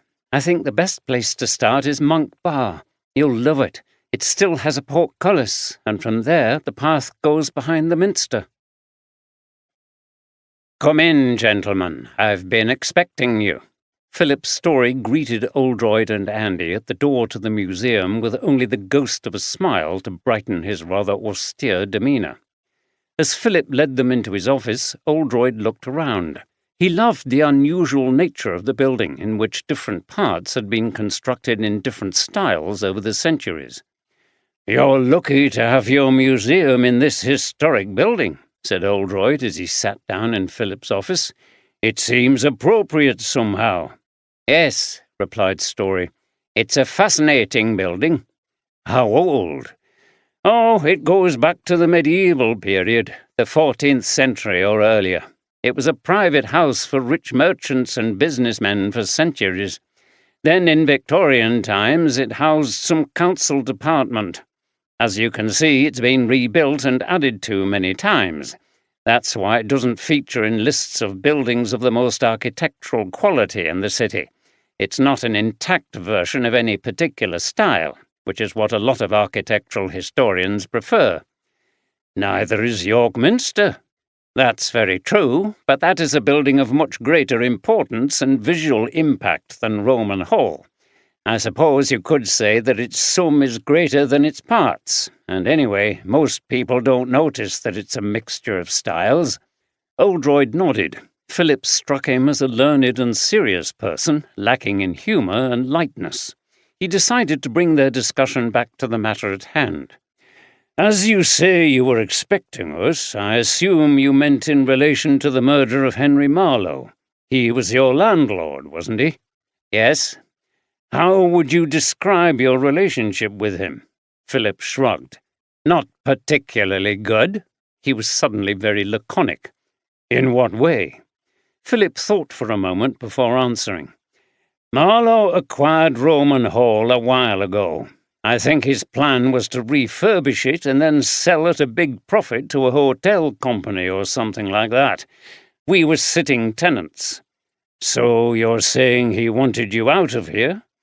"Oh, yes, he made no attempt to conceal that. He had complete contempt for the museum, called it a pile of old stones and broken pots with no relevance to the modern world.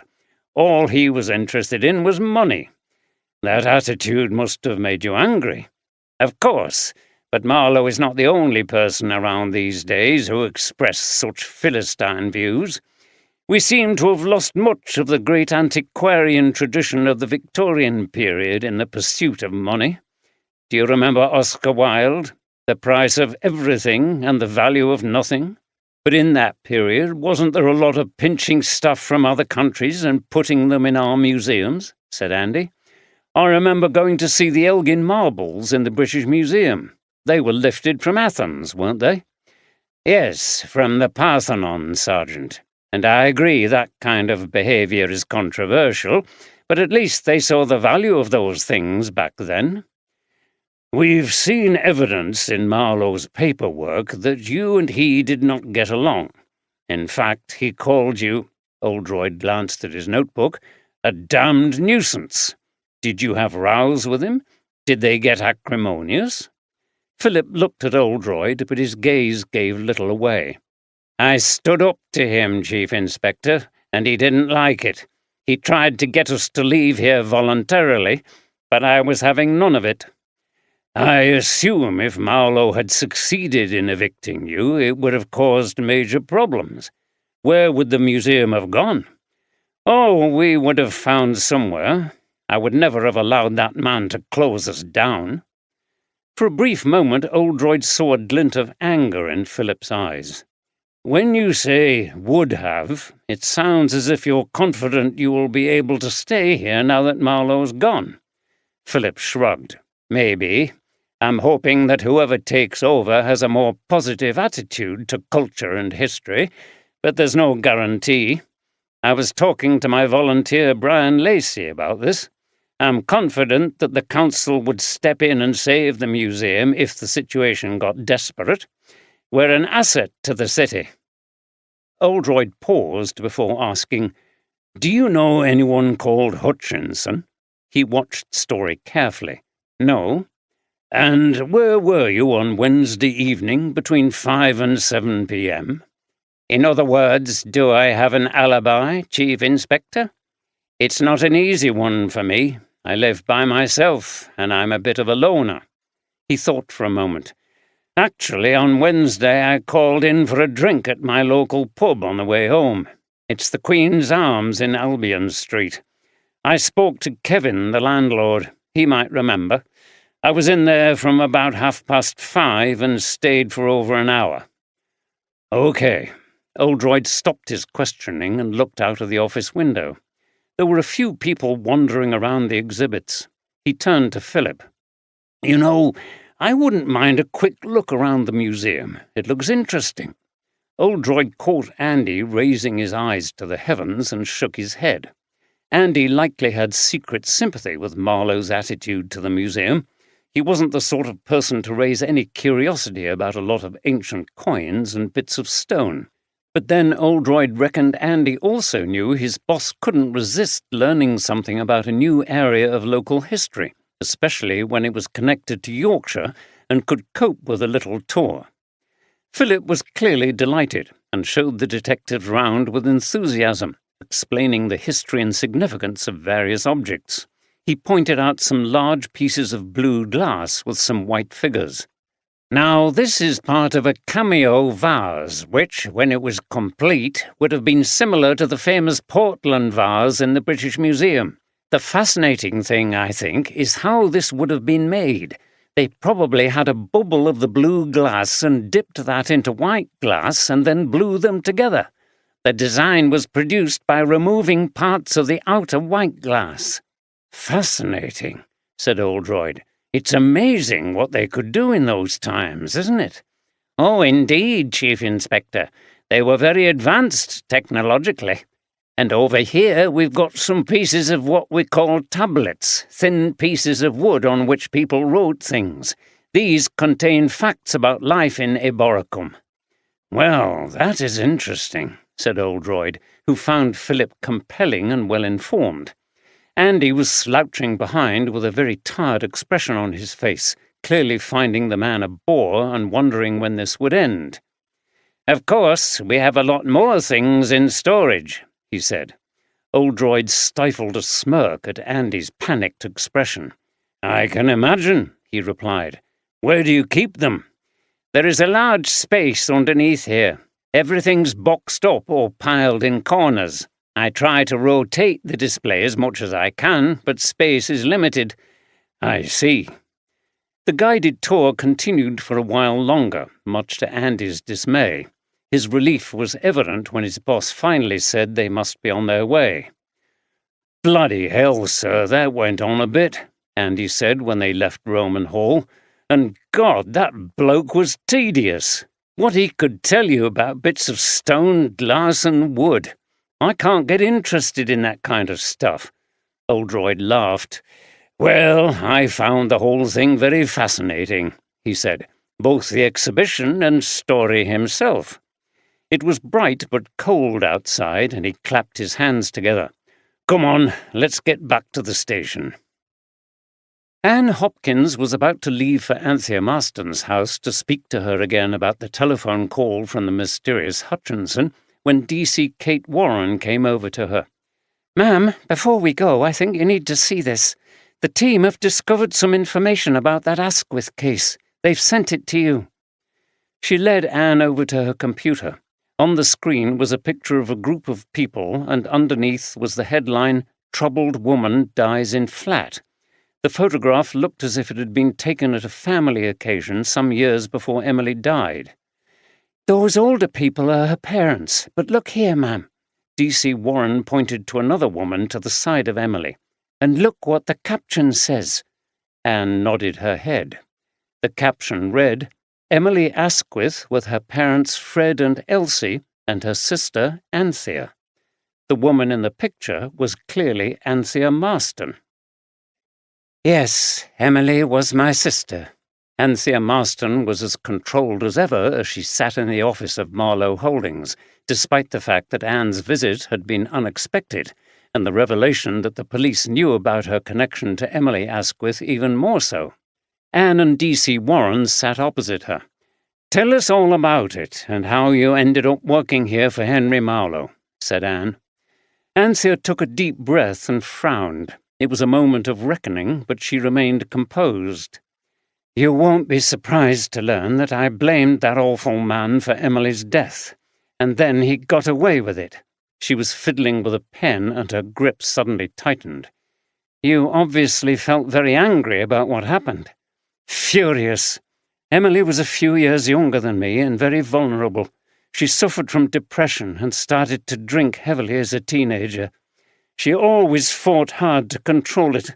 At first, we were pleased that she managed to get this small flat and live independently after years of languishing with my parents. She got herself a part-time job in a supermarket, but it soon became apparent that the landlord, Marlowe, was a classic rogue. There were lots of things wrong in the flat. Damp, taps not working, old window frames that were rotten and drafty. It was badly in need of decoration, but Marlowe wouldn't do anything. "And then she died in an accident," said Anne. Anthea looked up sharply. "To me, it was not an accident. He had not had that gas fire serviced, and he was found guilty of that, so whose fault was it?" Anne noted she was finally showing her feelings. The anger in her face was clear. "But he was not found responsible for her death." Anthea made a gesture of contempt. "Huh! He had all these fancy lawyers that he must have paid a lot of money for. I'll bet that hurt the miserable skinflint. They dredged up all the wretched details about Emily's alcoholism and said she was incapable of living safely by herself, that it couldn't be proved she hadn't operated the fire properly due to being drunk. There was some alcohol in her blood, but not enough that she'd be unable to function." She stopped talking for a moment, and tears formed in her eyes. "It was very painful to hear Emily so maligned and heartlessly blamed for her own death. It was enough to create doubts in people's minds, so Marlowe was found not guilty. He was fined and warned. He should have been banned from being a landlord." She stopped and wiped her eyes with a tissue. "He was just too powerful. That's how the law works in this country, isn't it? The rich get away with things." Anne looked at her. It clearly took a lot to get Anthea upset. "So, what were your motives in getting a job with Marlowe?" "I wanted to get him to pay back something for what he did. I couldn't think of how I could get to him until one day I saw an advert for a job in his office. I had the right skills and I knew he wouldn't recognize me. We'd never had any contact. I got the job because I said all the right things about being efficient and not wasting money and resources, things I knew would please him." "And what did you do?" Anthea looked at her. "Since you've found out about this, I may as well tell you everything. You'll find out soon enough for yourselves. I devised a very cunning way of siphoning money from the company. He prided himself on being in control of all his affairs. It was very satisfying to outwit him. I did it with many small amounts, which he never noticed." "Did you keep the money?" "No, I donated it anonymously to a housing charity called Roof." She smiled grimly. "I loved the idea that Marlowe was helping poor people, even some of his own tenants, and he knew nothing about it." She frowned. "Unfortunately, I don't know what's going to happen now, as I can't really continue stealing money from a new owner. I rang Roof to tell them that there wouldn't be any more donations." Anne was secretly impressed by Anthea's plan, but of course it was against the law. And had it been enough for her? "You took one kind of revenge on Marlowe, but I'm wondering if you thought that it was sufficient retribution. Did you still want to get rid of him?" Anthea looked at her. "No, Inspector, I didn't kill him. I humiliated him without him knowing, and his money helped struggling people in the name of Emily. He was more use to me alive than dead." "Okay, I want to ask you about this call from Donald Hutchinson." What about it? Well, we've only got your word that anyone of that name rang. We've traced the call, but it was to a call box. It could have been you or an accomplice in a plan to get rid of Marlowe. Your alibi for that evening might be sound, but that doesn't mean you weren't involved. Anthea smiled and shook her head. That seems a bit far-fetched, she said. Who is this accomplice I'm supposed to have? Maybe you could tell me? Anthea was calm again. No, Inspector, you're wasting your time on this. I got my satisfaction by deceiving Marlowe into helping the kind of people he damaged. I'm not a murderer. That call was real. I don't know who Hutchinson was, and even if that was the caller's real name, but I had nothing to do with it, apart from taking the call. I see. Well, I think you need to come down to the station for an interview about your embezzlement of the money, and then we'll have to investigate it. Without another word, Anthea reached for her bag, put on her coat, and locked the office as they left.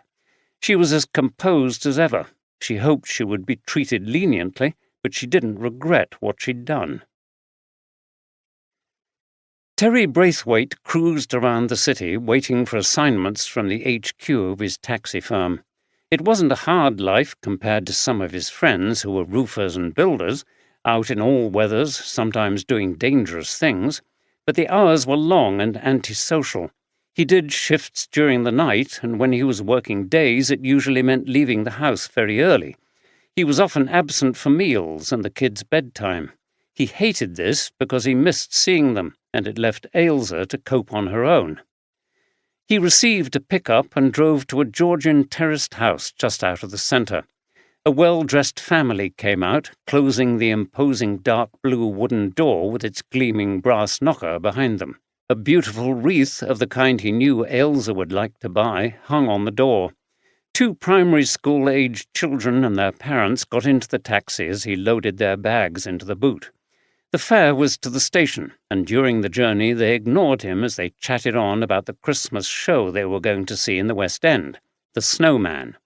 He couldn't imagine what they'd paid for all 4 of them to see this. The chat quickly switched to Christmas presents. Grandad was getting a new gardening spade and Grandma a National Trust membership for a whole year, and so it went on. He thought how he would love to take Ailsa and the kids to Fountains Abbey, but it was just too expensive. It was difficult not to feel envious. They seemed nice people, but what a relief it must be to live in such a beautiful house and not to have to worry all the time about money and the safety of your children. He knew he was lucky to have Ailsa and the kids, but he couldn't get the idea out of his mind that somehow he had let them down. No matter how many hours he worked, it never seemed to be quite enough to meet their needs. Ailsa's job at the supermarket didn't bring in much, and childcare costs were high. In any case, she didn't want to leave Rosie for long, as she was often unwell. It was a constant struggle to pay the bills and buy everything the kids needed. What kind of Christmas were they going to have? They could barely afford a few food treats, let alone theatre trips and expensive presents. It was a difficult time of year, and he felt like crying with frustration and anger. Part of him wanted to stop the cab, tell the family to get out, but instead he drove over Lendal Bridge, turned right through a gap in the city walls, then right again into the drop-off point at the city's magnificent Victorian railway station. After he'd unloaded the bags, the father gave him a generous tip. He watched the family laughing and talking as they went on to the station concourse, then he got back into his cab. His face was tense, and he gripped the steering wheel tightly as he drove away from the station to pick up another fare. Now he felt angry with Marlowe again. That bastard had made things so much more difficult for them and endangered his daughter's health. A grim smile came to his face. Thank God the man was dead. The second press conference outside York Police Station was much better attended than the first. The media people now had the prospect of a long-running and tense investigation and were keen to draw out the dramatic possibilities of the situation, and faced the cameras feeling less confident than before, but trying not to show it. 2 murders now, Inspector. A reporter barely let her get to the microphone before the questions started. Are you looking for a serial killer? Might they strike again? Straight for the jugular, thought Anne. It's too early to say for sure that the two murders are connected. There are significant differences between them, but given that two people have been stabbed to death in similar locations, it's possible that the murders were committed by the same person. There was a cacophony of voices trying to ask her questions, but she waited a moment and then continued. So, it is important that everyone stays alert and avoids going alone into the dark areas of the city, and that anyone who saw anything suspicious near Whitehorse Passage comes forward. That's not far from the scene of the first murder, is it, Inspector? Asked another journalist. Have we got a Jack the Ripper-style killer in York? You know, all these bodies in dark alleyways and close to each other? We had Peter Sutcliffe, the Yorkshire Ripper, back in the 70s. Have we got the York Ripper now? Called another voice, and there were a few guffaws, which made Anne angry at the bad taste of joking about such things. Goodness knows what kind of headlines they might write. No doubt DCI Oldroyd would produce a witty and barbed put-down at this point, but Anne was content to move things on. She had her own way of doing things. I think speculation of that nature is not helpful. We are also appealing for any information about the victim of this murder, who was an apparently homeless man called Geoffrey Smith.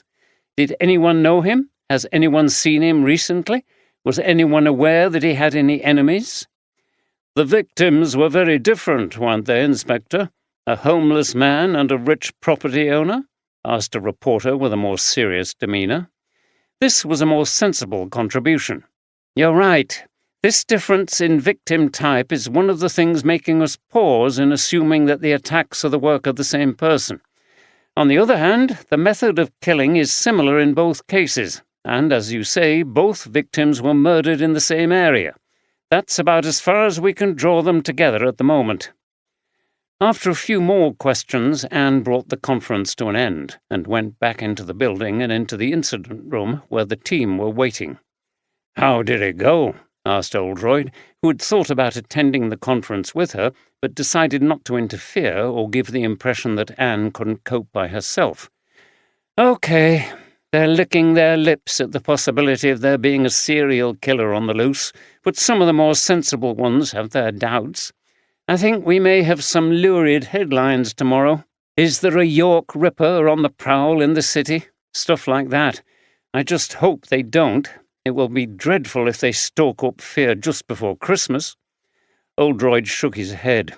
Yes, once this kind of thing starts, people get more frightened and start barricading themselves in their houses. I've seen it many times. Then the press starts saying we're being too alarmist. It's very difficult to win. Anyway, what's the latest? Anne gave an account of the interview with Anthea Marston, how her sister had been a victim of Marlowe and how they had arrested her for stealing money from Marlowe's business. It's one of those cases where you sympathize more with the criminal, she added. She obviously got great satisfaction from handing Marlowe's money over to Ruth, but we had to bring her in. Despite confessing about that, she vehemently denied being involved in his murder. I think we have to keep her on the list of suspects, though. Even if her own alibi is sound, she could have worked with an accomplice. They could have been Donald Hutchinson. Maybe, in the end, stealing the money wasn't sufficient revenge for what happened to her sister, suggested Oldroyd. It can't have been easy for her to work with him every day and watch him treat his tenants in the same way he treated her sister. You're right, sir. How did you get on at the museum? Oldroyd looked at Andy and put his head on one side. Sergeant Carter was not impressed. Too many old artifacts and pieces of stone. Unfortunately, he lacks an interest in history. Andy grinned. I like more recent history, sir. You know, the Second World War and stuff like that. But Roman times are too far back for me. All those fragments of pottery and bits of coloured tiles in dusty display cabinets. It doesn't give me an idea of what it was really like in those days. Oldroyd thought for a moment before he replied. Yes. Anyway, the curator of that museum, Philip Story, was quite open about the fact that he was in a dispute with Marlowe, who wanted them to leave so the building could be developed. He called Marlowe a Philistine who was only interested in money. He came across as someone deeply committed to the museum and its collection, and I could imagine him getting very angry with Marlowe, but I'm not sure that I could see him killing his landlord. He insisted that if Marlowe evicted them, they would find another venue, although that might have been bravado. What do you think, Andy? I agree, sir. He was a boring bloke, but didn't seem the violent type. Even if he did get rid of Marlowe, it wouldn't guarantee that the museum would be able to stay in that building, so why go to all that bother? Where do we go from here? Asked Oldroyd, looking at Anne. Well, sir, Anne said, in the absence of a chief suspect, we just have to keep trying to find more information about people, like the link we discovered between Anthea Marston and Emily Asquith. In the end, we'll be able to narrow the investigation down. I'm going to Roof to see if they have anything useful. They will know as much as anyone about Marlowe's poor tenants and their problems. They might be able to provide us with more suspects. Oldroyd nodded, and when the meeting ended, he went to have a word with Anne. By the way, he began, talking of finding things out, I'd like your team to look into this. When he told Anne what he wanted, she looked puzzled. Okay, sir, but I'm not sure why that would be important. I'll explain another time, he said, but wouldn't elaborate further on his request. It was one of Oldroyd's characteristics that he sometimes kept his theories to himself until he was sure that he was right. This was just one of his hunches, but he had a feeling he could be onto something. Justin Hayward's demanding job meant that he often only snatched a quick sandwich for lunch and ate at his desk. Today, however, he felt the need to get away from the office and have a proper break, so at 1 o'clock he got up from his desk, put on his coat, and walked out. There was a cosy pub off the main street, which usually wasn't too busy at lunchtime. Outside, he passed a homeless man sat on the ground, leaning against the wall. Justin dropped some money in the man's plastic cup. Inside, he sat by himself in the corner after ordering a tuna mayonnaise wrap to eat with his pint of beer. He was worried about Janice and had been unable to concentrate all morning for thinking about her. He was still slightly concerned about her possible involvement in her husband's death, especially because of her response to the news, which had plunged her into a crisis of self-identity. Her disturbing reaction seemed related to her upbringing, which was something they both had in common. Justin had grown up in Bradford in a large family. His father had been a garage mechanic and earned just enough to enable the family to scrape by without many luxuries. They lived in a terraced house, and their landlord refused to do basic repairs. Justin's father had ended up doing them himself.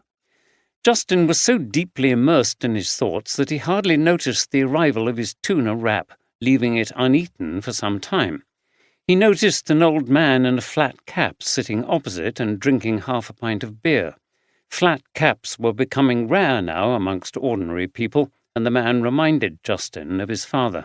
Although Justin was a successful businessman selling expensive products to rich people, he'd never forgotten his upbringing, and it made him sympathetic to people who were having a hard time paying bills and raising children.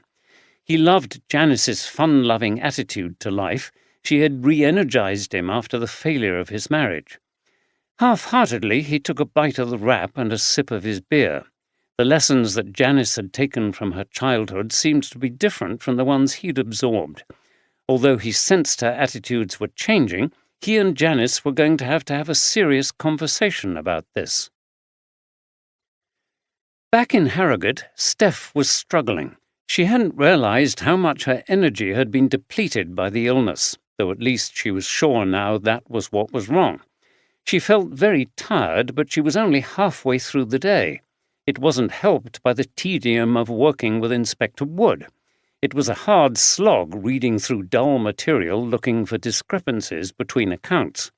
In the afternoon, she felt her energy levels sag even more and felt drowsy. She put her mouse to one side, leaned forward onto her desk, and shut her eyes for a power nap. After what seemed like only a few seconds, she heard a voice breaking through the darkness. "Hi, Sarge. Are you okay?" Steph sprang awake to see Sharon Warner standing over her and looking concerned. "Oh, Sharon. Hello, I was just having a rest." Steph yawned. "You must have been asleep for a while. We heard you snoring, and somebody joked that you must have had a big night out last night." Steph looked across the room to see other officers watching them with curiosity. "What? Oh, no. How embarrassing. I was feeling really tired. No big night out, though." Sharon smiled. "It's nice to see you back, Sarge, but maybe you've returned to work too early. Have you got the energy for it?" Steph shook her head, trying to clear it, and yawned again. "I think you may be right, but I can't bear it at home after a day or so. It's too boring and quiet. I'm not a great telly watcher. Are you sure you're okay?" "Yes, I'll be fine, don't worry. Thanks for coming over." Steph tried to get back to work, but still found it hard to concentrate. After a while, she got up from her chair to get a glass of water. As she was walking across the room, she suddenly felt very dizzy, and moments later she passed out and fell onto the floor. Anne Hopkins and D.C. Warren finally made it to the offices of Roof, where Saskia had been expecting them after Louise had told her to expect a visit. They sat in the office, and the first thing that Anne did was to inform Saskia about who her anonymous donor had been and why the donations had to stop. Saskia grimaced. "Oh, no. Does that mean we have to pay it all back? We had no idea that the money had been stolen." "I believe you.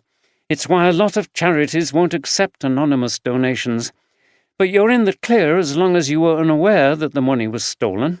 As far as returning it goes, whoever inherits Marlowe's estate has the right to demand the return of the money, should they wish to do so. That will probably be his wife, but we can't be sure until the will is sorted out." "What's his wife like?" "I have met her, but obviously I can't comment on someone's character." "No, I understand." Saskia sat back in her office chair and sighed. "We learned on Friday that the donations were going to stop. It will cause us difficulties. We came to rely on that money. Maybe I should have found out more about the donor, but when resources are coming in to help our desperate clients, I tend not to ask too many questions." "I understand, but there's more, I'm afraid. I haven't told you why Anthea Marston was giving you the money." Anne explained that Anthea was Emily Asquith's sister. Saskia put her hand to her mouth. "Oh, my God, I had no idea. So siphoning money off to us was a kind of revenge for how Marlowe treated her sister?" "It appears so, yes. So you're sure that you had no idea that Anthea Marston was the donor, and no knowledge of where she was getting the money from, or her connection to Emily Asquith?" "No, absolutely none. It was all done anonymously right up to the final phone call. I will try to be more diligent in future, but, as I say, it's hard to turn money down when there are people out there who are badly in need of help." "I know. Do you have trustees here? What do they think about accepting anonymous donations?" Saskia looked a little sheepish. "To be honest, they trust me to make the right decisions." She frowned. "Maybe they shouldn't. I will have to talk to them and see if we should put further rules in place. I feel as if I've let them down." "Don't be too hard on yourself. Everything you do is for the good of Roof and the people it serves. It's not that you are making any personal gain out of it, or that Roof is getting some commercial advantage." Saskia smiled.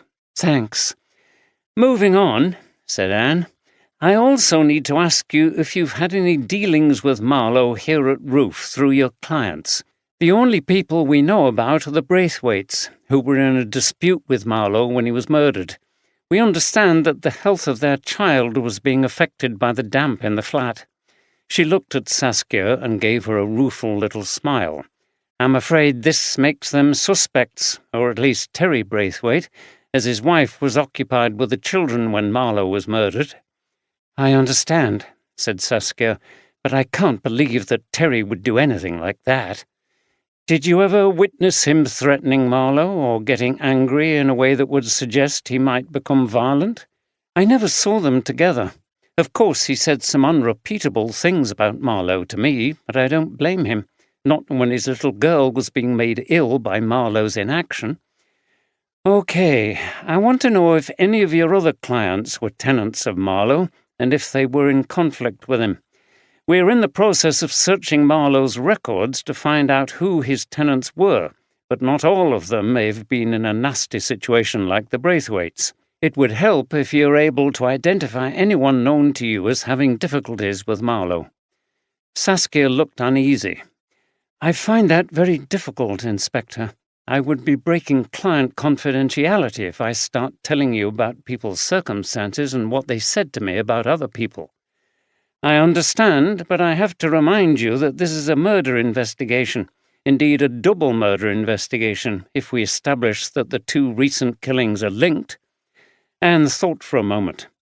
I would be happy if you just supplied me with a list of your clients who were tenants of Marlowe without going into detail, as long as you indicate any person who expressed violent intentions towards Marlowe and who you think could have committed the crime. That information is vital. It could save lives. Saskia nodded. Okay, I can do that. There are a number of Marlowe's tenants among our clients, and they've all had similar problems of neglect, refusal to do repairs and stuff like that. But I can honestly say that as far as I know, none of them have expressed any threats towards him. I'll put a list together and send it to you, and I'll also speak to the staff in case anyone has witnessed something that I didn't. Thanks for your cooperation, said Anne. There's just one more thing that I have to ask. I understand that there must have been some hostility towards Marlowe amongst the staff here at Roof. Has anyone ever expressed any violent intentions towards Marlowe? Saskia was shocked at this question and paused before answering. No, certainly not in my hearing. But you are right, he was not the most popular person here. The detectives got up to leave and Saskia showed them out. Once they were gone, she came back into the office to sit down and think about these unexpected developments.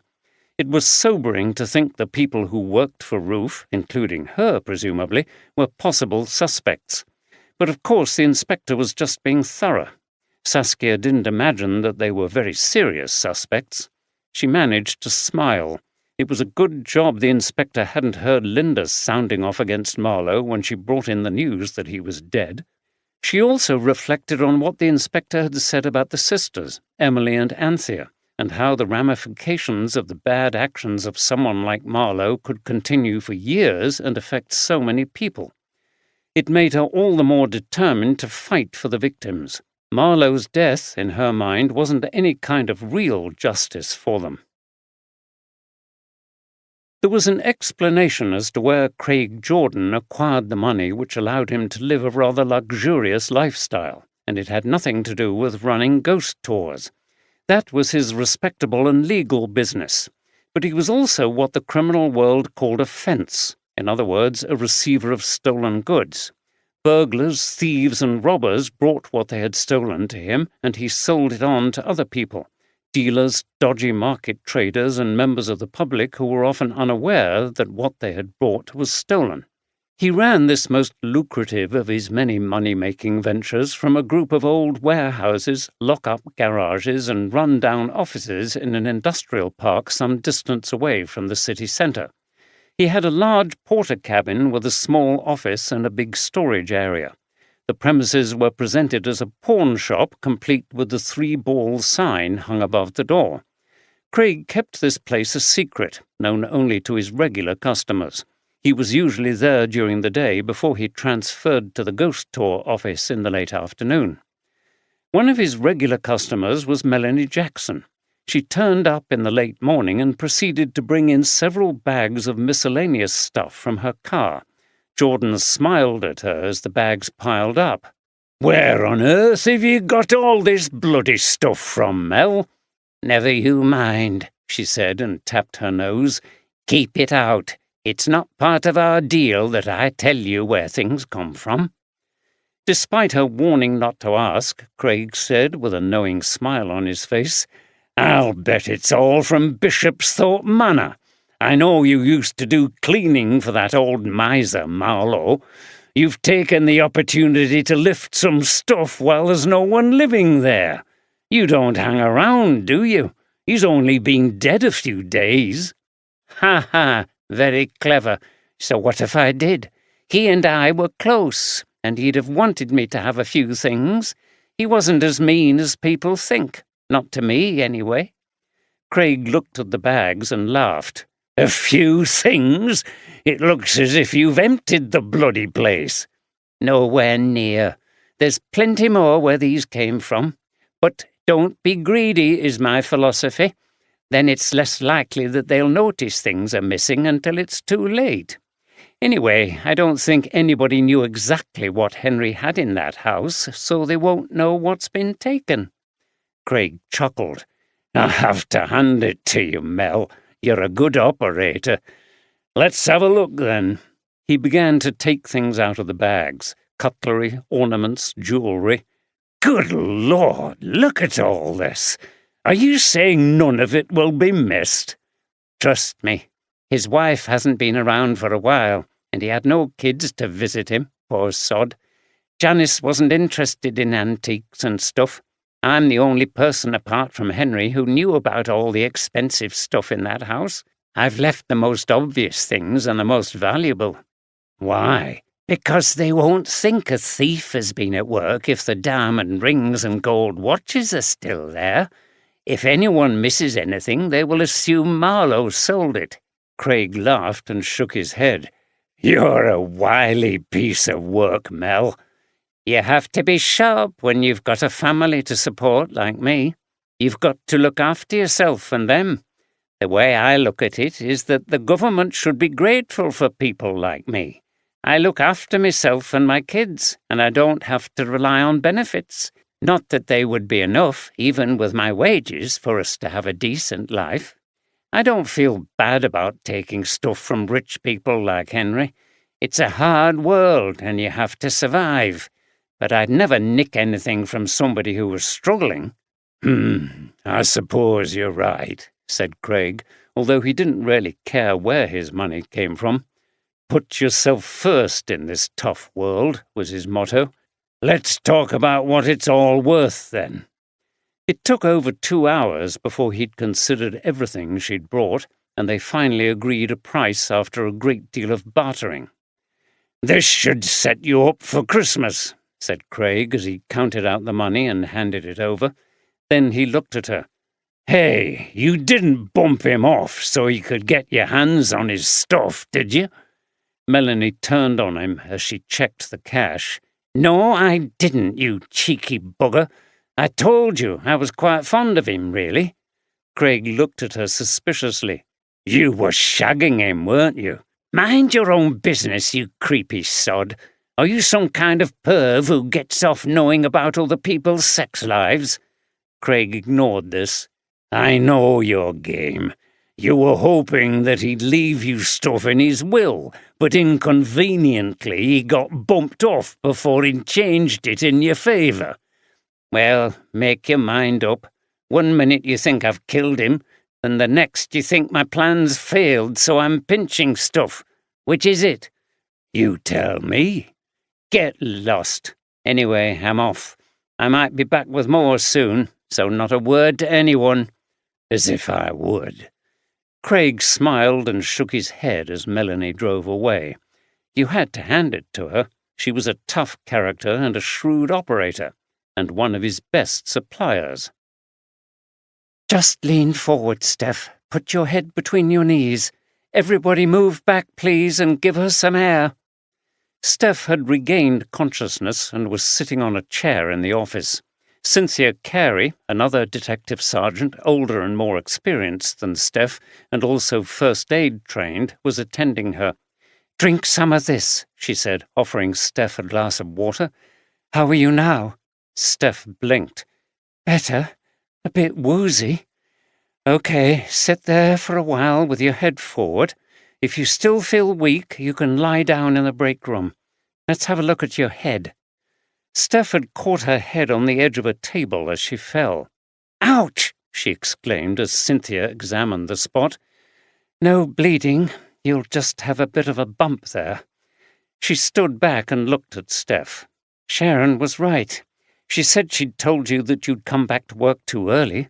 You do look very pale. She looked at the work desks. And too much leaning over the keyboard. It doesn't do any of us any good. Steph nodded and drank some more water. I'm going to contact that partner of yours, Cynthia said, and get him to pick you up. There's no way that you're driving to Leeds. You'll just have to leave your car here until you're fit to drive. Steph nodded. It's okay, I don't have the car. Andy gave me a lift in, and he's picking me up later. Good. Well, I'm still going to contact him and see if he can come earlier. You need to be at home.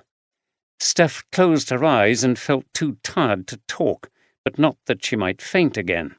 After a moment or two, she said, I think I will lie down for a while. Cynthia helped her to the break room and Steph lay on the sofa.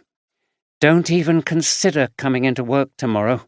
If you don't feel better in a couple of days, you should see a doctor. Okay? It's obviously a nasty virus you've got. It's going round at the moment. Steph nodded again, then closed her eyes. She soon fell asleep. At the York station, Oldroyd was engaged in some research, assisted by a member of Anne Hopkins' team, when he received a call from Tom Walker. How's it going, Jim? As I predicted, you didn't miss anything at that bloody conference. The last session was some twerp trying to get us to meditate on our vision of the path ahead and imagining all our problems melting away as we walked through a wood with birds singing. Then we went on an energizing fantasy journey, as he called it, and imagined we were surfing on the waves and into our places of work. Have you ever heard such a load of twaddle? And the taxpayer funded it all. The next thing will be Watkins proposing cuts to staffing because we can't afford them. Is there any bloody wonder we can't afford them when we're wasting money like that? Anyway, I'll shut up and let you answer the question. This was a big relief to Oldroyd, who had been steeling himself for one of Walker's long rants. Progress is slow, Tom. The case keeps getting more complex. Most of the obvious suspects appear to have good alibis for the night of the first murder, but now we've had a second killing, which has forced us to rethink everything. Yes, so you think the crimes are connected? Maybe, Tom. There's no clear evidence either way, but it's such a big coincidence, and the crimes are sufficiently similar that we can't ignore the possibility. Walker grunted. Well, it sounds as if you've got a way to go yet. The problem is, I can't spare you and Carter for too much longer. We're a bit under pressure here. Stephanie Johnson's not been well, as I'm sure you know from Carter, and the caseloads are piling up. So unless there's some kind of positive development in the next few days, he'll have to come back. I've spoken to DCS Hainsworth, and he understands. I know you'll be doing a great job, and I don't like to pull you away, but needs must, I'm afraid. Oldroyd had been half expecting this, but it was still a blow. He hated to leave an investigation that was incomplete. Okay, Tom, we'll do our best to get to the bottom of it as quickly as we can. Good man. I'll let you get on with it then while I sit here and meditate about a country lane with twittering birds. Walker laughed uproariously. Nothing amused him more than one of his own jokes. What an idiot that man is! Bye for now. Mercifully, Walker ended the call without launching into another diatribe, leaving Oldroyd thoughtful. This time constraint added to the pressure. They would have to redouble their efforts and push for a breakthrough. Sir? He turned round and saw Andy looking very serious. What's happened? He asked. Cynthia Carey just called, sir. It's Steph. She's fainted at work, collapsed onto the floor of the office. No, is she okay? I think so. Apparently she's resting in the break room. I'll have to pick her up on the way home. I see. Well, look, we're not doing any interviews this afternoon. You've been helping Inspector Hopkins' team go through statements, haven't you? Yes, sir. Well, they can manage without you. Get off and take her home. and tell her from me not to come back to work until she's properly better." "Are you sure, sir? I think she'll be okay there resting for a while."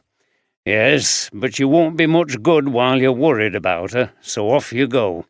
I'll explain everything to Inspector Hopkins." He didn't say anything about them being called back to Harrogate. He knew Andy would feel the same as he did, and he had enough to worry about. Andy looked relieved and got his coat on. "Give her my regards," said Oldroyd. "I will, sir," replied Andy, and walked quickly out of the building. Oldroyd had not missed how worried Andy looked. Fainting sounded serious. It was dark by the time Oldroyd picked up Louise and Patrick by Bootham Bar, one of the medieval gates in the walls which still had its portcullis. They'd obviously had a good time as they got into the car laughing and in high spirits. "Thanks, Dad. We've had a great day. We walked right round the walls. I absolutely love the section from here to Monk Bar, where you get a great view of the Minster, the old library and the deanery. We started there, so it was still very light." "It's great. How did you find York, Patrick?" "Wonderful. I've never walked around original city walls like that. It's amazing that they're still intact. We had some street food for lunch at the market," continued Louise with great enthusiasm. "What a choice there is! We had some mulled wine. It's really got me in the mood for Christmas." Oldroyd turned right to drive over Lendal Bridge. The street lamps were reflected in the dark waters of the Ouse. The river was still high and threatening, though mercifully a dry few days had led to a slight drop in the water level. As long as there was no more heavy rain, the city would escape serious flooding over the Christmas period. "We also visited the Viking Centre and did the trip to the past thing." "What did you think of that?" "It's very unusual," said Patrick, "and we enjoyed it. It's clever how they show you the archaeological dig and the sort of strata levels there are in the city, one on top of the other, going back to Roman times." "Yes," said Oldroyd. "That is interesting." He paused for a moment, finding it hard to take his mind off the investigation. "Good," he continued. "And how was Saskia?" "Oh, it was lovely to see her again. She hasn't changed, just as committed as ever. I told her that you were on the case of Henry Marlowe's murder. She confirmed that he was a problem landlord." "I think Inspector Hopkins will have been out to interview her this afternoon. I don't know whether your friend had any useful information or not." "I'm sure she would be helpful if she could." Louise sat back. They had been on their feet all day. "I already feel so rested getting away from London and work. I'm sorry you're having to deal with a serious case like this just before Christmas, Dad." "It's what the job is like, I'm afraid. It's happened before at Christmas and lots of other inconvenient times. It's very unpredictable, and it's the kind of thing that your mother found hard to deal with, especially when you were little, and I don't blame her. By the way, I presume you'll be going to see her while you're up here?" "Yes, of course. I need to ring her to arrange a time." "What is she doing for Christmas?" "I don't know. She hasn't said anything. We'll go on Boxing Day if she's in Leeds. She might be going to Auntie Caroline's." "Right." Caroline was Julia's sister who lived in St. Albans. "Do you know if she's, okay with her new partner?" Oldroyd found it a difficult question to ask, but he was curious. He held himself responsible for the breakdown of the marriage and felt no bitterness towards Julia. He wanted her to be happy. "She hasn't said anything about that either. You know what she's like. Doesn't say much about her private life even to me. But it seems to be going well." "Good." Oldroyd reflected and was overcome with nostalgia for a moment, remembering the family Christmases at their house in Harrogate when Louise and Robert were little. He would get a bit of that when he and Deborah went down to stay with Robert and his wife for New Year. Oldroyd took in the scene around the car. They were now out in the flat countryside, back towards Green Hammerton and Knaresborough. The sky was clear and the moon was reflected on the still flooded fields. Oldroyd smiled to himself. He remembered the Christmases of his childhood and the overwhelming excitement he felt as a small boy. There was something about the Christmas period that made you look back and evaluate your life. Was it because of the getting together and talking about the good times and the sad times? But when he did look back, he had to admit that, overall, he'd had a pretty good deal. 4. During the Civil War, the parliamentarians besieged York in July 1644. Prince Rupert arrived with a royalist army, and the parliamentarians retreated 6 miles from the city. Unwisely, Rupert pursued them, and his army was soundly defeated at the Battle of Marston Moor, one of the key battles in the English Civil War. After their defeat, the Royalists abandoned the north of England, which proved a handicap in the years ahead. York surrendered to the parliamentarian Sir Robert Fairfax on 15 July. It was a clear and cold night in York.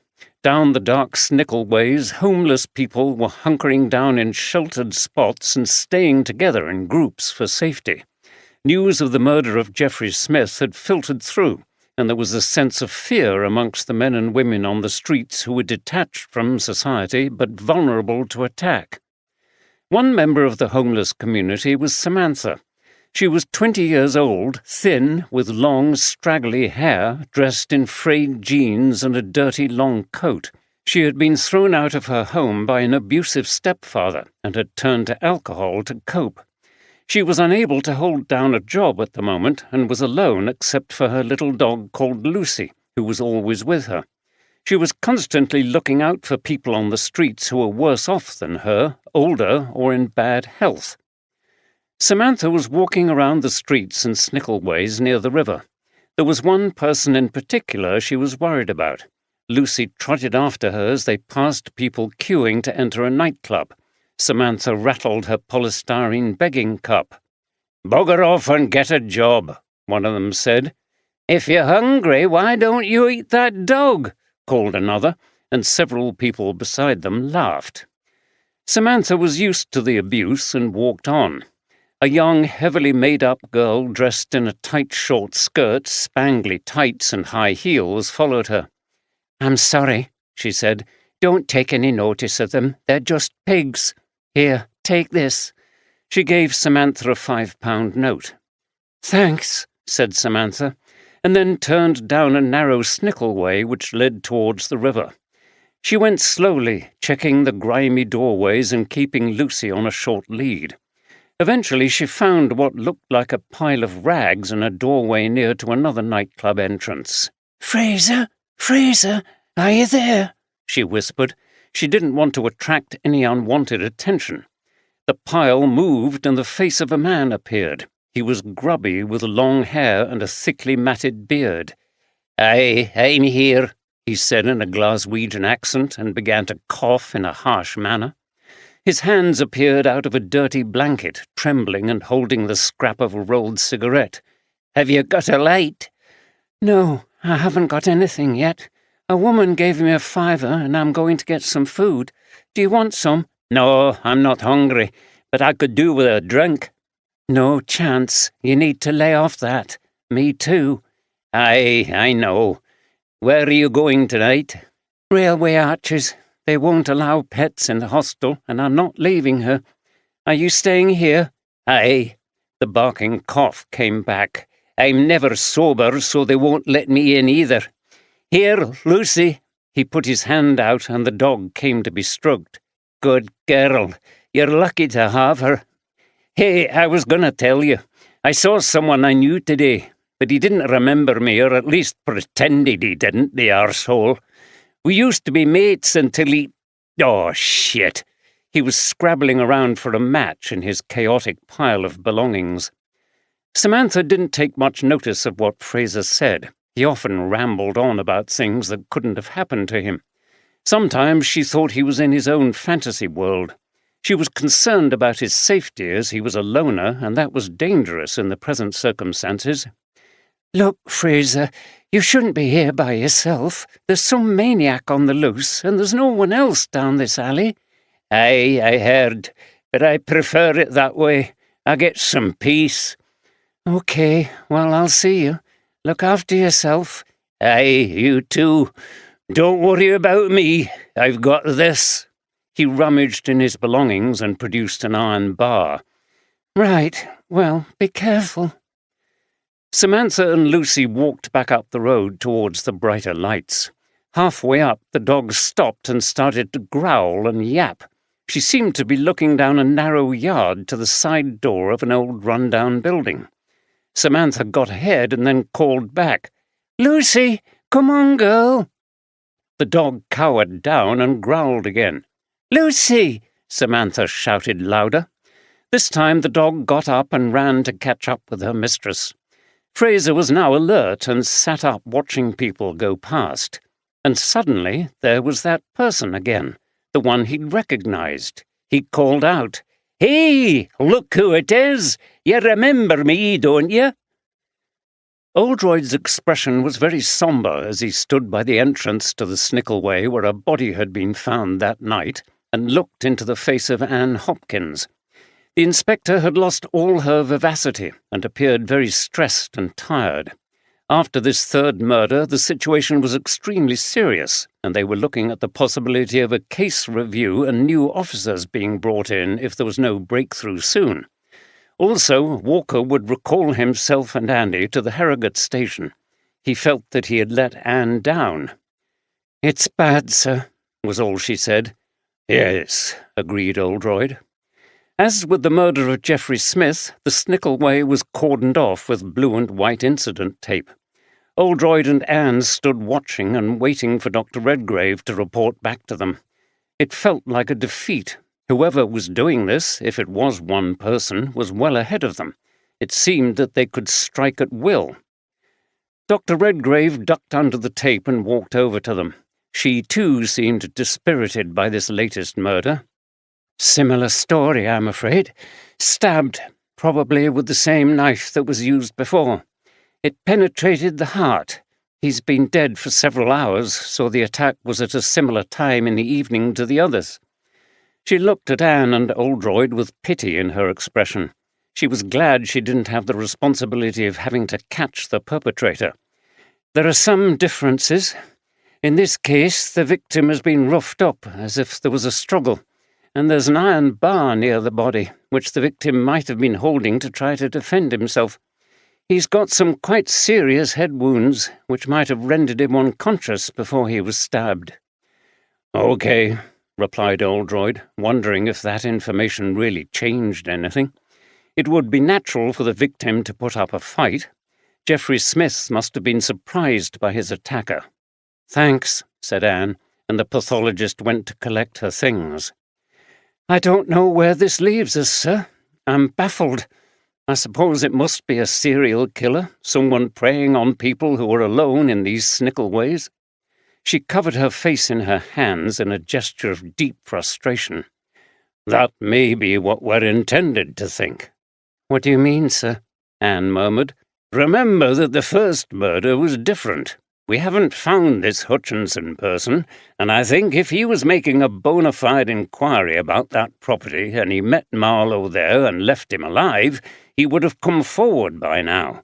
So it does seem as if Marlowe was lured to his death, whereas the two subsequent victims weren't. Anne took her hands away from her face. You mean someone is trying to make us think a serial killer is at work? To throw us off track? I think it's very possible, Oldroyd said. All three men seem to have been killed by the same person, but I think the motive revolves around the murder of Marlowe. The killer is hoping we will start looking in the wrong places, at people around here with a history of violence or a mental health problem that has caused them to threaten people or even attack them. But this killer is not like that. They are clever and calculating, and they have a plan. They are also ruthless, because if I'm right, they have killed 2 people for no reason other than to mislead us. And maybe more if we don't get to them soon. Yes, but we just have to hope that the killer thinks they have done enough to put us off the scent and won't attack anyone else. Oldroyd looked around at the scene. He'd been called again in the early morning and informed of this third murder. He hadn't contacted Andy as he was probably still caring for Steph. There There was no point in him arriving earlier than necessary. "What's going on here?" A voice sounded distressed. Oldroyd turned to see a young woman dressed in dirty jeans and a scruffy, worn coat. She had a small dog on a lead. "Someone's been killed. You can't go through there," said Anne. "Killed? You mean murdered?" asked the woman. "Yes." "Oh, my God, not again! Who? It wasn't Fraser, was it? I told him not to stay by himself." "You know some of the homeless people around here, do you?" asked Oldroyd. "Yeah, I'm homeless myself, aren't I?" She stuck out her hand. "Samantha." Anne shook it, introducing herself and Oldroyd. "Okay, Samantha," continued Anne. "There was nothing on the body or among his possessions to identify who the victim was. Can you come with me now and see if it was the person you mentioned?" "You mean look at the body?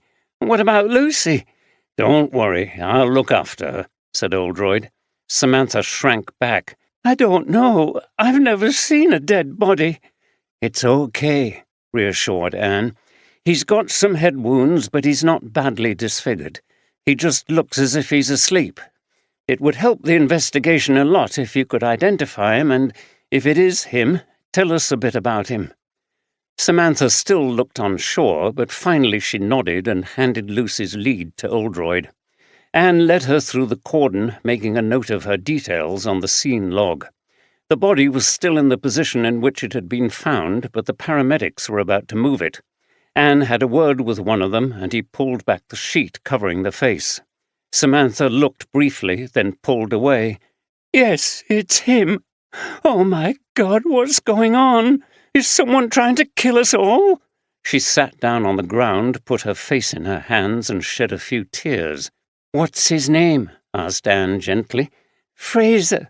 I think his surname was McLean or something. I've known him for a few months. He came down here from Glasgow. I don't know why. He drank a lot and said the hostels wouldn't let him in. He was a gentle bloke. He wouldn't have hurt anybody. He didn't deserve this." She started to cry again. Anne left her for a moment and motioned to the paramedics to cover the body. Then she helped her to get up and led her back to where Oldroyd was waiting with Lucy. Samantha took the lead. "Thank you for your help. Are you okay?" said Anne. Samantha nodded but didn't reply. Then she walked off with Lucy. "Fraser McLean, although we have to confirm the surname," said Anne. "Another unfortunate homeless person, it seems, very much like Geoffrey Smith. I think it confirms that the murderer's choice is random." "That's what we expected, isn't it?" "Yes, sir. I must say that woman turning up has really highlighted how homeless people in this city must now be feeling. Imagine being out on these streets at night when you know a murderer is on the prowl." "Yes, you'll have to give the order to increase night patrols in the city centre. What's the city's policy on providing accommodation for homeless people?" "They have a strategy and are trying their best, but money is tight, as it is for all services." "I'm sure. Anyway, you'll want to finish up here. I'll see you back at the station." Oldroyd walked back slowly and thoughtfully to his car. They were in a tough position, and he did what he always did when things were difficult. He put on a CD of a string quartet. It was Brahms' String Quartet No. 1 on this occasion, and it contained one of his favourite slow movements, which always soothed and stilled his mind. Unaware of the latest developments in York, Andy was reluctantly preparing to leave for work. He didn't really want to leave Steph, who was still in bed. "How are you now?" he asked, sitting beside her in the bedroom. Steph yawned. "I'm okay. I'm going to get up soon. My cold is a lot better. Thanks for the tea." "Are you sure? I mean, you fainted yesterday. You've never fainted before, at least not since I've known you." "No, but I've been really run down with this cold. I shouldn't have gone back to work. It was my own fault." "Maybe you should stay in bed and rest?" "I don't think so, but I can always go back to bed if I feel bad again, can't I?" "Okay, well, make that appointment to see the doctor. You promised." "Yes, I will, so stop fussing and get off to work. I really feel okay." "Good." He gave her a kiss. Don't forget to text me how you're getting on and make sure your phone is on for when I ring you." Yes, yes, now off you go." He left the flat and Steph smiled. It was nice to have someone who really cared about you. Andy arrived at the York station and was shocked to find that another murder had been committed. Oldroyd briefed him before they attended the latest case meeting. "Okay, good morning, everyone. Although there's not much that's good about it," said a downbeat Anne Hopkins. "Just to confirm what I know you will have heard, another homeless man has been murdered, this time in Water Alley, near the river. It was another stabbing, probably the work of the same person." She stopped and looked up at her small audience. "This obviously increases the pressure on us. I've already had DCS Hainsworth on to me asking what leads we have, do we think we're making progress, and so on. The force is under pressure when there's a risk to public safety with a dangerous killer on the loose, and the brutal truth is that we'll be replaced on this case if we don't get some answers quickly. I don't have to tell you how humiliating that would be." People shuffled, looking uncomfortable, including Oldroyd. He hadn't yet told Anne that he and Andy would have to return to Harrogate soon if no progress was made. That would make it even more difficult for her. Anne continued. "So, progress on following things up. We got straight on to Philip Story's alibi. The landlord at the Queen's Arms remembered chatting to Story on the evening of the murder, but he can't be sure about the time. Looking at the map, it's not far from that pub to Butcher Lane where Henry Marlowe was killed, so I don't think his alibi is watertight. Saskia Middleton at Roof has given us a list of people they worked with who had difficulties with Marlowe, so we're pursuing those. Of the current suspects, the front-runner must be Justin Hayward, who had the motive and no verifiable alibi for the night of Marlowe's murder. The problem is that he's an intelligent man, so if he planned, with or without help, to kill Marlowe, wouldn't he have been likely to construct some kind of plausible alibi?" A number of people nodded.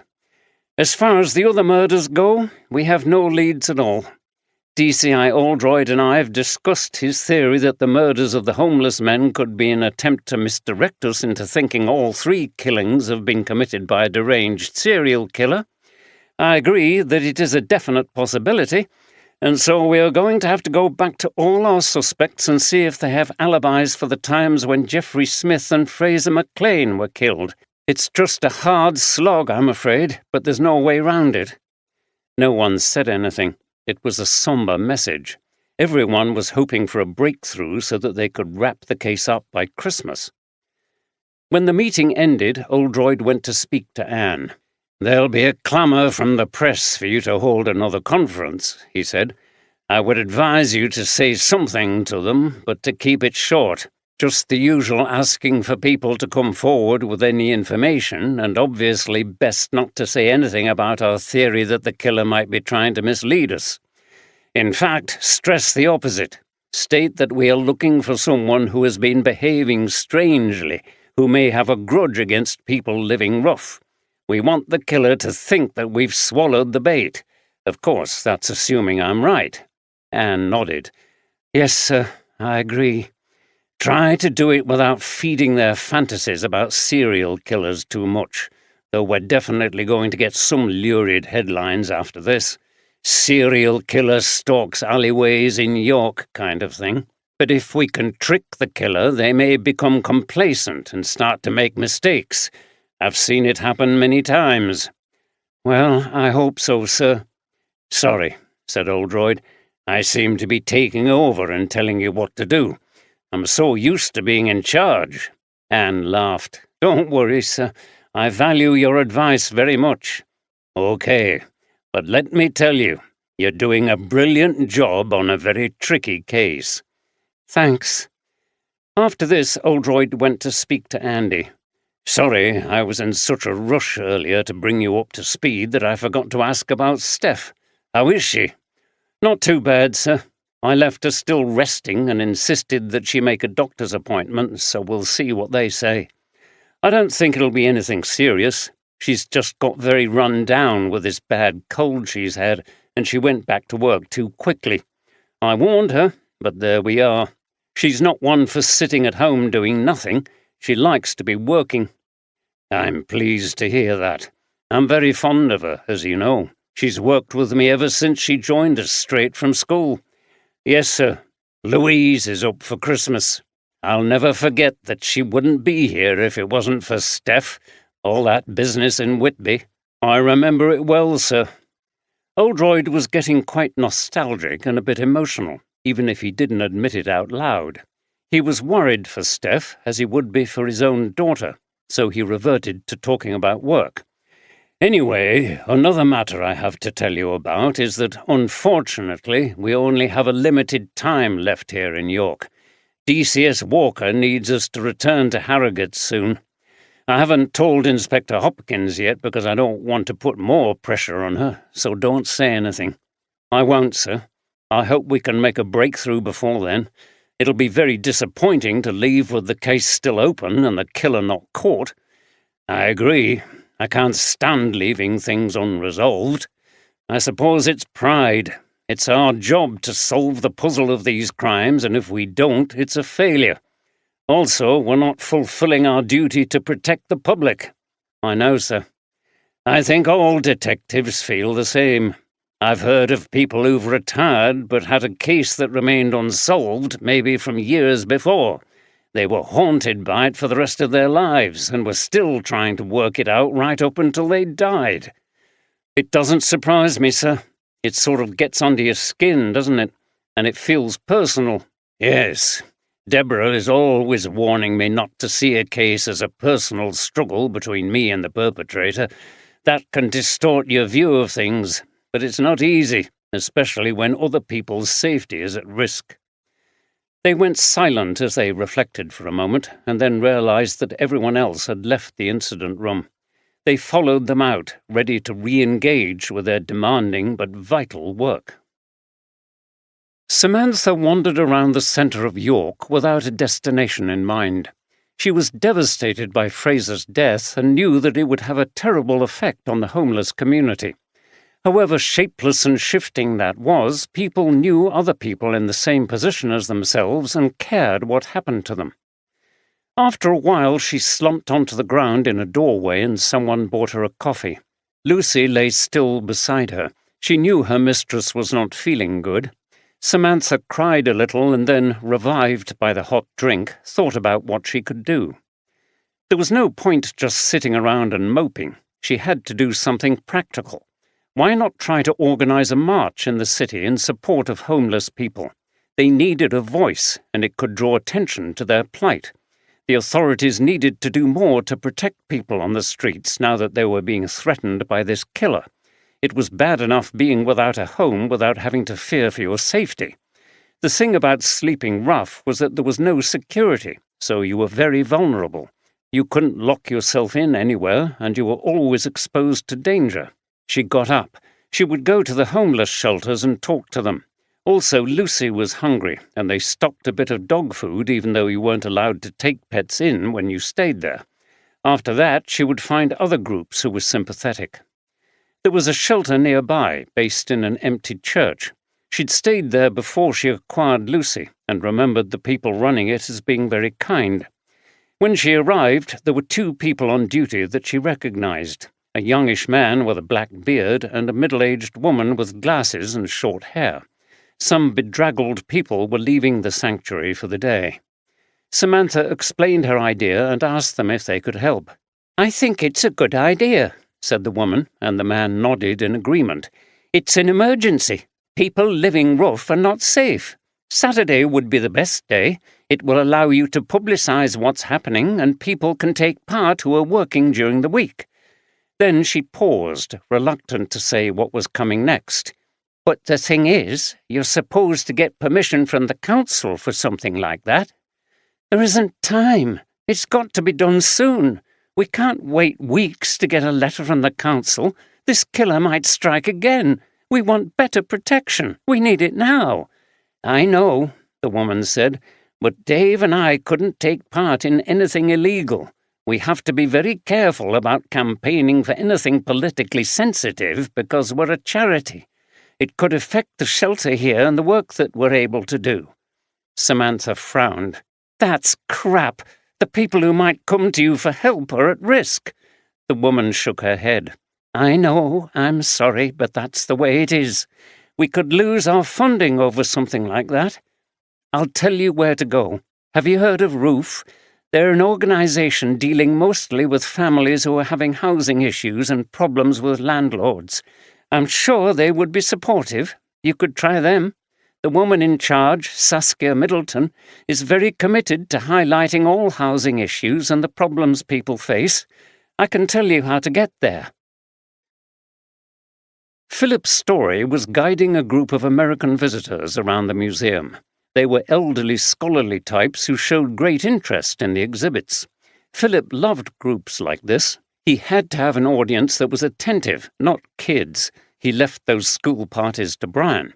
Philip relished an opportunity to show off his knowledge about Roman York and to tell stories about life and events in those times. They were looking at a series of statues and busts of Roman leaders. Each one had an information board explaining who they were and their relevance to York. Now, announced Philip portentously, do we have any ministers of the church here today? One man raised his hand and identified himself as Reverend Harris, a retired minister from the American Episcopal Church. Well, sir, Philip said, something truly momentous in relation to the Christian church happened in Roman times here in York. He pointed to one of the statues. This is Constantine the Great, who was proclaimed emperor by his father's soldiers here in York in 306, when his father died in this city.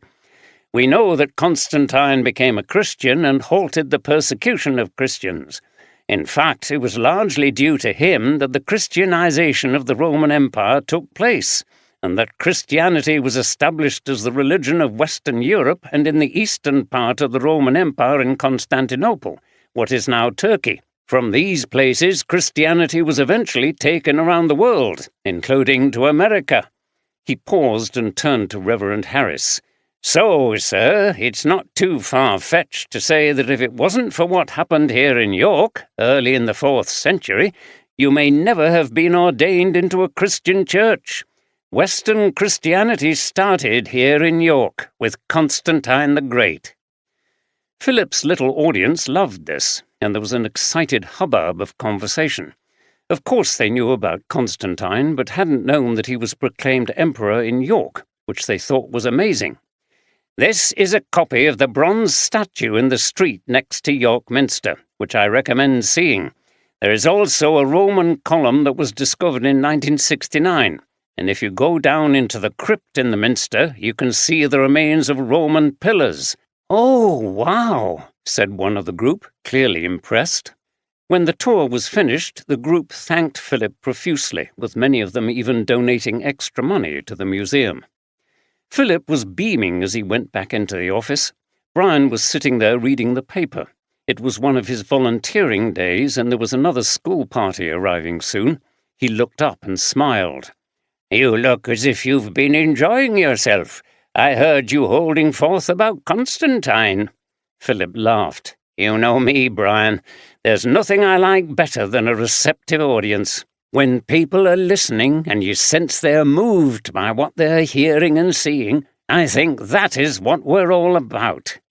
He took a deep breath after this little speech. I know I'm a bit of a performer. It's why I like doing a bit of acting. Which reminds me, there's a panto rehearsal tonight. What are you then? Widow Twankey. I've done it before. It's great fun. I like kids when they're laughing and enjoying themselves, not when I have to talk to them about this stuff and they look bored. He gestured to the exhibition area. Brian laughed. You're too formal when you talk to them. You can't give them a lecture. You have to make it interesting. Try to look at it from their point of view. You can entertain and educate them at the same time, you know. Yes, well, I'll leave it to you. I could never have been a school teacher. Okay. By the way, I assume you've heard that there's been another murder? Yes, same scenario, wasn't it? I overheard people talking about it on the way in. Those homeless people must be terrified. I hope the police get it sorted out soon. It's terrible to have this going on just before Christmas, and in York. Too cruel anywhere, to quote the bard, replied Brian with a smile. But I know what you mean. You need to be careful yourself. I know you walk home through some of those dark snickle ways. A serial killer might not care who the victim is.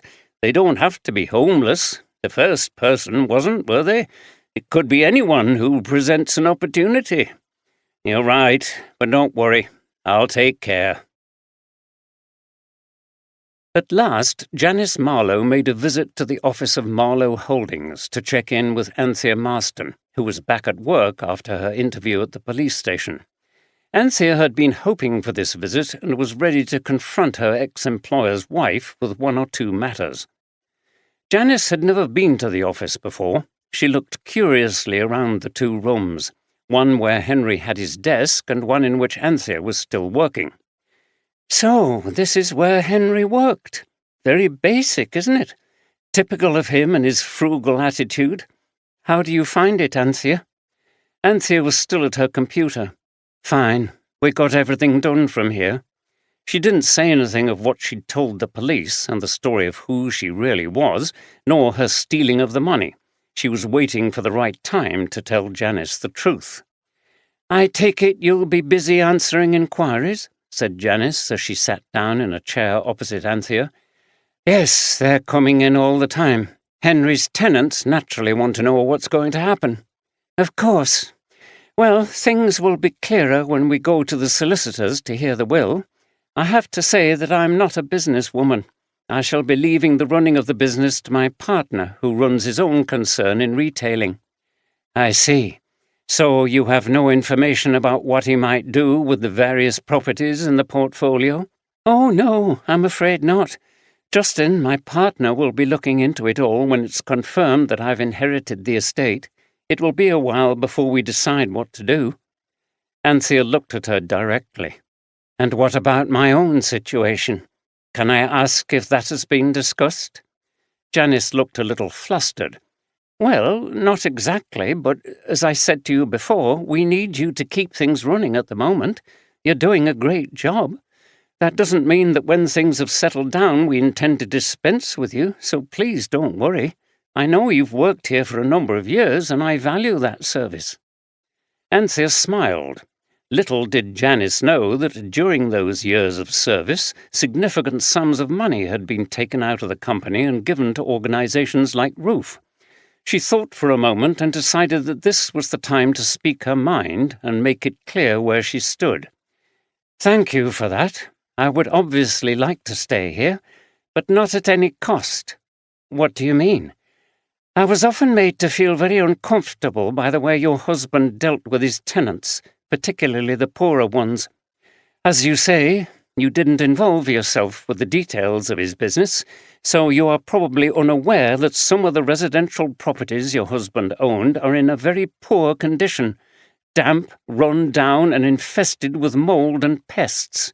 He stubbornly refused to spend money on their upkeep. I've witnessed some very unpleasant scenes where desperate people came here to plead with him to do repairs, but were turned away. Some of them have small children who are having to live in those conditions.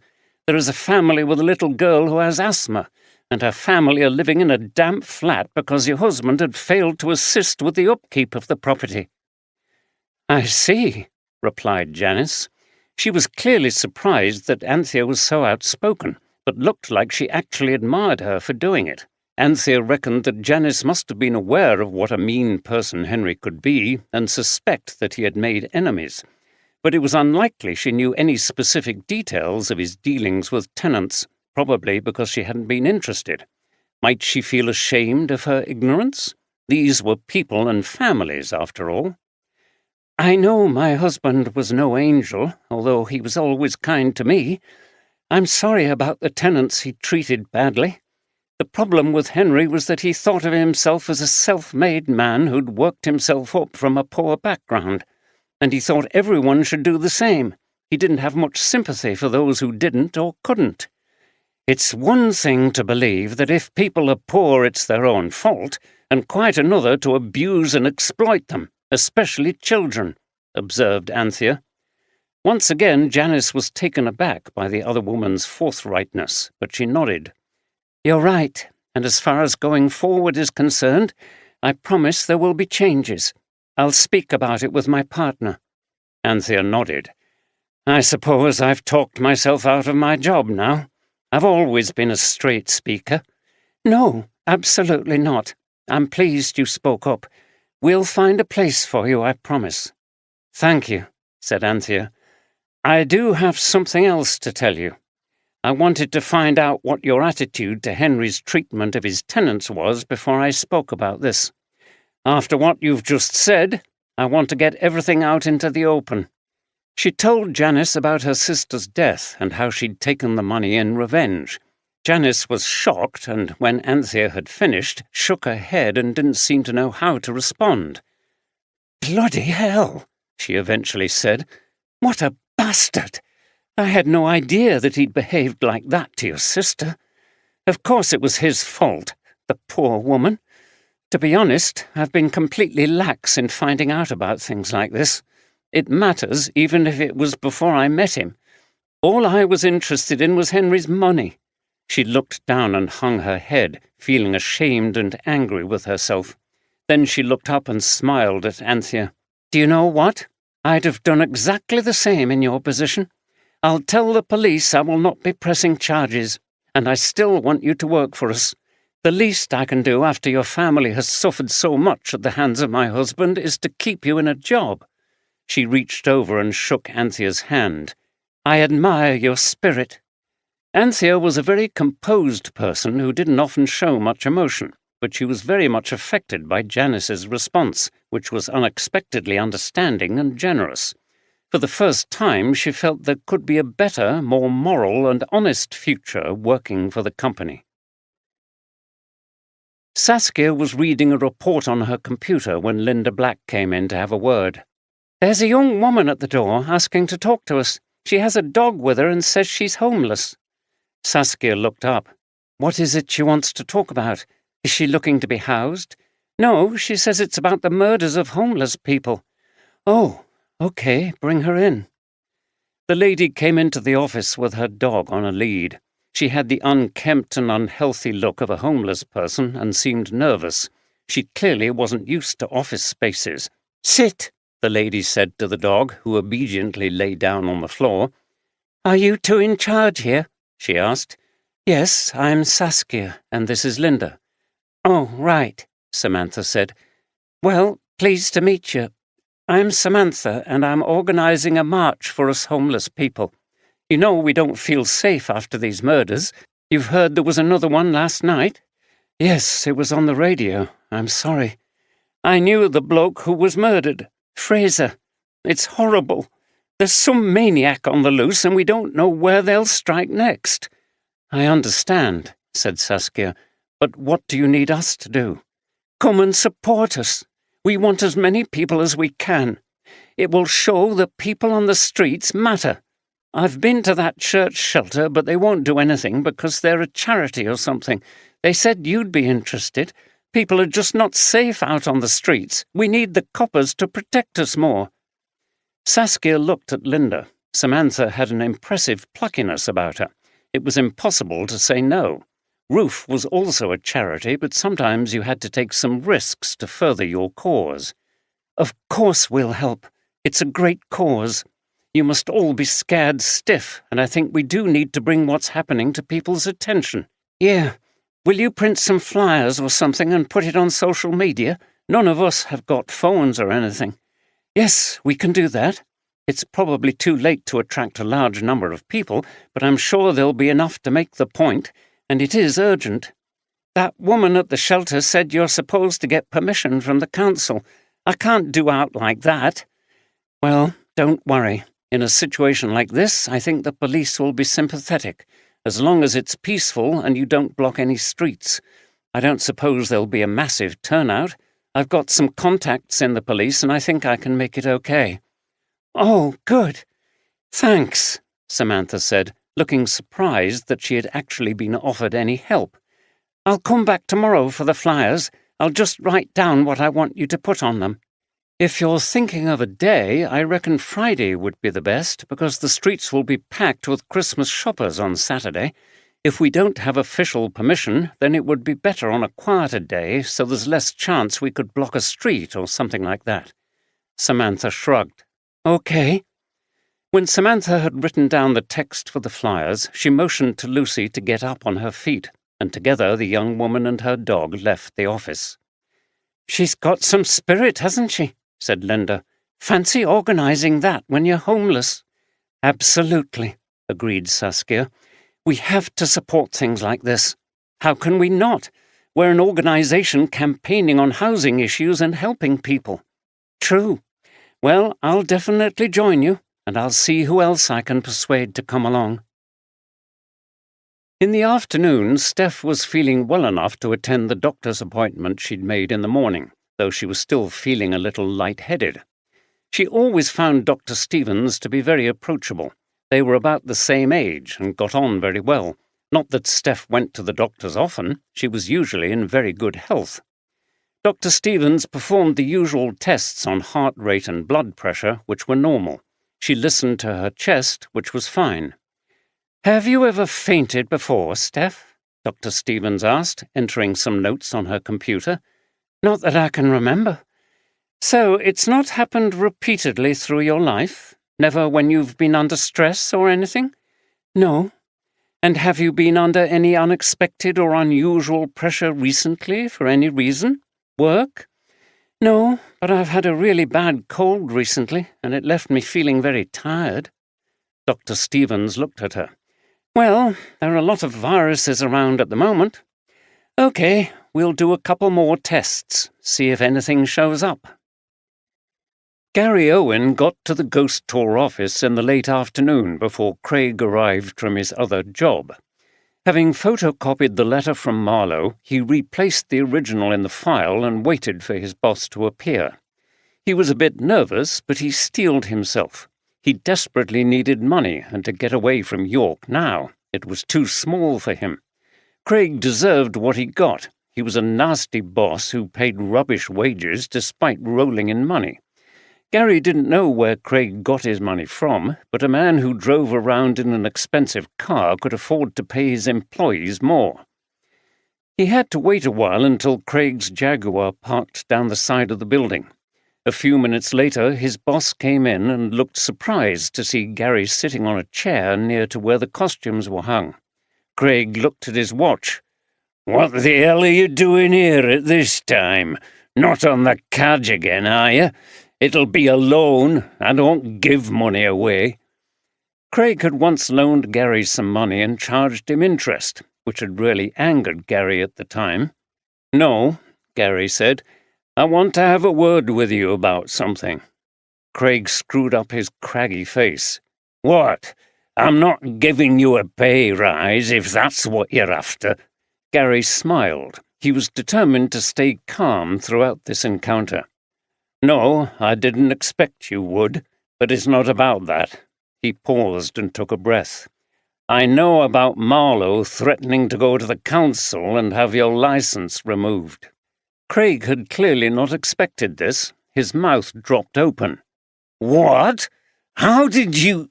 You've been going through my stuff here, haven't you?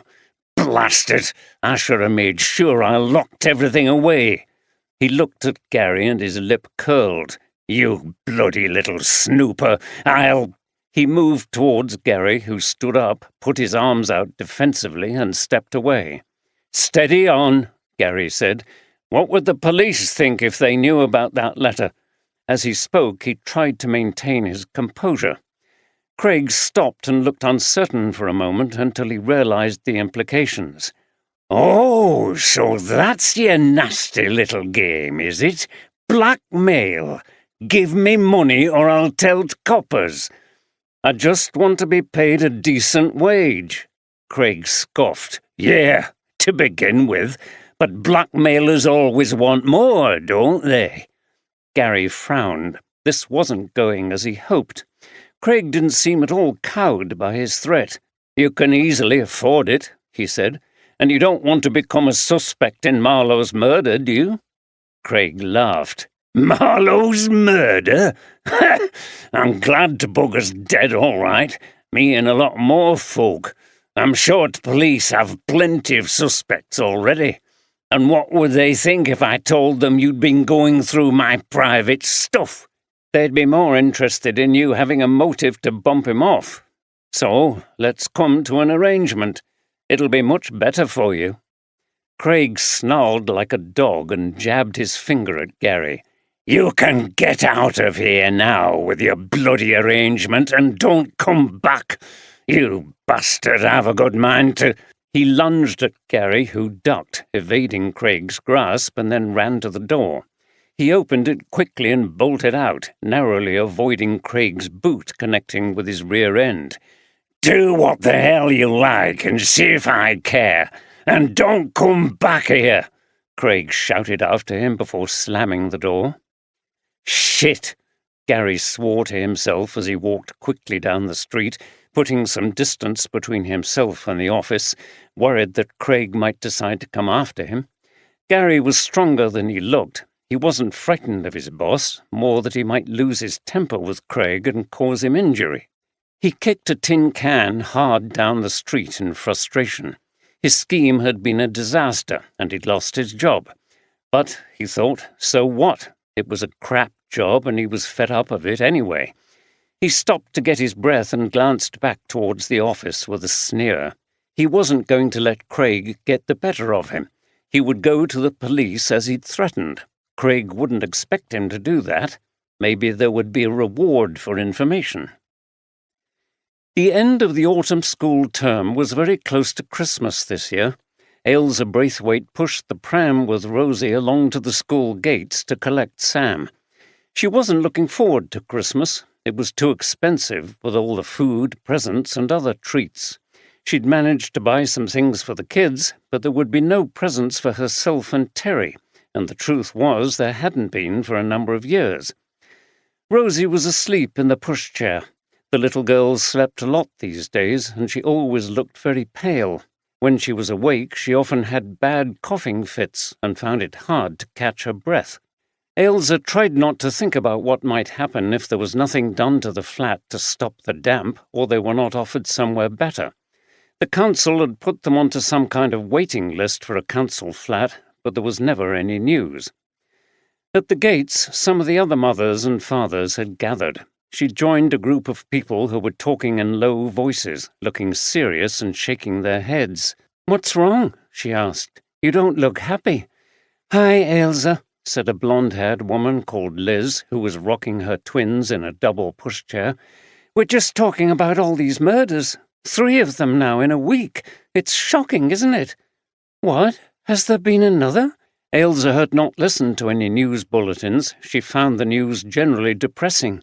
"Yeah, haven't you heard? Another homeless man was stabbed in one of those dark snickleways."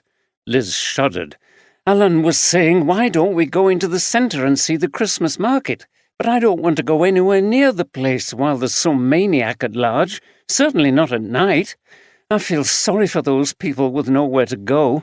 They must be terrified at the moment." Another woman carrying a young child joined in.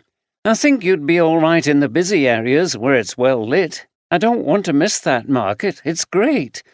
"No," said Ailsa absently as a fresh pang of anxiety went through her. She knew the stress of her life was making her anxious, but she'd never entirely got the idea out of her mind that Terry could somehow be involved with Marlowe's death. Going out in his taxi at night gave him the opportunity to move around, and... She shook her head. She had to resist thoughts like this, but she was desperate for the police to find the killer and prove her husband really did have nothing to do with what had happened. "Oh, they're coming out," somebody called, and suddenly there was a rush of children running down the path towards them. Ailsa's panicky train of thought was disrupted as Sam shot up to her, smiling and holding a Christmas card he'd made. The reporters seemed positively exultant at the latest press conference. They had got what they wanted, an unpredictable and terrifying serial killer on the rampage in the cathedral city of York in the dark days of December leading up to Christmas. It was a dream story. Anne felt some revulsion as she stood outside the station, sensing their excitement. What a job it was if it made you enthusiastic about frightening people, especially just before Christmas. "Inspector! Inspector!" There was a huge scramble to ask questions. "Are you going to catch this killer soon? Will York be terrorized all over Christmas? Is this mystery murderer a step ahead of you?" Their questions were very provocative. They knew that she couldn't answer them in an affirmative way. She would have to do what Oldroyd suggested and keep to simple messages, even though it made her appear rather weak and evasive. "My team and I are obviously working extremely hard to catch this killer, but they have struck a number of times over a very short period, and we have not had the opportunity to follow up any leads." "We hear that you're getting help from DCI Oldroyd of West Riding Police. He's got quite a reputation as a crack detective. Is he here because you're not capable of solving this case, Inspector?" Anne took a deep breath. "No, DCI Oldroyd has been involved from the beginning in a consultant role, and his help has been very useful, as has that of—" She was interrupted. "Is it true that DCI Oldroyd discovered the body of Henry Marlowe, the first victim?" Anne frowned. They had kept this information back from the media, as things like that were distractions that only fed their imaginations and speculations. Top police inspector finds body in York. Clearly someone had been speaking to the press. Somehow they always found these things out, no matter how hard you tried to keep them secret. Not by himself, no.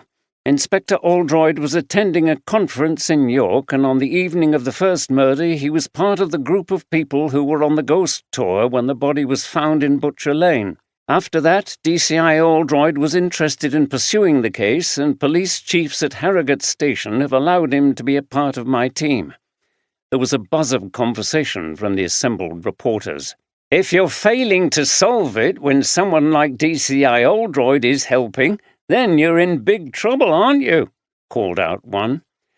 "As I said, events in this case, and we are assuming that all 3 murders have been committed by the same suspect, have moved very fast. I don't think it's helpful to talk about failing and trouble at this relatively early stage of the investigation." There was a cacophony of voices, all asking questions together. Anne had to raise her voice to be heard. "If I can just continue, please?"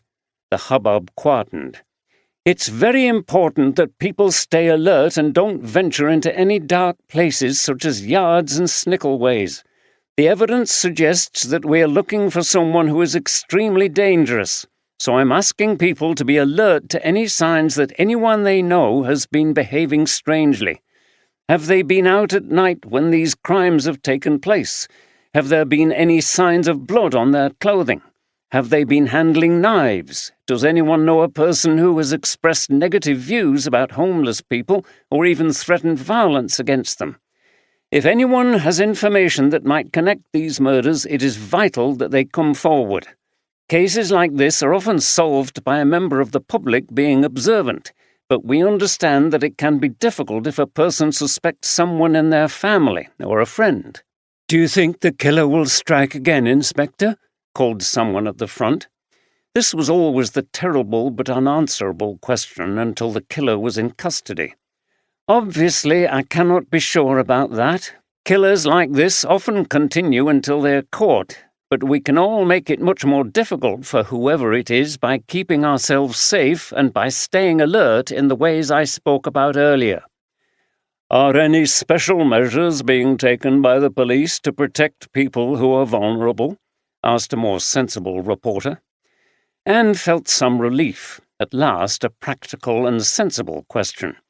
"Yes, we will be increasing the number of patrols by officers in the city centre, especially at night. We hope that the council and the charities who work with homeless people will increase their efforts to find safe places for them. But we know that these are difficult times financially." When the press conference ended, a tired Anne walked back into the station where she met Oldroyd in the incident room. "How did it go?" "Fine, sir, I think. I laid it on thick that we were looking for a dangerous killer who has committed 3 murders and people should report suspicious behaviour. I'm afraid it will result in a lot of bogus calls to us, which will waste our time, but it will be worth it if the killer believes they've got us onto the wrong trail." "Good," said Oldroyd, who was sitting with a cup of coffee and looking at the diagram of the suspects on the whiteboard. He got up and poured a mug for Anne before continuing. "You know, I'm more than ever convinced that the murders after Marlowe's have been intended as misdirection. I'm sticking my neck out, but I think there are unlikely to be more murders. Once the killer hears what you've said, and they'll be listening carefully, they'll believe that we've taken the bait and are off their track." "What makes you more confident, sir?" said Anne wearily. It had been an exhausting day so far, and it was still only mid-afternoon. Oldroyd leaned forward. He felt positive about his theory now.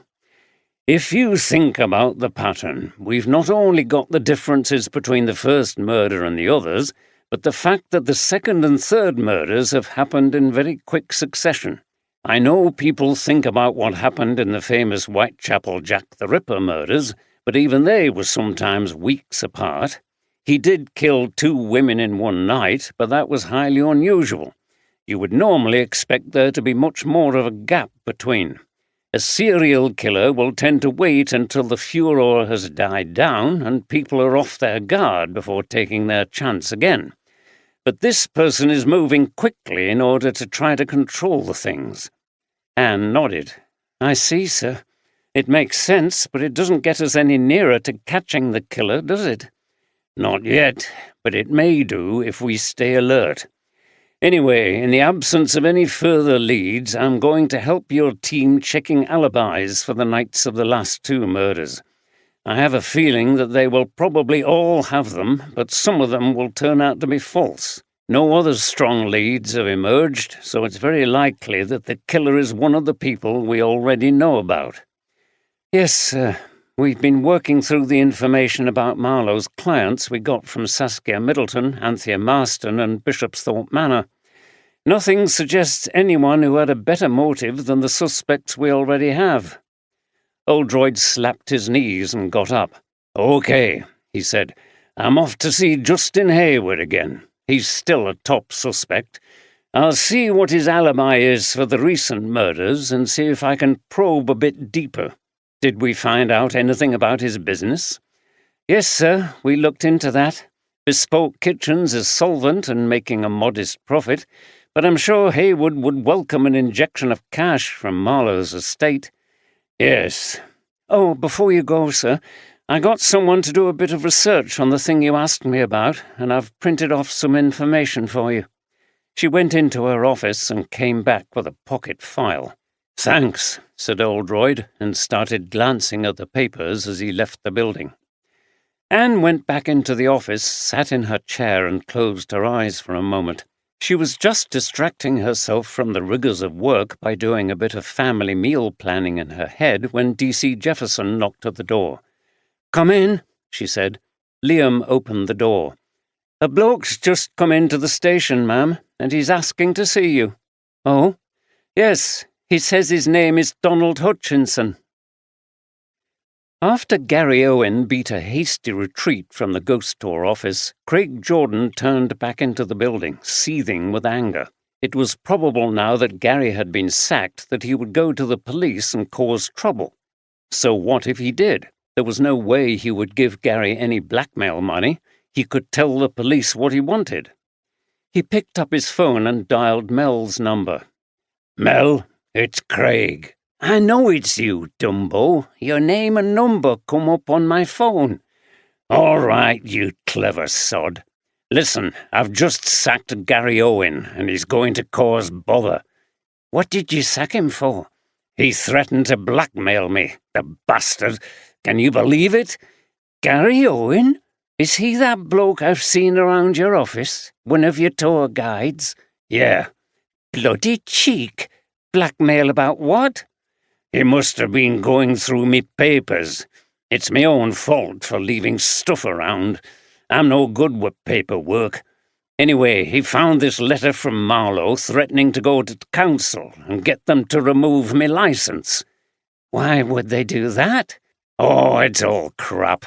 He said there are too many ghost tours going past that shambles of a building that he owned, and it's lowering the tone of the area. Can you believe it? It's that wreck of a place that's lowering the tone. He was such a miserable bugger he couldn't stand the idea of anyone enjoying themselves. Anyway, listen, I think Gary will go to the police to get his revenge, and then there's a good chance they'll be back at that palace where Marlowe lived looking for more evidence against me. So be careful. You don't want them to find you there pinching stuff. Right, thanks for the heads up, but I already knew the police were nosying around. They were there the other day when I turned up to clean, and a nice detective told me that Henry had been murdered. It was quite a shock. I've been back once to get the stuff I brought to you, but I wasn't going to go again before Christmas. I'm trying to find out if anyone's going to live there. At the moment, I can come and go as I please, because I don't think anybody knows I've still got a key. So I can select a bit more stuff at my leisure. She chuckled. Don't worry, you can always tell if the police are there because their cars are parked outside. Okay, good. Glad to hear it. I look forward to you bringing some more things over. But don't get too greedy and get caught. Oh, I won't. I know what I'm doing. Anyway, I'm too busy at the moment. I've got all my Christmas shopping to do. But at least I've got more cash to do it with. Anne Hopkins sat facing the elusive Mr. Hutchinson. He turned out to be a tall man with a full beard, dressed in a large black overcoat. "I've just heard about what's been going on here," he said in a Scottish accent, "and I found out you were looking for me in connection with the murder of Mr. Marlowe." "Yes," replied Anne, still stunned that this man had turned up. This could demolish DCI Oldroyd's theory, and where the hell would they be then? "Can you tell me exactly what happened on that day when you met him?" Hutchinson took a deep breath. "Yes. Well, I'm a property developer myself. I'm based in Scotland, but I'm on the lookout for stuff all over the British Isles, so I spend a lot of time travelling. I was in the area looking at one or two properties when I saw this small place advertised for sale. I thought that being in the centre of York, it might have, some development potential. So I rang the office, Marlowe Holdings, I think the company was called, and I spoke to a nice woman who said she would tell Mr. Marlowe I would be at the property at 6 o'clock. My phone was out of power, you see, so I was in a call box. I didn't want to miss the opportunity. I knew it would be dark, but it would be okay for an initial viewing, and I was shortly going back to Scotland." "Have you had any dealings with Mr. Marlowe before?" "No, at least I don't recall any. I have dealings with so many property owners and companies that it can be difficult to remember them all. Anyway, this place was in a very dark alley. Mr. Marlowe was there waiting with a torch, and we went inside. There was no electric light. I had a brief look round, but I was disappointed. He said it was very old and had been a shop and a small house in its time. But to be frank, it was little more than a shell. I wasn't even sure about the external structure. The asking price was low and the position was good, which is what had attracted me, but it seemed that just about everything needed doing. The investment would have to be big, and then there was the question of conservation area status. That always makes things more difficult. I had a brief look round, thanked Mr. Marlowe, and left. I think he knew I wasn't interested. But I want to emphasize he was very much alive when I left him.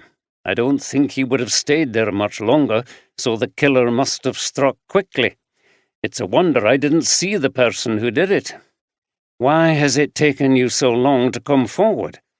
I heard someone had been murdered here in York, but I don't follow the media much. I find the news too depressing, so I didn't learn the details until yesterday when I was in a cafe and someone who was talking about the murder mentioned the name Marlowe. So I asked them about it and they told me the full story and about the other murders too.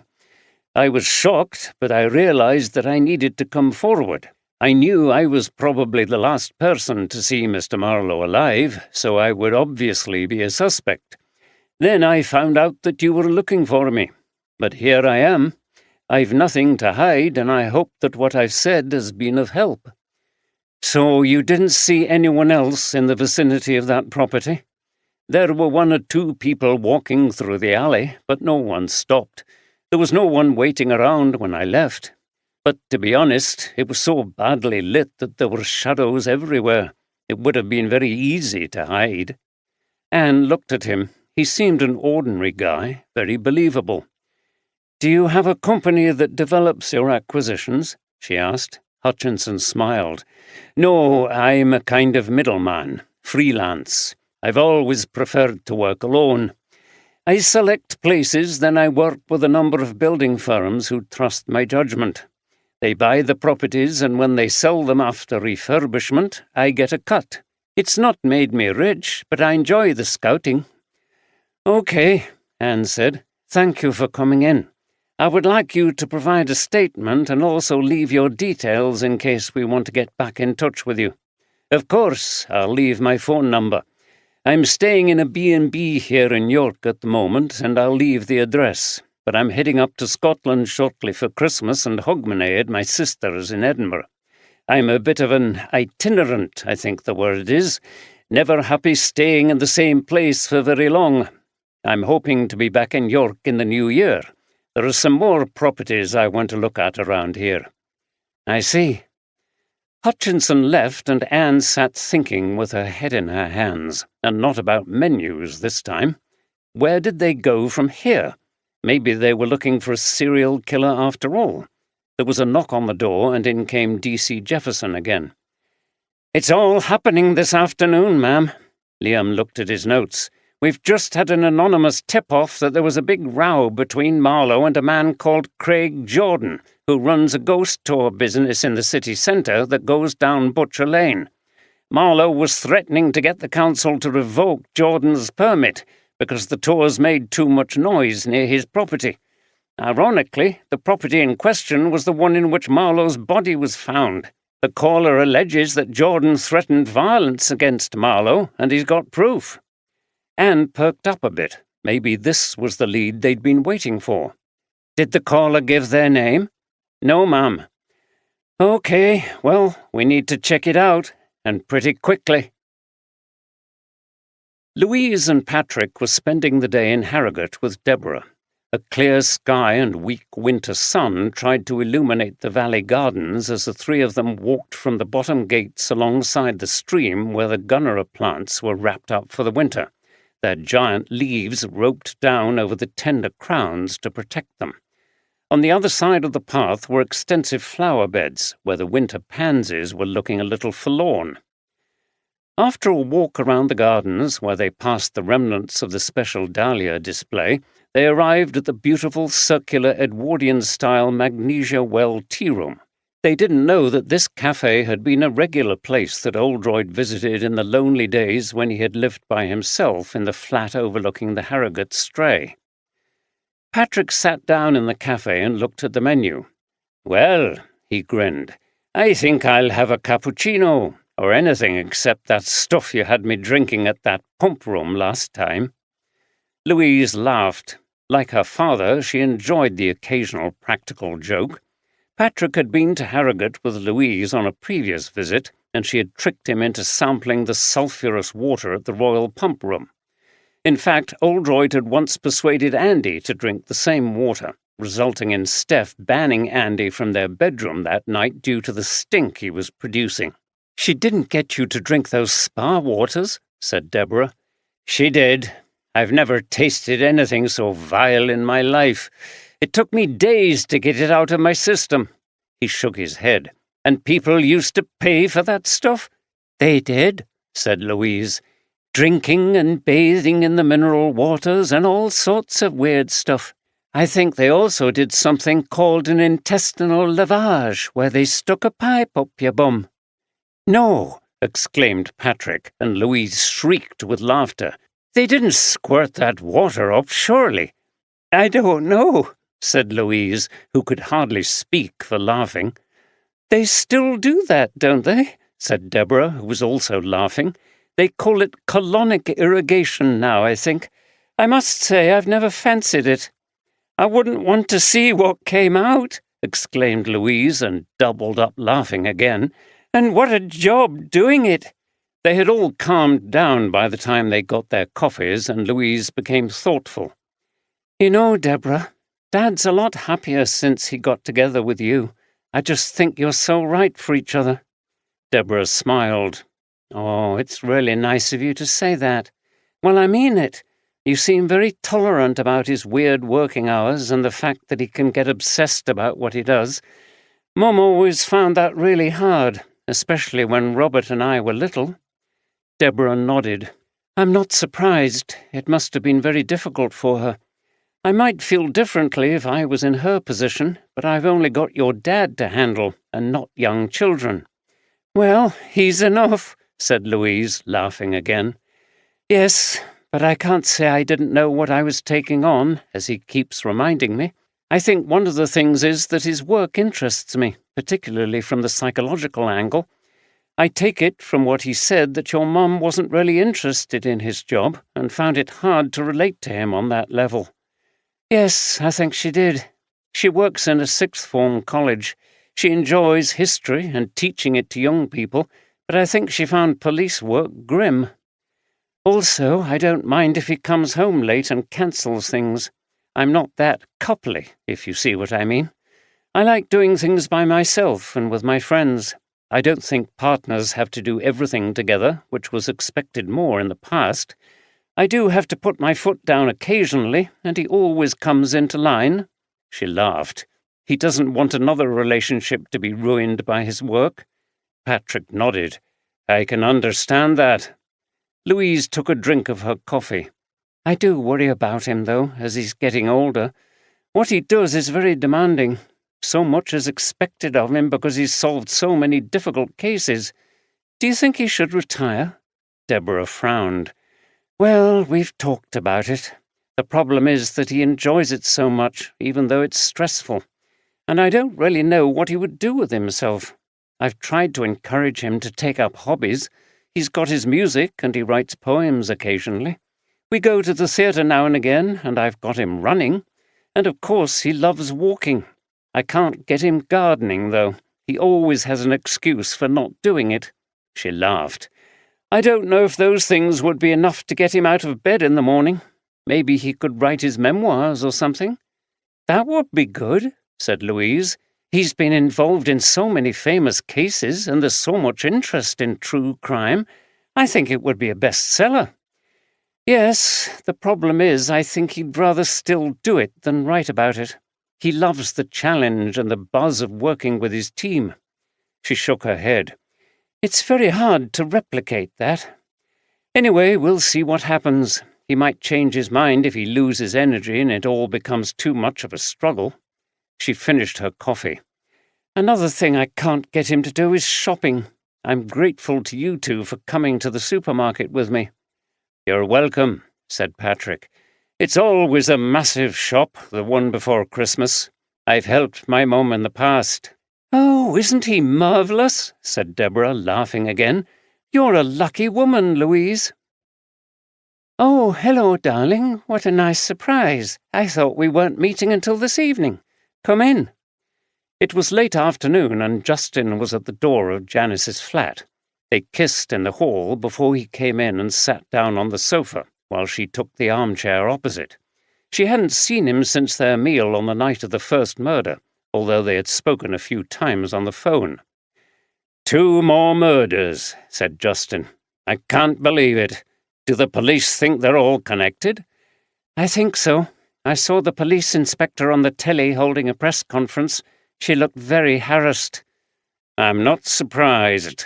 I told you the police came to see me, and I got the feeling that I was a chief suspect. Surely they don't think I would go around murdering homeless people." "No, but I think they're struggling." Justin paused before continuing. "How are you, anyway? There are some things I want to talk to you about." "I'm okay. What things?" "When we went for that meal, you were upset. and you seemed to be struggling with things you'd learned about yourself." Janice looked down. "Yes, to do with relationships and my attitude to money. But I told you, Justin, it's different between you and me. Yes, I know, but I thought maybe I could help you more. You see, we were both brought up in poor families where money was short, weren't we?" "Yes. I've been blinded by the idea of having plenty of money and not having to worry about it. It's gone on for a long time." "Look, I understand. You had no money as a kid, and you've never forgotten that. The disappointment and going without things. When you grew up, you were determined never to be poor again." She nodded. "I was the same," he continued. "I worked so hard setting up this business that my marriage to Sheila broke down. And I wasn't really doing it for her or for Adrian and Kelly. It was for myself, so that I could feel secure with money in the bank. I realize now that it was more important to me than spending time with my family." He shrugged. "It's too late to change that now, but it's taught me to have a different attitude to money." Janice nodded. "You're right. I've also had a sobering experience today. I went to see Anthea Marston in the office. She told me about Henry's behaviour towards her sister." She shook her head. "I won't go into details now, but it shocked me, and I realised that I've been awful. I never took any interest in how Henry made his money or how he treated people.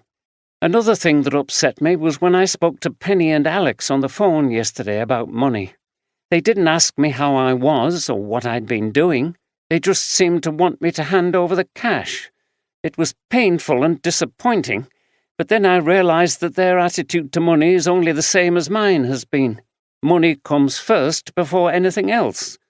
She looked at Justin and seemed to be on the verge of tears. "They don't seem to want to see me, they just want my money." "I'm sure it's not as bad as all that." "Well, if it is, I've only got myself to blame. I went through 3 marriages and they all failed because I married for money each time. It's my fault." She moved to sit on the sofa with him and held his hand. "It's not going to happen to us. I admit I was attracted to you partly because you have a business and are comfortably off, but I'm telling you again that my feelings for you are deeper than that, and money is not going to spoil it this time." Justin was very moved. He embraced and kissed her. "I think that's amazing. I'm so proud of you for saying those things. It's not easy to admit when we're wrong and that we want to change. I feel exactly the same about you, and this has brought us so much closer." "Oh, Justin, that's wonderful." "There's something you could do, however, that would really show that you want to put things right. Find out who the present tenants are that Henry was treating badly. Go round and tell them that things are going to be different now. That way you can draw a line under the past and start to right the wrongs inflicted by Henry. It will be good for the tenants and for you." "You're right," she said. "I will." Andy was feeling anxious as he drove home that night. He hadn't heard much from Steph apart from brief texts saying she was all right and her cold was a bit better.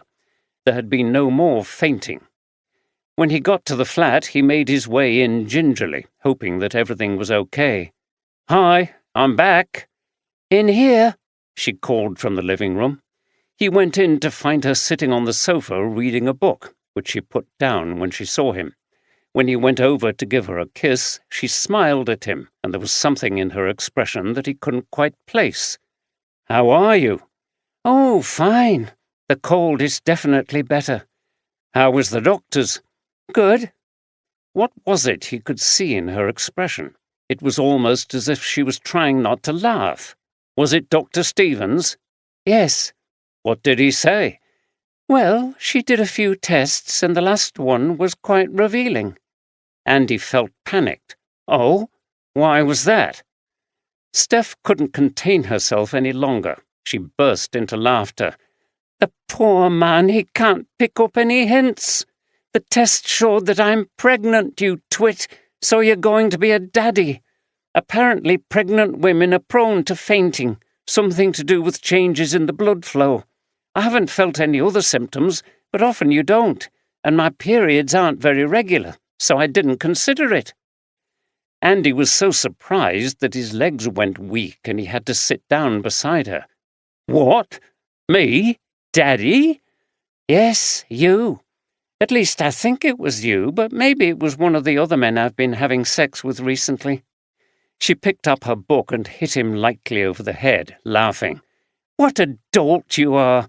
And look, I'm already reading all about it and getting prepared." She showed him the book, which was about pregnancy and childbirth, but he seemed speechless.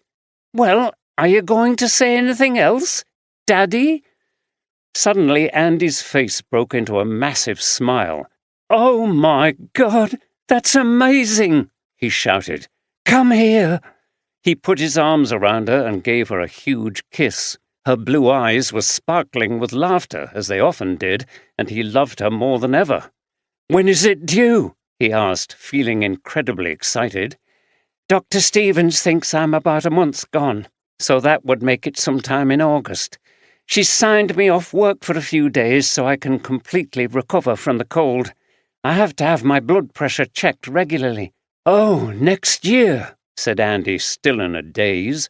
He didn't seem to have heard what she said about having time off work. Steph looked at him and shook her head. "No, a year in August, obviously. I'm going to be the first woman to be pregnant for over 18 months.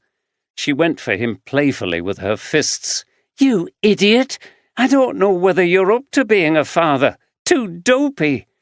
"Well, we'll have to celebrate." Andy got up. "I'll get round to the shop and get some champagne. We'll—" "Oh, no, here he goes again. I can't drink, you fool. It's bad to have alcohol during pregnancy." Andy put his hand to his forehead. "Oh, yes, I forgot. What shall we do? We must do something to celebrate." "Oh, but we can't do that, can we?" "What?" "Well, sex. Won't it harm the baby?" Steph laughed again. "Bloody hell! Did they do any sex education at all at your school?" "Yeah, but just the basics, sperm and eggs and stuff like that." "Well, no, it doesn't harm the baby, but don't get excited. I'm still not very well.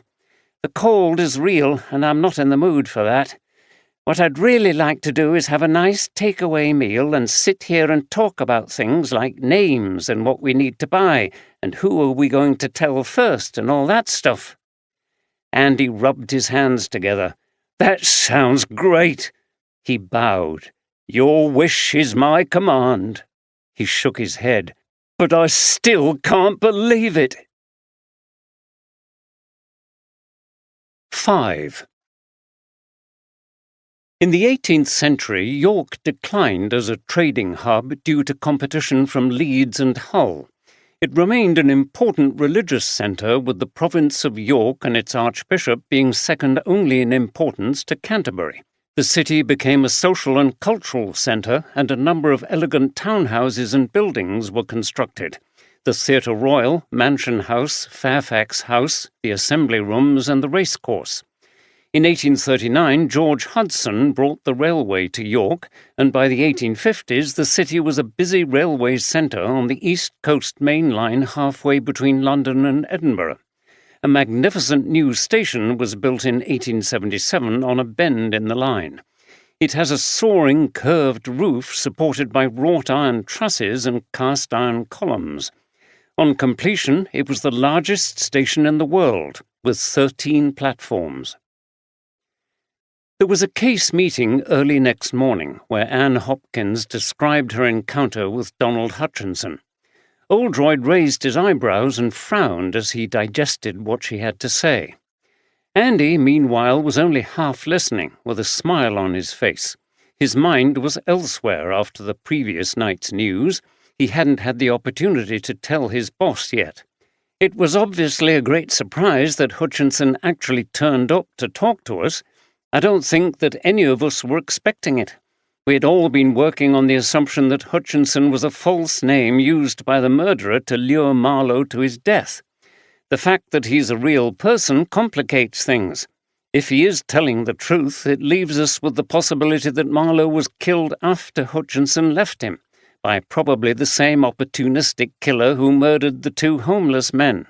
So, ma'am, said D.C. Jefferson, that would mean that we're wasting our time looking at the motives and the alibis of the people who knew the victim and had a reason to kill him. Marlowe was killed because he was in the wrong place at the wrong time. I only said that was a possibility, Liam. We have to continue with all lines of inquiry where there is evidence. She turned to Oldroyd. What do you think of this, sir?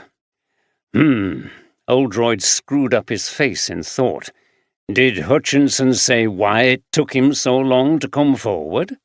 He's staying in a B&B here in York and said he wasn't following the news. He overheard someone talking in a cafe about a murder and heard Marlowe's name mentioned, so he contacted us. She shrugged. Sounds okay. In fact, he was generally very plausible, and he claimed that he left Marlowe alive and didn't see anyone around that Snickleway who seemed suspicious. He also claimed that he'd had no prior dealings with Marlowe. What was he like? Tall, big beard, glasses, Scottish accent. He runs his business from Scotland, but spends a lot of time travelling round the country viewing properties. He acts as a kind of agent, finding stuff for development companies to buy. Has anyone seen him around in York before? Asked Oldroyd, but no one had. OK, said Anne. We're going to have to find out more about him and whether he did have a motive to kill Marlowe despite his denials. She paused and looked around at everyone.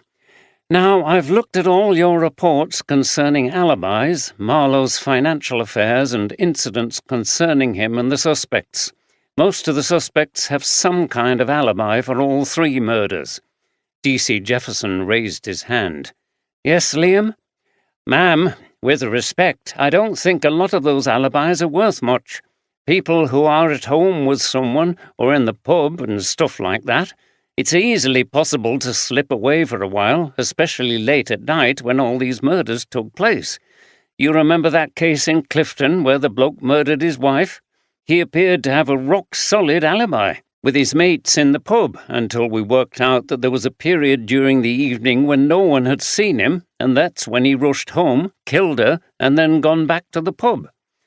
Yes, Liam, I do remember that case, and your point is valid. Alibis are only part of the picture. If lots of other evidence points to a certain person, an alibi has to be revisited. Anyway, we have a couple more leads to follow now.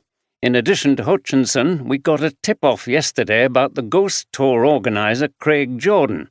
She looked at Oldroyd. He runs the tour you were on, sir, when the body was discovered. Oldroyd raised his eyebrows. Anne continued, This anonymous caller alleges that Marlowe was threatening to have Jordan's licence revoked and that Jordan had threatened violence. Another hand was raised, and she turned her head towards the questioner. Yes, Kate? Craig Jordan, ma'am? I've come across that name before. Isn't he the bloke suspected of running a fence out near the ring road? Anne nodded. I think you're right. I wonder if Marlowe knew about that as well. He could have used this information against Jordan. Anyway, we'll stick with what we've got. We haven't got the time or the resources to start looking into whether or not he's receiving stolen goods. Did this informant offer any proof? Asked Andy, finally beginning to concentrate. He may be just a disgruntled employee trying to cause trouble. We called back and said that we would take no action without some evidence, and that he would have to identify himself. So he came in this morning, looking sheepish, with a letter, said his name was Gary Owen. She turned to Andy. You're right, he was employed by Jordan, who he had admitted sacked him, so we'll have to take that into account. Nevertheless, it needs to be investigated. The letter does contain comments threatening to do things to Jordan, but how serious it all is, I'm not sure. This time she turned to Oldroyd. Could you and Andy root out this Craig Jordan while the rest of us see what more we can find out about Hutchinson? Oldroyd gave the thumbs up, but didn't say anything. He was still struggling with where these current developments left his theory about the murders. Andy came over and sat by Oldroyd as the others in the room were talking among themselves. He had a beaming smile on his face. "Well, something seems to have pleased you," said Oldroyd. "Have your lottery numbers come up?" Andy spoke in a quiet voice. "No, sir. Better than that. I've got some news for you. Steph's pregnant. I'm going to be a father." "What? Oh, that's fantastic," replied Oldroyd, who grinned and shook Andy's hand. Andy looked around the room and he gestured to his boss. "Sir, if you don't mind, can we keep it quiet? Steph said I could tell you, but no one else yet." Oldroyd nodded. "I see. Yes, of course. But congratulations. Wow, Steph a mother. That's great." He shook his head. "You know, I still think of her as the young lass who joined the force straight from school. How old was she? 17? 18? It's amazing how the time has passed so quickly." "Well, sir, I feel it too. When I first came up here, I'd no idea how much I'd love it, or that I'd meet Steph and love her even more. And now we're going to start a family. It's incredible." Oldroyd laughed. "That is really good news, and we needed some at the moment. We'll have a drink to celebrate at the first opportunity." He tapped his finger on his nose. "But don't worry, I won't say anything to anyone." At the house in Newbridge, Louise and Patrick were doing some housework while Deborah saw a client. Deborah had protested, but Louise had insisted that she and Patrick were not there to be waited on hand and foot. They wanted to help. Louise was vacuuming the hall when her phone sounded. She switched the machine off and answered the call. It was Saskia on the other end of the line. "Hi, Sass," Louise said. "How are you? It was so great to see you last week." "It was good to see you too," replied Saskia. "I'm just calling to ask a favour." "Oh?" "Yes, this case that your dad's working on. It's got really nasty. 2 homeless men have been killed in the centre of York." "Yes, I know. It's awful." "Well, we had a visit yesterday from a homeless woman called Samantha. She knew the second homeless victim, Fraser McLean. She asked if we would help her to organise a march in York in support of the homeless people in the city. We don't usually deal with people on the streets directly. There are other charities doing that, but she is such an amazing character. So the upshot is that there is going to be a march on Friday through the centre of York. Then we will gather at some point and hear a few speeches. I was wondering if you could come along and join in, say a few words at the end.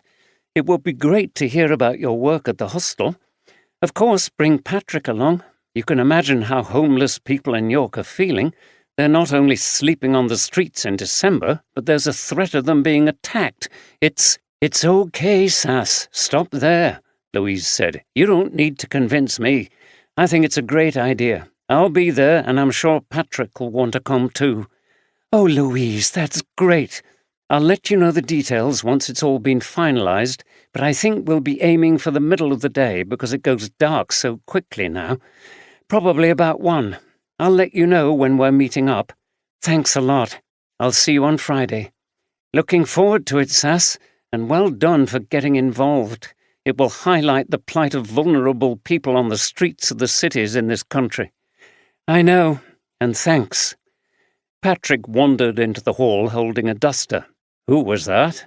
"Saskia. We're going on a march in York on Friday in support of homeless people." Patrick raised his eyebrows. "Are we? Fine. Sounds great.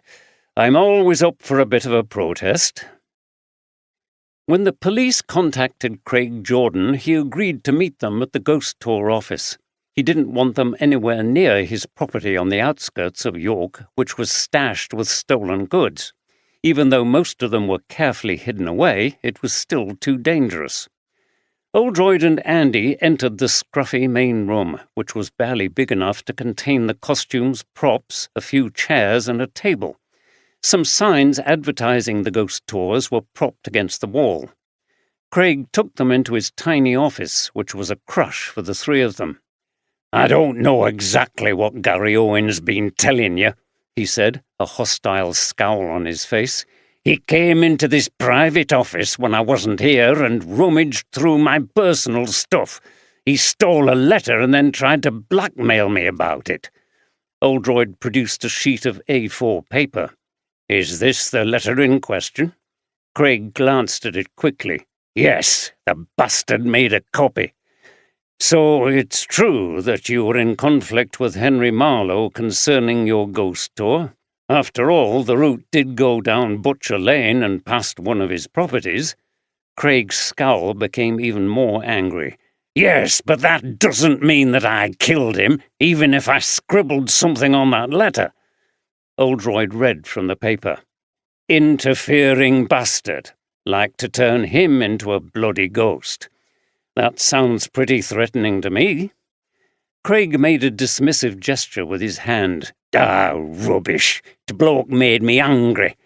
There we are trying to make an honest living by entertaining the public, and a mean, miserable sod who makes loads of money out of his poor tenants in those bloody awful flats tries to stop us. I just jotted those things down when I was in a bad temper." "But if he'd succeeded in having your license removed," Oldroyd looked at the letter again, "and he implies that he's got friends in high places, then that would have had a big impact on your business, wouldn't it?" "It would have caused problems, yeah. Butcher Lane's a good part of that tour. It's a spooky little snickle way, but we could have rerouted the tour somewhere else. What got me angry was him interfering for no good reason. I mean, have you seen that place he has in Butcher Lane? It's a right dump, and nobody lives there." "Yes, we've seen it all right," replied Oldroyd. "That's where Marlowe's body was found, and I was there. I was on that ghost tour." "What? Bloody hell!" "Well, you've met Gary then? He leads that tour, or did. I've sacked him over this." "I see. Well, there are quite a few ironic coincidences here, aren't there? Did you decide to finish Marlowe off in that building of his that caused all the problems, and then have his body discovered by people on your own ghost tour? That must have been very satisfying." "No," Craig stabbed his finger at Oldroyd. "I'm telling you, I never touched him. Why would I risk going to jail over him?" He was lost for words. "Okay, where were you on the night of his murder?" "I don't know. When was it? Last Wednesday? I was at home watching telly. My partner can vouch for me." "And what about when the 2 homeless men were killed?" "What? Are you accusing me of those murders too?" "We believe one person was responsible for all those crimes. You need to give us your home address. An officer will come round to your house to take a statement and also speak to your partner." Oldroyd fixed Craig with one of his hawkish stares. "And by the way, don't consider taking any revenge against Mr. Owen, however you feel about him speaking to us. It would be very unwise, and would confirm in our minds that you are a person capable of violence." "I never want to see that bastard again," said Craig, and returned Oldroyd's icy stare. "Well, he's a bad-tempered bloke, and as you said, sir, capable of violence," said Andy as he walked with Oldroyd through the streets back towards the station. Around them, people were still streaming in and out of the shops. Another shopping day before the rapidly approaching Christmas was coming to an end. "Yes, but I worry about the motive. As he said, it wouldn't be the end of the world if they had to change the route of that ghost tour. Was it worth killing a man for? He's the kind of bloke who hates being told what to do. He could have easily killed Marlowe through sheer spite and anger.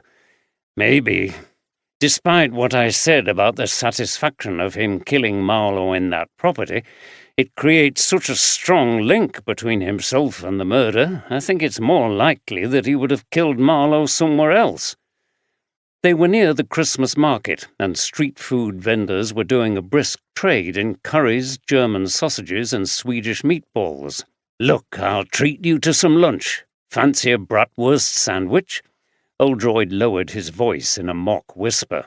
"They can't see us here." "No, sir," Andy laughed. Steph and Deborah both monitored the diets of their partners, who had a tendency to put on weight due to their weakness for junk food. Like a pair of naughty schoolboys, Oldroyd and Andy enjoyed an occasional escape from their surveillance. As they ate their long sandwiches, Oldroyd looked around at the people carrying bulging bags. "By the way, how's the shopping going? I ought to be doing some myself. At least you've got the consolation of knowing that you're better at it than me." Andy swallowed a mouthful of sausage and bread. "I don't know about that, sir, and I'd completely forgotten about it after yesterday's news. I can't even remember what I've done with the list." He went through his pockets and found it crumpled up in the breast pocket of his jacket. "Phew, that's a relief. Steph's going to need even more help now, so I'd better pull my finger out." "Well, take a quick break. We've been at it all day, and here we are in the shopping area. I'll see you back at the station." "Thanks, sir. I won't be long." He finished his sandwich and licked his fingers. "That was very tasty." Oldroyd smiled as he watched him go off much more enthusiastically than last time. The prospect of fatherhood was clearly putting a spring in his step. Anne Hopkins and D.C. Kate Warren located the address that Donald Hutchinson had given them. It was a B&B just out of the centre of York in a gentrified area of large 3-storied Victorian terraced houses. There was a bed and breakfast sign in the window with the word vacancies. Anne pressed on the buzzer, but there was no answer. She pressed again, and a middle-aged woman appeared at the door. Anne introduced herself and Kate, and they showed their warrant cards. The woman looked alarmed. "We're looking for a Mr. Hutchinson. We understand he's staying with you." "Oh, yes, but I don't think he's in. He's out working." "I assume you live here as well?" "Yes, my husband and I own the house. We've run a B&B for many years now, never short of visitors in York. So many tourists. Is Mr. Hutchinson in trouble?" "We're just making inquiries in connection to a murder investigation, and we need to have a look at his room." "I see. I'm Mrs. Richardson, by the way. Come in. A murder, you say? Of course, I've seen something about it on the telly. I can't imagine Mr. Hutchinson getting involved in anything like that. Such a polite, friendly man. It's this way. I'll just get the spare key." Anne smiled at the woman's naivety as she fiddled with the lock to open the door to the room. Inside, everything was neat and orderly, with a suitcase by the wardrobe and clothes hung inside. There was a toiletries bag and a copy of a novel, a spy story by John le Carré, on the bedside table. Other than that, there were no personal items laid out anywhere. Inside the suitcase were underwear, socks, a mobile phone charger, and a glasses case, presumably containing a spare pair. Anne looked round, noting everything. Hutchinson obviously travelled lightly, which was consistent with a man who moved around a lot and knew exactly what he would and wouldn't need on a trip. "How long has he been staying here?" she asked. 3 days now. He's booked for another 2. He's paid cash in advance. He said he's going back to Edinburgh to his sister's for Christmas. I don't know the details about what he's been doing here in York." "Yes, he told us about his sister. Has he stayed here before?" "No, this is the first time, but as you can see, he's a good guest. He looks after the place and generally keeps himself to himself." "Has he said he might come back sometime?"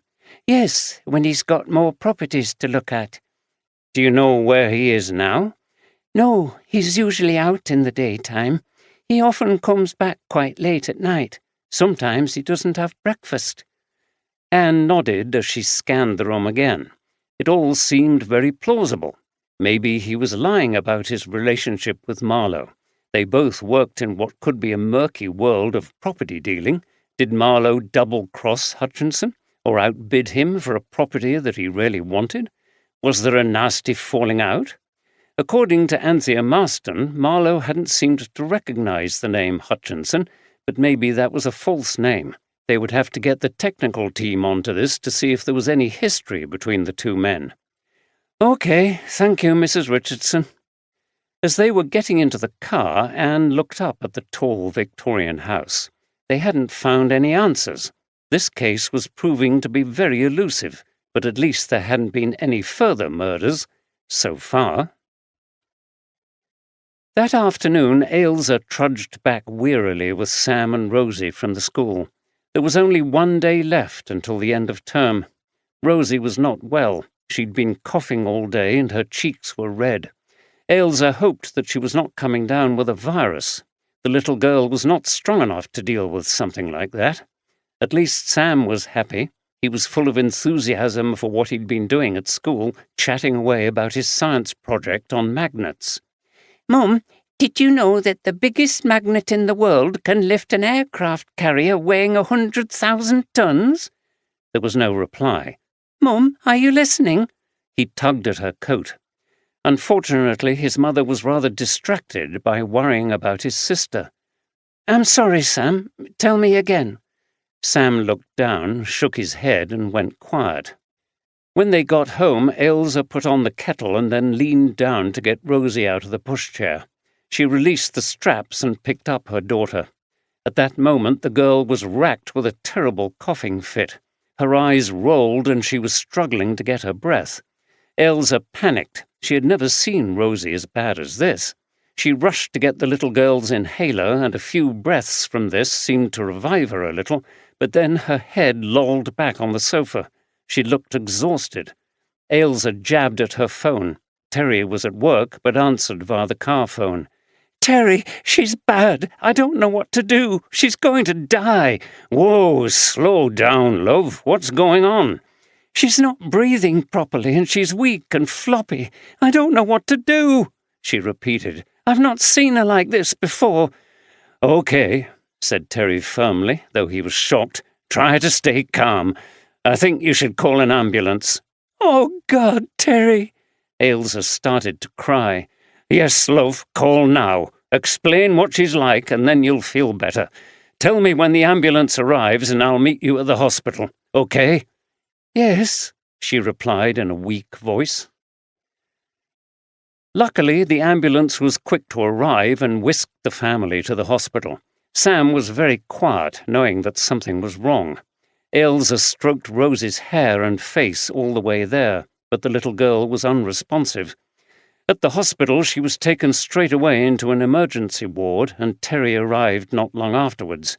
He sat down, put his arm round Sam, and held Ailsa's hand. What did they say? He asked. Nothing yet. Oh, Terry, she looked awful. I don't know what's wrong with her. I hope it's not meningitis. I've heard people with that go weak like she did. I don't think so, love. It's unlikely. Where would she have picked that up? Maybe. At that point, a doctor came into the waiting area and led them into a consulting room where they all sat down. Ailsa couldn't contain herself. She hasn't got meningitis, has she? She said with a voice rising in panic. The doctor smiled. No, it's not meningitis. He looked at the notes. Rosie's breathing is badly compromised. She has a chest infection, and I know she suffers from asthma. This is making her very weak, so we are assisting her breathing until we've stabilized her and treated the infection with antibiotics. She will be fine for now. He looked at the worried parents. It's important when she goes home that she's kept in a dry and warm place so that nothing aggravates her breathing difficulties. Terry looked down and felt his anger rising. He explained their problems with the flat and the damp and mould. I see, said the doctor. Those are not good conditions for Rosie. We know that, but you try to get anything done about it. We've been on to our landlord and the council time after time. Terry was close to tears of frustration. The doctor was sympathetic and said he had seen other families whose health had been affected by poor quality housing. I understand, he said. I will write a letter to your GP emphasizing that your housing situation is adversely affecting your daughter's health. You can show that to the local council. It might make a difference. Thank you, said Ailsa. Will Rosie be in hospital for a long time? I don't think so, and we have arrangements so that a parent can stay here overnight with a young child like Rosie. He got up. A nurse will come and talk to you about it. Try not to worry. We'll look after Rosie." Terry and Ailsa felt better after this, and even Sam, who seemed to understand quite a bit of what had been said, was smiling. "We've got to get out of that place," said Ailsa after the doctor had escorted them back to the waiting area. Terry raised his hands in the air. "I know, but we've tried, haven't we?" "Yes, but this time it's different. Our daughter's life is at stake." Andy, carrying his shopping bags, met Oldroyd back at the station. Oldroyd was in the incident room, sitting back in his chair, deep in thought. "I see you've been successful." "Yes, sir. It's amazing how sometimes you just seem to see the things you need." "Good. Now look, I've been thinking. You and I need to up the pace on this investigation if we want to see it resolved. It won't be long before DCS Walker will be telling us to return to Harrogate. I've been going through all the suspects, their motives and alibis, and none of them really stands out as a front-runner, so I think it's time to follow up on hunches and see where they take us." "Okay, sir." Andy was intrigued. Oldroyd's philosophy in detective work was always to rigorously follow the evidence, but also to listen to your instincts, especially after years of experience. They could lead you to uncover new aspects of a case. Andy's experience was that his boss's intuition about something was usually right. "Let's go back to that Roman museum. I want to speak to that curator again." "Philip Story, sir? I thought we'd discounted him because his motive was weak and he had an alibi." "Yes, but I want to talk to him again and have another look at the building." "The building, sir?" "Yes. Come on, let's take a walk over there. I can't get enough of this Christmas atmosphere." It was mid-afternoon on a clear day, and already the light was fading as they went through the streets. After a few perfunctory questions about what Andy and Steph were doing for Christmas, Oldroyd went quiet as he turned the case over in his mind again. When they reached the old centre, the narrow streets were more bustling than ever in these final days before Christmas. The huge minster came into view, the two towers on the west front already illuminated by floodlights. It was nearly the time for evensong in the minster, and this brought memories back to Oldroyd as they walked past the entrance. "I remember my dad bringing me here to listen to the choir sing evensong. In those days, that was a choir school." He pointed to a building across the road from the minster. "And the choir boys, it was all boys at that time, used to walk across to the minster from the school. The singing was fabulous. It looks like the old school is a restaurant now." "It does, sir," said Andy, wondering what on earth it must have been like to go to a school like that. When they arrived at the museum, it was quiet and not very warm inside. Philip Story was reading a book as he sat by the table at the entrance. He looked surprised to see the detectives. He closed the book. "Chief Inspector," he said with concern in his voice, "I didn't expect to see you again. Is there anything else I can help you with? There's been another horrible murder since we last met, hasn't there? I do hope you find the culprit soon." Oldroyd looked at him. "We're here just to check on things. I think an officer has been to ask you where you were on the nights of the other murders." "Yes, though I must say I found it very strange that anyone would think that I would go out killing homeless people." "And where were you on those occasions?" Philip looked rather perplexed. "I told the officer. I was in the pub again on the Sunday, and on Monday evening I was rehearsing in a pantomime." Oldroyd raised his eyebrows. "I see. You must be getting near to the performance dates for that." "Yes, the first one is on Saturday." "Had you ever met either of the homeless men who were killed? They were wandering around the streets near here." "No, I don't even think I've heard their names, but I'm not familiar with anyone unfortunate enough to be living rough." "You know," continued Oldroyd, changing tack, "you were very kind to show me around. It was fascinating, and I remember you saying that you had a lot more artifacts in storage. In your cellar, wasn't it? I was wondering if I could see some of those." Well, Chief Inspector, it's very gratifying to have someone so interested in the museum. By all means, let's have a quick look. I have to warn you that it's very dusty down there, and there are many trip hazards, so please take extra care. We will, don't worry. Philip asked Brian, his volunteer assistant, to cover for him at the entrance, and then he led the detectives to the cellar door, which creaked when he opened it. He switched on the lights, and they saw a steep stone staircase going down into the depths. Be careful, it's quite narrow and it twists around. The detectives found the cellar very impressive. The term cellar hardly did it justice. It was a large, surprisingly dry and airy underground room with very impressive vaulting, which must have been medieval. The lighting from a few bare bulbs was poor, and shadows were cast everywhere. The heavy stone walls glimmered, ghostly at the edges. Everywhere there were stacks of pieces of stone, boxes, empty glass exhibition cabinets, and old bookshelves lined with box files. There's so much down here, said Philip. It hasn't all been properly catalogued yet. I never seem to have the time to get on with it. Oldroyd wandered around, looking briefly at the statues and pottery. Then he saw that the furthest part of the room from the stairs was still in complete darkness.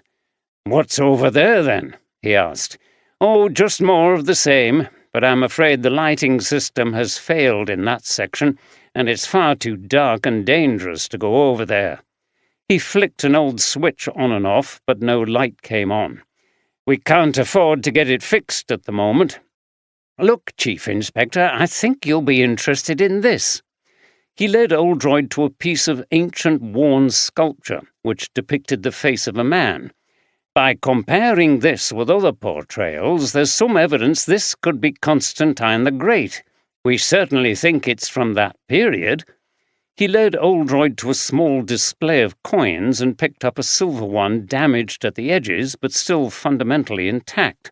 This is a denarius from the time of Constantinius I, Constantine the Great's father, who died here in York. He put the coin back down. So, you see, we've got a lot of stuff with connections to York. One day I'd like to have it all on display. Oldroyd thanked him, and they climbed back up the steps to the museum level. Again, thank you for your interest, Chief Inspector, said Philip as the detectives left. Outside it was nearly dark as they made their way down the short passageway back to the streets. Was that useful then, sir? asked a sceptical Andy. Yes, he's concealing something in that cellar. I don't know what it is, but we need to find out, and quickly. I think it could be the key to the whole thing. He stopped and faced Andy. My plan is to come back here and break in. We can't afford to let time pass following the correct procedures when someone else's life might be at stake. It's high stakes, but I'm convinced the answer is there. Are you with me? Andy smiled and didn't have to think about it. He trusted his boss's judgment and enjoyed the thrill of doing something unorthodox and risky. Of course, sir. Good man. Not a word to anyone else. We don't want to involve them. The responsibility is ours. Andy nodded. Later that evening, Ailsa and Terry tried to distract themselves by watching television. Terry had not gone out to work, and Sam was in bed. They sat on the sofa, holding hands, trying not to think about Rosie. Ailsa's mother was visiting Rosie, and later on Terry was going to return to the hospital for the night. There was an unexpected knock at the door. Terry opened it to reveal a woman he didn't know. She looked a little nervous. "I'm sorry to disturb you," she said. "I'm Janice Marlowe, your ex-landlord's wife." Terry frowned. "I quite understand that you probably don't want to have anything to do with me," Janice continued. "But I'm here to tell you that things are going to be different from now on. I mean, much better for you. Can I please come in?" "You're that cruel sod's wife? I feel sorry for you," said Terry. "I don't blame you for feeling that way, but I would like to come in and talk. I came now because I know you work as a taxi driver, and I wanted to try to find you and your wife at home together." Terry was still very suspicious, but he said, "Okay, come in." Janice stepped tentatively into the flat. She saw immediately how stark it all was, but kept very clean. There were no carpets on the floors, and the furniture was old and battered. Terry introduced Ailsa. She sat on the sofa and glared at Janice, who sat down in an armchair. "How are your children?" asked Janice. "You have a boy and a girl, don't you?" "Sam's okay, but Rosie's in hospital," said Terry, raising his voice. "Respiratory problems, the doctor said." He looked at Janice angrily. "It's the fault of that bloody husband of yours. We shouldn't be living in a damp place like this." "Terry, calm down," said Ailsa. "It's not helping. See what she has to say." Janice had put her hand to her mouth. "Oh, my God, no!" she cried. "My younger sister was very ill as a child. I remember how worried my parents were, and at least their house was dry and warm. Look, let me get straight to the point. I'm very, very sorry for the way that my husband treated you, and I'm also very sorry that I took so little interest in my husband's business and how he was conducting himself. I genuinely didn't know about the plight of people like you, but I should have done. It's no excuse." Terry nodded but didn't say anything. "I'm going to inherit my husband's properties, and I promise you that this flat and lots of others will be properly repaired and refurbished, and your rent will be reassessed so that it's not too high." Ailsa and Terry exchanged glances. "Are you serious?" asked Terry. "Yes, I'm absolutely ashamed of what you've had to put up with.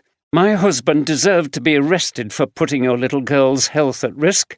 The first thing I will do is send people round to make an assessment of this property, and if the repair work is going to be very disruptive, we will move you somewhere else temporarily." There was a stunned silence. Terry shook his head. "I don't know what to say. It's hard to believe. We've tried so many times to get things done, but it never happened." Janice smiled. "Trust me, it will happen. I want you to accept it as a Christmas present from me. This is going to be a home where your daughter will be safe." The couple were still too amazed to say anything. Ailsa burst into tears, but this time they were tears of relief. "Okay," said Anne at the final case meeting of the day. "We've spent a lot of time interviewing today. Have we found anything useful?" Oldroyd reported on the encounter with Craig Jordan. "He's certainly an aggressive type who could lose his temper and strike out, but planning a murder is a different matter." He glanced at Andy.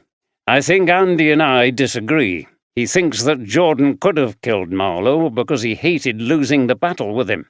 I don't think any motive he had was strong enough. At the end of the day, he could have changed the route of his ghost tour, however much it irked him to do it. Is that right, Andy?" "Yes, sir, but he would hate to be bested by somebody like Marlowe." "That's good to know. D.C. Jefferson and I visited the place where Hutchinson has been staying. He wasn't there, but the owner was, and she gave a good report on him as a guest.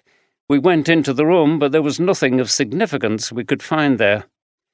"Anyway, we're investigating him and his business dealings," said Anne. "I assume his company is registered in Scotland." "If he has a proper company, ma'am," said Andy. "He may well just operate under the radar with cash dealings. That would probably work well for the development companies he deals with, so it might be difficult to track him down." "True. Well, we're on it. And I think if you're right, and if he proves to be some kind of a rogue dealer, that would make it more likely that he and that other rogue, Marlowe, two of a kind, fell out about something." "Ma'am, doesn't the account by the secretary, Marston, wasn't it, suggest that Marlowe didn't recognize the name of Hutchinson?" asked D.C. Warren. "True, but he may well have operated under different names over the years." She paused, wondering where to take the investigation now. Despite all their efforts, the precious breakthrough had still not appeared. "None of our investigations into Marlowe's affairs have uncovered anyone with a better motive and opportunity to kill him than the suspects we have, so we must keep exploring until we find more leads." She frowned. She seemed to have said this, or something similar, a number of times before. It was beginning to sound weak, but she didn't know what else to do. DC Liam Jefferson raised his hand. "Ma'am, I don't know whether it's relevant, but we've had a tip-off that there's going to be a march in the city centre on Friday in support of homeless people. It's a spontaneous thing, and they won't have permission for it. How do you think we should handle it?" "Well, somebody else will be responsible for that," replied Anne. "I'm too busy with this investigation to get involved. But Liam, you can pass my views on. Even if it is an unofficial march, I think it would be wise to take a softly approach, given that the homeless community must be feeling terrified at the moment. I imagine that they already feel rather let down by the police, so we don't want them to become even more hostile towards us." "Okay, ma'am." Anthea Marston felt much better after her frank conversation with Janice Marlowe. She knew she'd done the right thing in telling Janice about her sister, especially once she saw that Janice was sympathetic.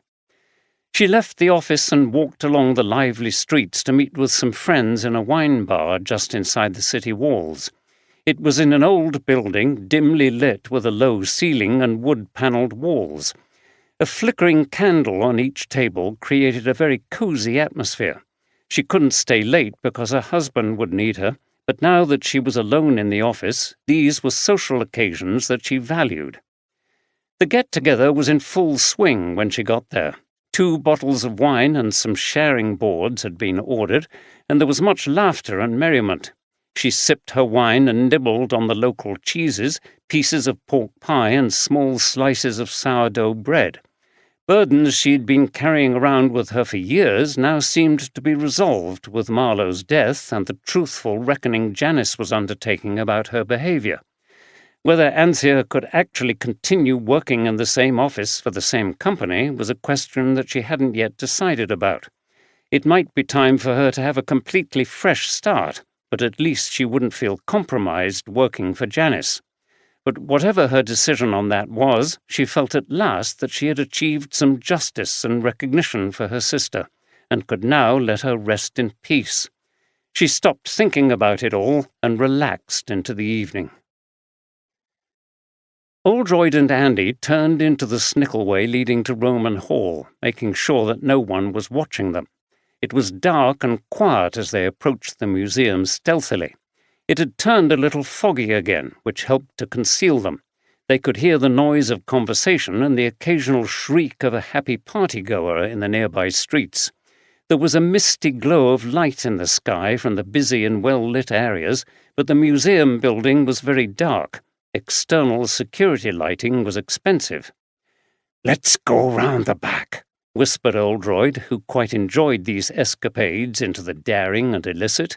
Maybe a bit of recklessness was a necessary corrective to his normal role as the respectable upholder of the law. "Okay, sir." The rear of the building was even darker, and the detectives switched on their phone torches. They discovered some leaded windows that seemed rather flimsy. "Well now," said Oldroyd, putting his hand melodramatically to his ear, "did you hear that? I'm sure there's someone moving around inside. I bet someone has broken in, and as responsible officers we need to investigate right away." Andy grinned and took up his part in the little charade. "Yes, sir, and look, I think they got in through this window, which could be easily forced with a large screwdriver like this one I happen to have with me." Oldroyd could barely suppress his laughter as Andy opened the window. The gap was just big enough for them to get into the building, which they did as carefully and quietly as possible. Oldroyd had a brief look around before he followed his sergeant into the dark building. Once inside, Oldroyd produced a much bigger torch. He avoided flashing the light across the exhibit room so that they would not be seen from outside. Instead, he made his way to the door leading down the steps into the underground vault. The torch produced a big pool of light, making it easy for them to descend the twisting stairs. "Okay," said Oldroyd quietly. "Let's look over there, where there was no light before." Oldroyd swung his torch across the ancient barrel vaulting and round stone pillars. It was all rather ghostly in this light, and reminded Andy again of the terrifying case in Knaresborough that had centred on an ancient church. "Now then," mumbled Oldroyd, "where shall we look?" He raked his torch from side to side. This section of the vault looked very similar to the section they had already seen with the curator. Collections of bits of sculpture, boxes, another bookshelf containing dusty volumes. Oldroyd wandered around, picking things up and putting them down again. "What are you looking for, sir?" "I'm not entirely sure, but you'll notice that everything around here is very dusty. Let's see if we can find a spot that seems as if it has been disturbed recently." "Right, sir." Andy looked around carefully, using his phone torch. It felt fairly aimless, but then he did notice an area of the floor that seemed to have been disturbed. It was less dusty, and there were signs that things had recently been moved around, with some fresh scratch marks on the floor. "Sir, over here." Oldroyd joined him and looked at what he'd found. "Yes, well done, Andy," he said. "Now, see those piles of what look like old picture frames? Let's lift them out of the way and see what's underneath." They set to work clearing an area of the floor. Underneath, they found a 3-metre square area where the ground had been excavated to a depth of about half a metre. Oldroyd shone his torch onto the bottom and gasped. "Oh, yes! It's what I half suspected. Suddenly there was a click, and the vault area was illuminated by lights. "Well, you got there in the end, Chief Inspector. Or should I say that you got here? It's beautiful, isn't it?" Oldroyd turned to see Philip Story at the bottom of the stone stairs. He was holding a long knife and had a nasty smile on his face. "I knew what was going through your mind the other day. You suspected I was hiding something down here, so I've been staying around after the museum has closed, watching out for your return. I heard a noise from where I was hiding. I went to the back of the building just in time to see you climbing through the window. You didn't have enough on me to get a search warrant, did you? I do admire a man who follows his instinct." He moved slowly towards Oldroyd, who instinctively moved back. Oldroyd's mind was racing as he tried to figure out how to de-escalate the situation, but he had registered that Philip had not mentioned Andy. Maybe he had not seen the young officer breaking into the building. Could it be he thought Oldroyd was by himself? But, Oldroyd wondered, where was Andy? He struggled to remain calm, focusing only on the deadly blade in Philip's grip. As his heart rate increased, he could feel beads of sweat on his forehead. Philip continued to walk over slowly to where Oldroyd was standing. He tried to move back again, but there was a wall behind him. "It's a great shame that I have to kill a man with such a lively and inquisitive mind, and such an interest in history. It was a great pleasure to show you round the museum. Unfortunately, as you can see, our greatest exhibit is not on display." He smiled in a chilling manner, his eyes cold. "I'm glad you've seen it before you go." Oldroyd looked down into the hole again, where a section of an ornate and colourful mosaic had been revealed. Key elements of his training were playing out in his mind as he tried to slow down his breathing. He looked at Philip, whose face was stern and implacable. The tactic in these circumstances was always to keep the person with the weapon talking to distract them from using it. "Are you sure that it's Roman?" Oldroyd asked. "Oh, yes, without a doubt. I've spent a long time researching it. This building is medieval, but it is within the walls of Eboracum. I believe it was built on the site of a Roman villa, probably owned by a wealthy merchant. There weren't many civilians here. It was primarily a military base."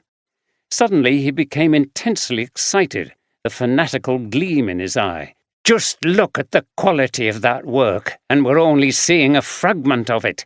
It could extend over the whole of this room, and it's wonderfully well preserved." As Philip was talking, Oldroyd noticed that Andy was slowly creeping from behind a large piece of statuary, where he must have hidden as soon as the lights went on. Philip had clearly not seen him, and he was too absorbed in telling Oldroyd about the mosaic to be aware of anything else. It's buried between layers of earth and clay which have protected it. It's the greatest find of a Roman antiquity in Britain probably for 100 years or more. And it's here in my museum. He giggled with fanatical enthusiasm. Desperate to keep Philip talking, Oldroyd took up the point. Yes, I began to wonder about layers and strata down here when my daughter told me about her visit to the Viking Centre. Philip nodded and looked at Oldroyd again. There seemed to be genuine sympathy in his expression. I'm really sorry about this, Chief Inspector. It's bad that you have to suffer the same fate as Marlowe, that money-grubbing Philistine, but I'm afraid it can't be helped. I'm sorry too, Oldroyd said. I was very interested in what you told me about the collections here. You're a very knowledgeable and cultured man. Flattery won't save you, I'm afraid. But I must say you were a very receptive audience, and I do appreciate that. What will you do with my body? Asked Oldroyd, increasingly desperate, his heart beating even faster. Andy was creeping closer, and Oldroyd willed him not to make any noise. Inspector Hopkins knows that I'm here. You'll be caught. You're the only person who could possibly catch me entering this place. So what's the point? You might as well give in without killing someone else. No one will damage this mosaic. I'll make sure it's kept safe, and I think you know you can trust me on that. But Philip was unrelenting and seemed to be enjoying the terrible drama of this moment. Things may have turned against me, yet I will try the last, as Macbeth said. I'll think of some way of disposing of you. He raised the knife, but Andy was now behind him and moved quickly to grasp Philip's arm. There was a struggle, the knife lurching perilously close to Andy's neck. Oldroyd rushed forward and grabbed Philip's legs, bringing him to the ground. Oldroyd held him in place while Andy applied the cuffs. Once they were sure he was subdued, Andy called for backup. "Well, thanks for saving me there, Andy," said Oldroyd as Story was taken away by officers. "It's okay, sir. I was standing further away from him when he came in, and I managed to hide before he saw me." "Well done. I was worried for a moment there when he nearly stabbed you in the neck. Steph would never have forgiven me if the father-to-be didn't come home." "No chance of that, sir. We easily subdued him." Oldroyd nodded, but he wasn't so sure he'd have been so lucky without Andy there. It had been a nasty-looking blade that the curator had threatened him with. Oldroyd watched Philip Story leave his beloved museum for the last time. "It's a shame." "What is, sir?" "Story. He's such a bright man and so enthusiastic. It's a great loss to history and conservation."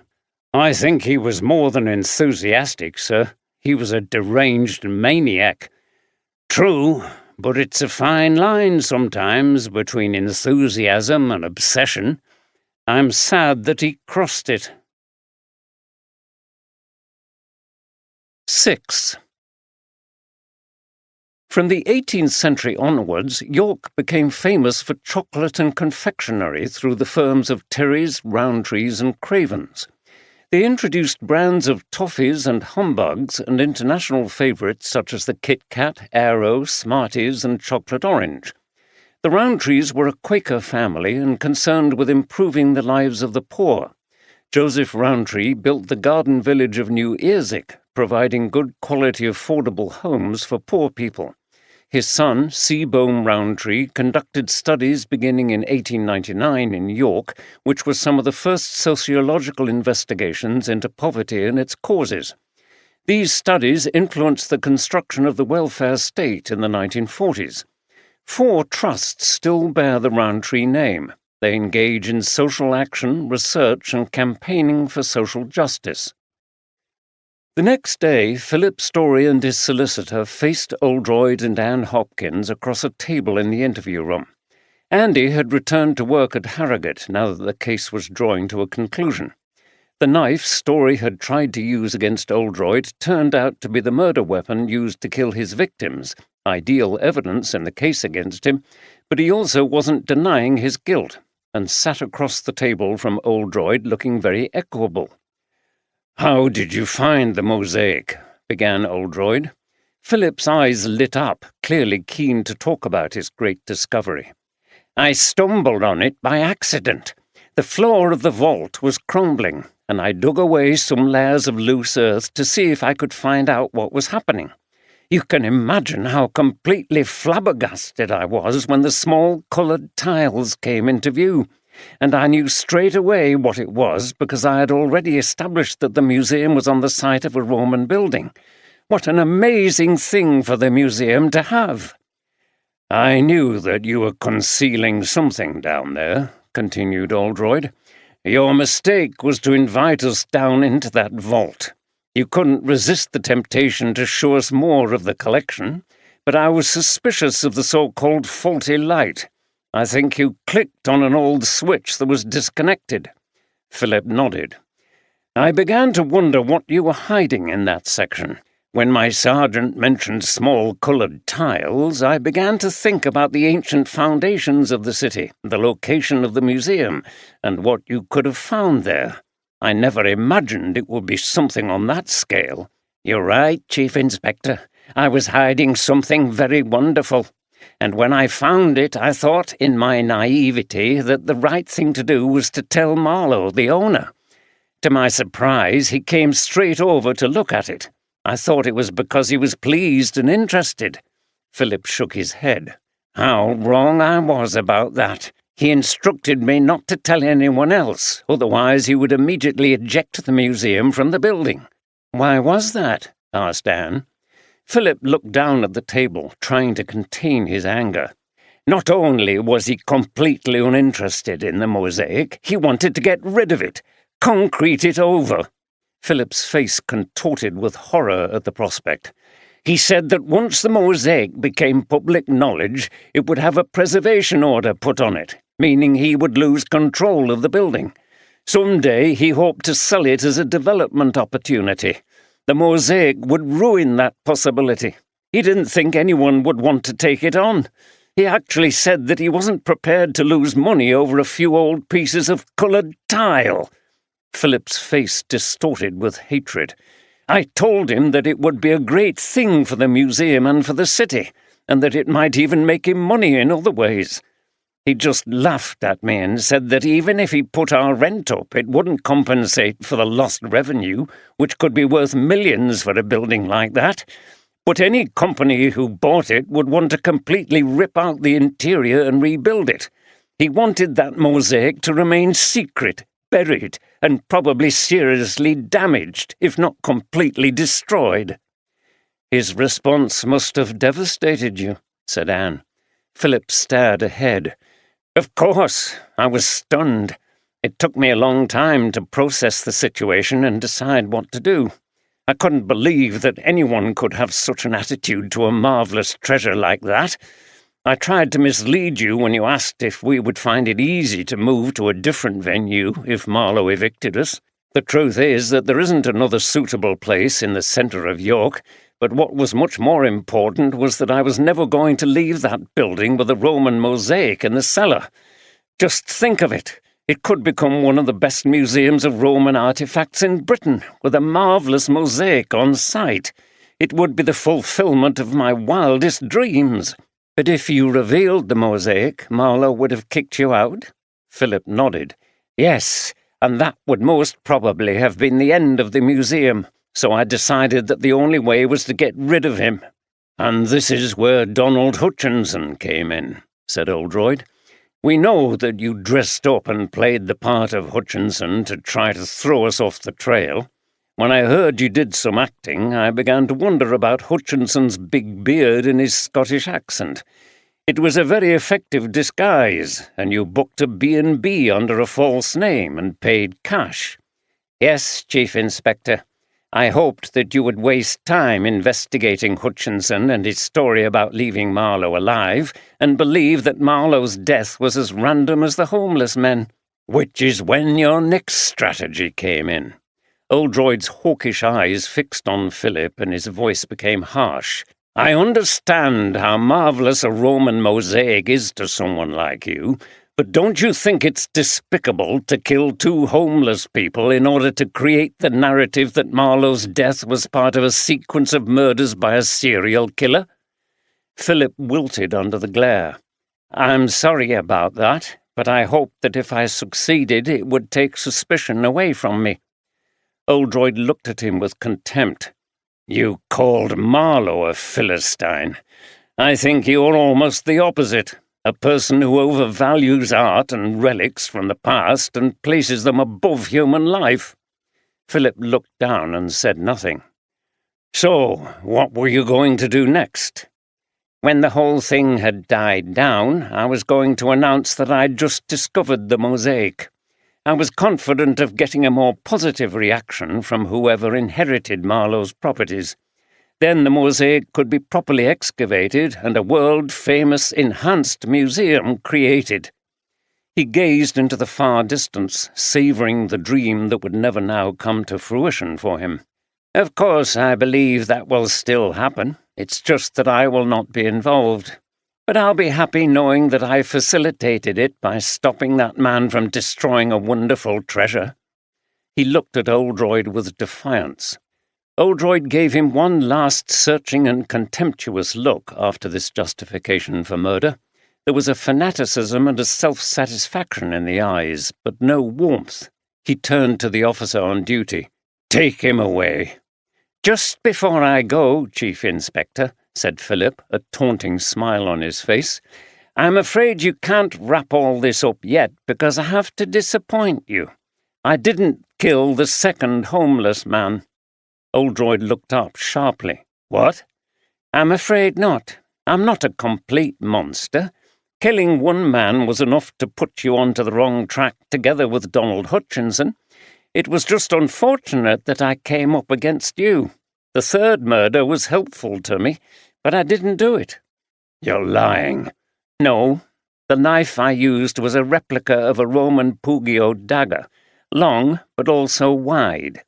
I doubt if the second homeless man had a wound exactly the same as Marlowe and the first homeless man. Also, that evening I was rehearsing solidly for the pantomime. All evening. I never left the hall. Lots of witnesses will support me. He stood up, ready to be escorted out. He was enjoying this moment. So I'm afraid the great detective has got that part wrong. You've a bit more work to do. When Philip had been led out, Oldroyd scowled and rubbed his chin. Have we had the report back on Fraser McLean yet? I'm expecting it any time now, sir. Surely Story was lying? Well, I hope so, or we'll have to start all over again. But he sounded pretty clear about it. Let's go and see if there's any further news. Back in the incident room, Anne went to her computer and discovered there was a report from Dr. Redgrave. It did indeed state that Fraser McLean's stab wound was different from those inflicted on Smith and Marlowe. The knife was much narrower. She also confirmed that there had been a struggle before McLean had been killed, unlike in the first 2 murders. Anne told Oldroyd all this, and he sat down, breathed out, grimaced, and shook his head. This is my fault, Oldroyd said. I was rushing us into thinking that the murders of the 2 homeless men were a strategy to put us onto the wrong track. But as Story said, one murder was enough to confuse us, especially with his Hutchinson facade. It was laziness, and I'm sorry. But you were right about Geoffrey Smith, sir.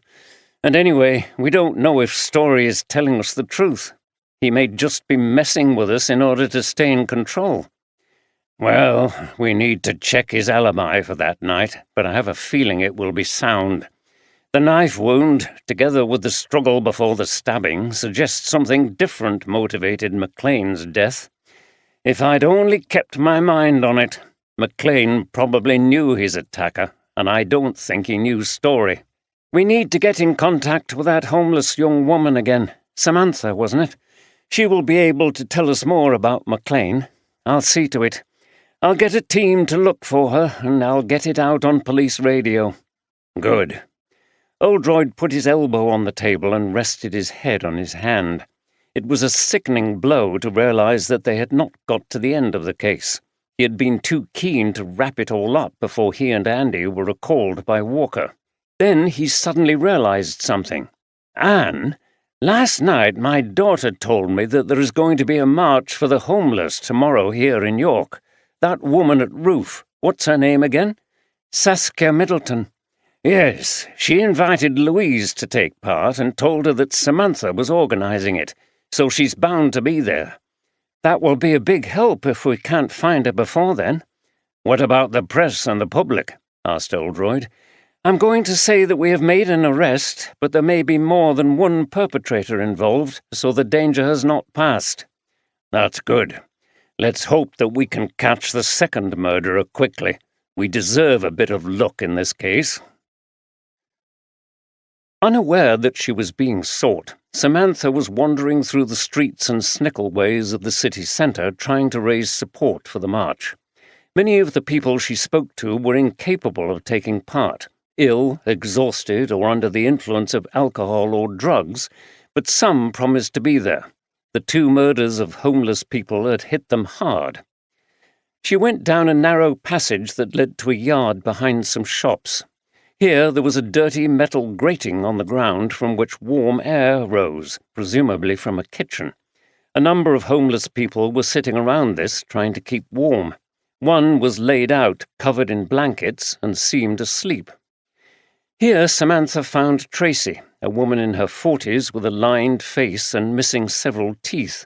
She was dressed in filthy jogging bottoms and a large shapeless jumper full of holes. She wouldn't ever say anything about her past, although it was clear she'd suffered trauma. Her mental health was poor, and she sometimes went into violent rages. "I can't deal with these murders," she said when she saw Samantha. "Do they want to kill us all?" Leaning against the wall was a man in his early 30s called Stevie. He had a skeletal frame and wore a baseball cap. His right leg was twisted as the result of an accident, which meant he walked with a limp. "If anyone comes for me, they'll get this," he said, and produced a glass bottle from the pocket of his long coat. "Where did you get that?" asked Samantha. "It was lying around in that waste area behind the garage." "Be careful with it," said Samantha, who had gained respect amongst the homeless people. She seemed to be the most together person who was living on the streets. "If the police find you trying to use that as a weapon, you'll be the one who gets arrested." "Yeah, you're right," Stevie said, angry. "They always think that we're the ones that cause trouble." He slammed the bottle into his palm a few times before putting it back into his coat pocket. "Well, don't give them any reason to think it. The best way we can defend ourselves is if we stay together." Tracy nodded. "Too right. You won't catch me on my own on these streets anymore after dark, but we shouldn't have to live in fear." Samantha told them all about the march. "I'm with you," said Tracy. "We can't just let people get picked off like this. What about you, Stevie?" He shrugged his shoulders. "Yeah, why not? It's somewhat to do." "Aye, but what good will it do?" asked one man with a straggly beard and staring eyes, who was aimlessly poking about in a pile of rubbish with a stick. "Shut up, Flo, you stupid old bugger." He said this to a woman who was sitting on the ground, wrapped in a blanket, muttering and occasionally singing to herself. "We've got to try something to get their attention," replied Samantha. "2 people like us have been killed. We need protection." No one said anything. Distrust of the police was deep. Then a man with long hair, who was sitting with his back against the wall, called out, "Are you that Samantha who knew Fraser?" Samantha turned to him in surprise. Yeah? Who are you? Barry. He were a good bloke, Fraser. I saw who killed him, you know. Eh? Yeah, but I'm not saying out. Why not? Because the bloody police'll think it was me and I'm trying to blame somebody else. I don't trust them. But we can't let the murderer go free, can we? The bearded man joined in. If you saw out, Barry. I did, I'm telling you. Then she's right. Think of the poor bastard who got killed. I'm doing. He was a mate of mine. Then come to King's Square tomorrow morning at 12. The police'll be there. I met some of them when Fraser was killed, and they weren't bad. I'll think about it, was all he would say. The rest of them were not listening anymore, so Samantha decided to move on. By Friday, the news had filtered through to most people that someone had been arrested. Anne reassured the public that significant progress was being made, but that there was still a need to take care. Oldroyd had told Patrick and Louise that he was also going to attend the march because there was a chance that Fraser McLean's murderer could be identified. He drove them into York again. Louise and Patrick sat in the back of the Saab. Louise was not too pleased with the situation. I hope the police aren't going to hijack this event, Dad. I know you have to follow up looking for this Samantha, but we don't want the message about the vulnerability of homeless people to get drowned out by police activity. You lot can be clumsy, and worse sometimes. I've seen it on marches in London. We'll stay in the background, don't worry. We just need to have a word with the young woman who organised this. Well, don't intimidate her. Saskia said that she's got some issues, like most homeless people have. I promise. I believe as strongly as you about highlighting the plight of homeless people. Anyway, you've got one big advantage now. No police officers will intervene in the conduct of the march while Anne and I are there. We won't speak to the woman till the end, so we don't frighten her off. Okay. Hey, listen to you, said Patrick, laughing, telling the Chief Inspector of Police how to conduct himself. It's okay, Patrick, I'm used to it.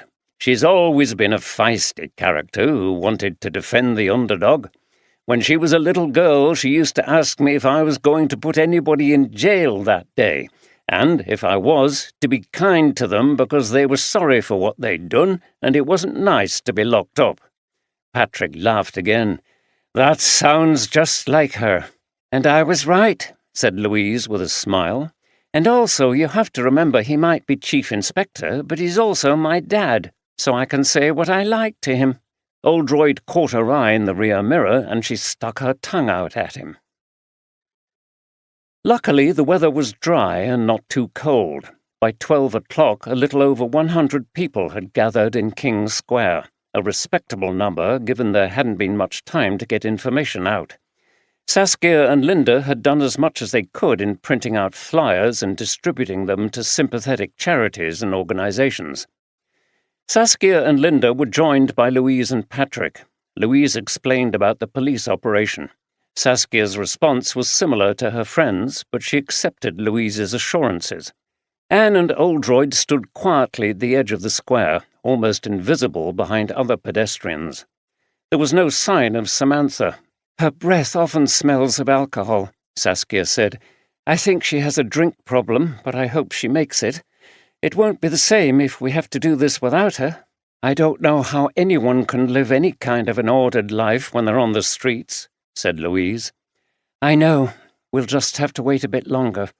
I'll make an announcement so that people know what's happening. She raised her voice and asked people to gather around. Thank you all for coming today. We'll be starting the march in a few minutes' time. From here, we're going up Low Petergate, she pointed out the direction, up to Stonegate and then left onto Davygate and Parliament Street, left onto Pavement, left again onto Colliergate, and complete the circle back to here. Okay? When we return, there will be a few brief speeches. Oh, good, she's here, said Linda, pointing across the square to where Samantha had appeared. She was walking slowly, looking rather pale. Lucy was beside her on her lead. Hi, Samantha, said Saskia, approaching the young woman and her dog. Nice to see you. I've just explained the route. Shall we get going? If you're okay? Yeah, that's fine, replied Samantha. Has anybody got any water? I could do with a drink. Louise gave her a bottle of mineral water. Samantha looked around as she drank, catching sight of a man on the edge of the group. She went over to him. "Thanks for coming," she said. "Walk with me. We'll talk to the police later." The man shrugged and said nothing, but he stayed by her side as she introduced him to Saskia. "This is Barry." The march headed off with Samantha, Lucy, Barry, Saskia and Linda at the head. Many people were holding up banners with slogans such as "End Homelessness Now" and "Safe Streets for Everyone."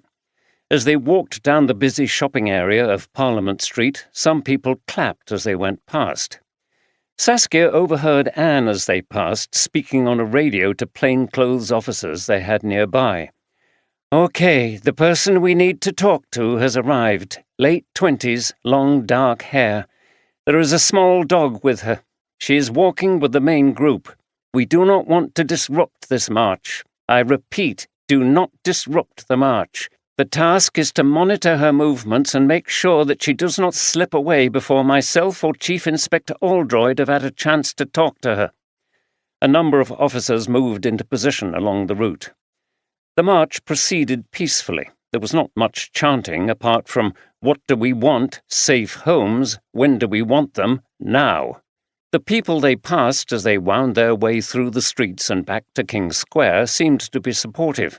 They caught sight of some uniformed police officers, but none of them intervened. When they arrived back at the square, Saskia produced a megaphone. "Do you want to say a few words first, Samantha?" she asked. "Yeah, okay. Will you hold on to Lucy?" Samantha gave the lead to Saskia and took the megaphone. "Thanks for coming, everybody," she began. "It's been an awful time for those of us who are living on the streets here. Can you imagine how frightening it is when a killer is targeting people like you, but you have nowhere to go inside where it's safe? We need better hostel accommodation and help to find something permanent. I know some people say that it's our choice, but who in their right mind would choose to be out on the streets in winter like this? So please write to your councillor, write to your MP about it. Finally, I want to dedicate this march to the memory of Geoffrey Smith and Fraser McLean, who were murdered in this city just days ago. Thank you." There were cheers and clapping as Samantha handed the megaphone to Saskia and took back Lucy's lead. "Well done," said Saskia, and then carried on herself. "Thank you, Samantha, for those brave words. The truth is that none of us know what it's really like to be on the streets until it's happened to us. Now, everybody, I work for an organization that helps people with housing problems, and I see the struggles of families living in substandard accommodation, damp, mold, and so on.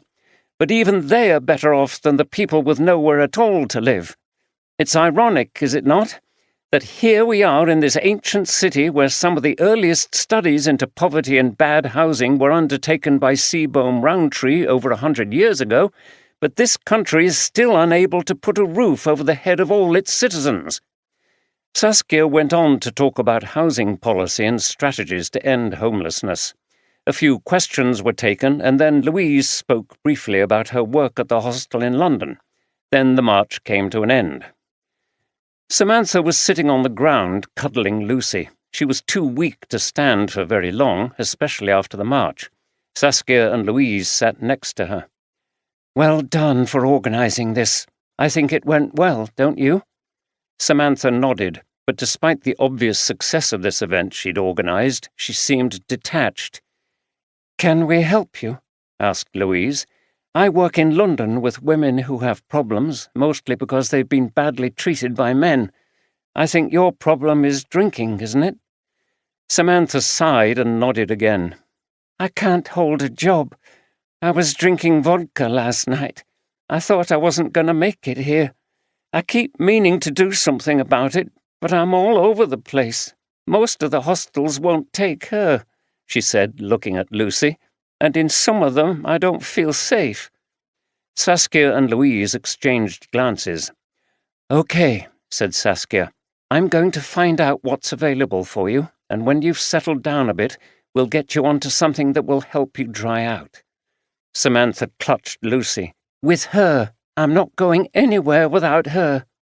"No, I understand that. Don't worry. I'm going back to the office to do a bit of research and make some phone calls. Louise is going to take you somewhere inside where it's warm for a drink and something to eat, okay?" Samantha nodded. "Thanks," she muttered. "There's just one more thing," said Saskia. "Please, will you have a brief word with the police who are looking for who murdered Fraser? I've spoken to them, and they're nice people." "Oh," replied Samantha. "Yeah, okay." She looked around. "Where's Barry?" "I'm here." Barry was sitting on the ground behind her. "Where are these cops?" he said to Saskia. "I've got things to tell 'em." "Oh, I see," replied Saskia, a bit confused. She turned to Louise. "Are your father and the inspector around?" Louise spotted Oldroyd still standing in the same spot as he was before the march began. She beckoned to him. He and Anne came over. Louise had a brief word with them. "Apparently this bloke wants to speak to you. He seems to be a friend of Samantha's." Oldroyd nodded and then smiled at Barry, who stood up. "I'm glad you were able to come to the march today. We're trying to find out who killed Fraser McLean. Do you have something you want to tell us?" Barry glowered at Oldroyd and looked very uncertain. "Go on, Barry, tell them," said Samantha. "It's what you've come for, isn't it?" Barry took a deep breath and glanced from Oldroyd to Anne. "I saw the bastard that killed him," he blurted out, shaking his head and looking agitated. "Okay," said Oldroyd. "Take it easy. Just tell us what you saw." Barry licked his lips. "I'd been sheltering in a doorway but got moved on. I went down near to the river and saw the two of them. There were noise coming from a club on the corner, so I couldn't hear what they were saying. It looked as if they were arguing. Then they started fighting, punching each other. I recognised Fraser. T'other bloke had his back to me.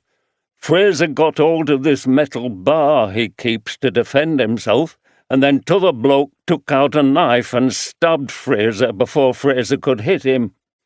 Fraser fell down.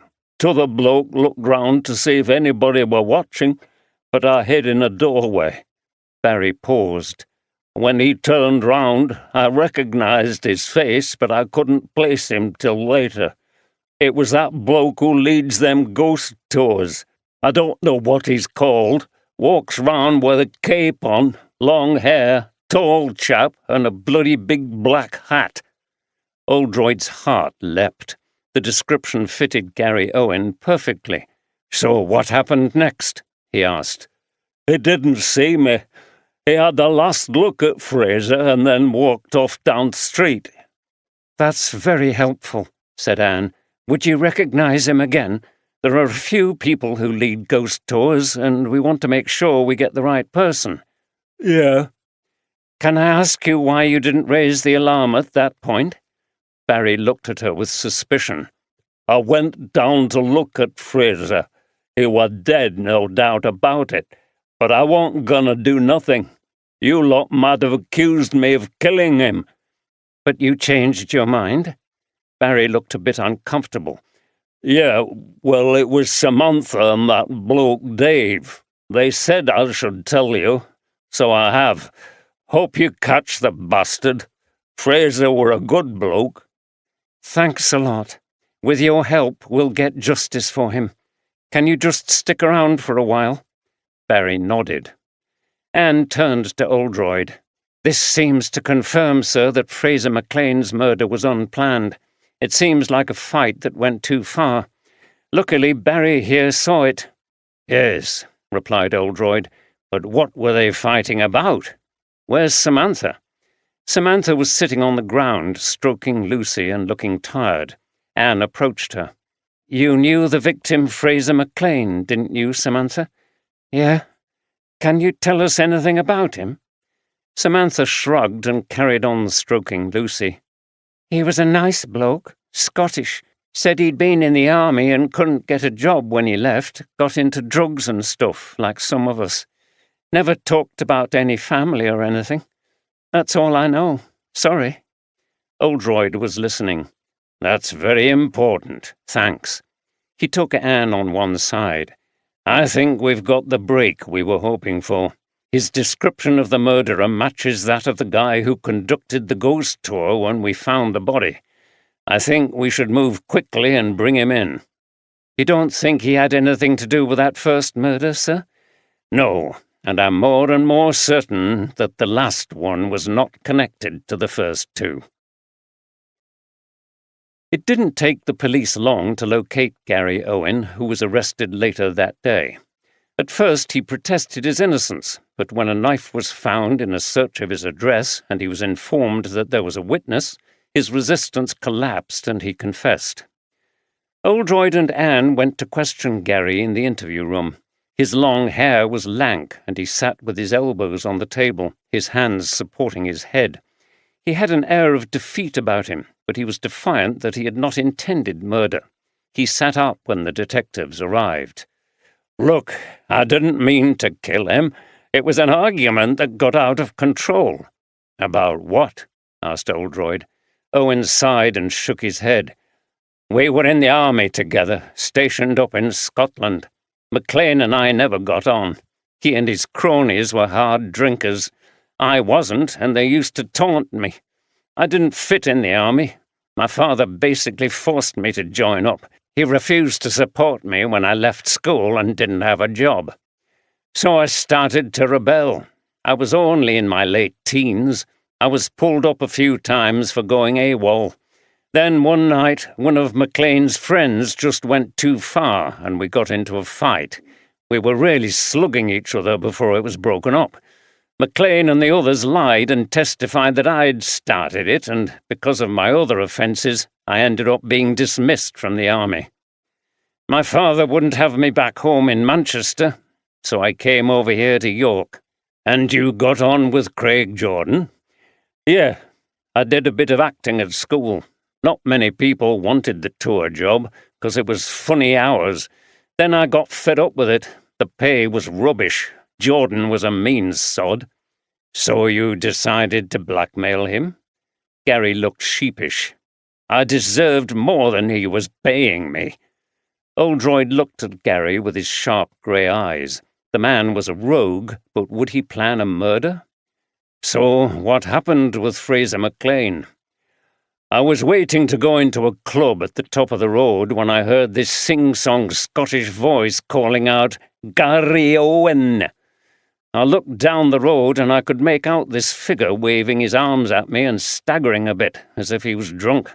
I walked down towards him to see who it was that knew my name. In the light of a street lamp, I just about recognized him. Obviously his drinking had got much worse. He was thin-faced, dirty, unshaven, and dressed in not much more than rags. I realized that he must be homeless. I felt sorry for him and was willing to talk to him as an old army comrade, but he was as hostile to me as ever, taunting, abusive. I told him to shut up, and he said he would tell people that I had been kicked out of the army." "Do you think many people would have listened to him?" asked Anne. Gary frowned. "Maybe not, but the idea of him spreading stuff about me was too much. I lost it. I grabbed him by his filthy old jacket and warned him not to say anything about me. To my surprise, he swung out and punched me in the face. I hit him back, and he fumbled on the ground where he had his stuff. He picked up this bloody iron bar. I could see that he was going to come at me with it, so I pulled out my knife. I always carry a knife for protection. I should have just turned round and run, but I lunged at him with the knife and it went in deep. He crashed to the ground and lay still. I examined him. No sign of life and blood all over the place. I realized what I'd done. I looked round, but there was nobody about, so I walked off, cursing my luck. Why the hell had he sprung up from nowhere? Later I thought that you would assume that he'd been killed by the same person who'd killed the other homeless man. Unfortunately for you, you were seen. The account by this person of what he saw tallies with your version, said Oldroyd, which is actually in your favour. Gary put his head in his hands again. I didn't intend to kill him, believe me. He got me angry and then he was going to hit me with his bar. I had to defend myself. Okay, continued Oldroyd. "It's for you and your legal team to consider what your plea is going to be, and for the jury to make their decision." After Owen had been processed, the two detectives returned to the office and sank into chairs. It was an enormous relief that the whole thing was now over.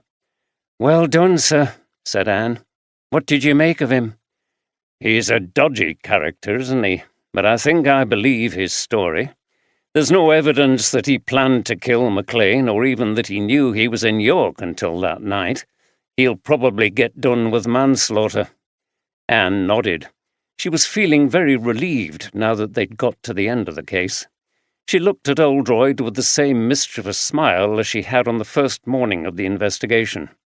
"Well, sir, it's a good thing that you and Andy investigated that break-in at the museum. Otherwise, we might never have got to the bottom of it all."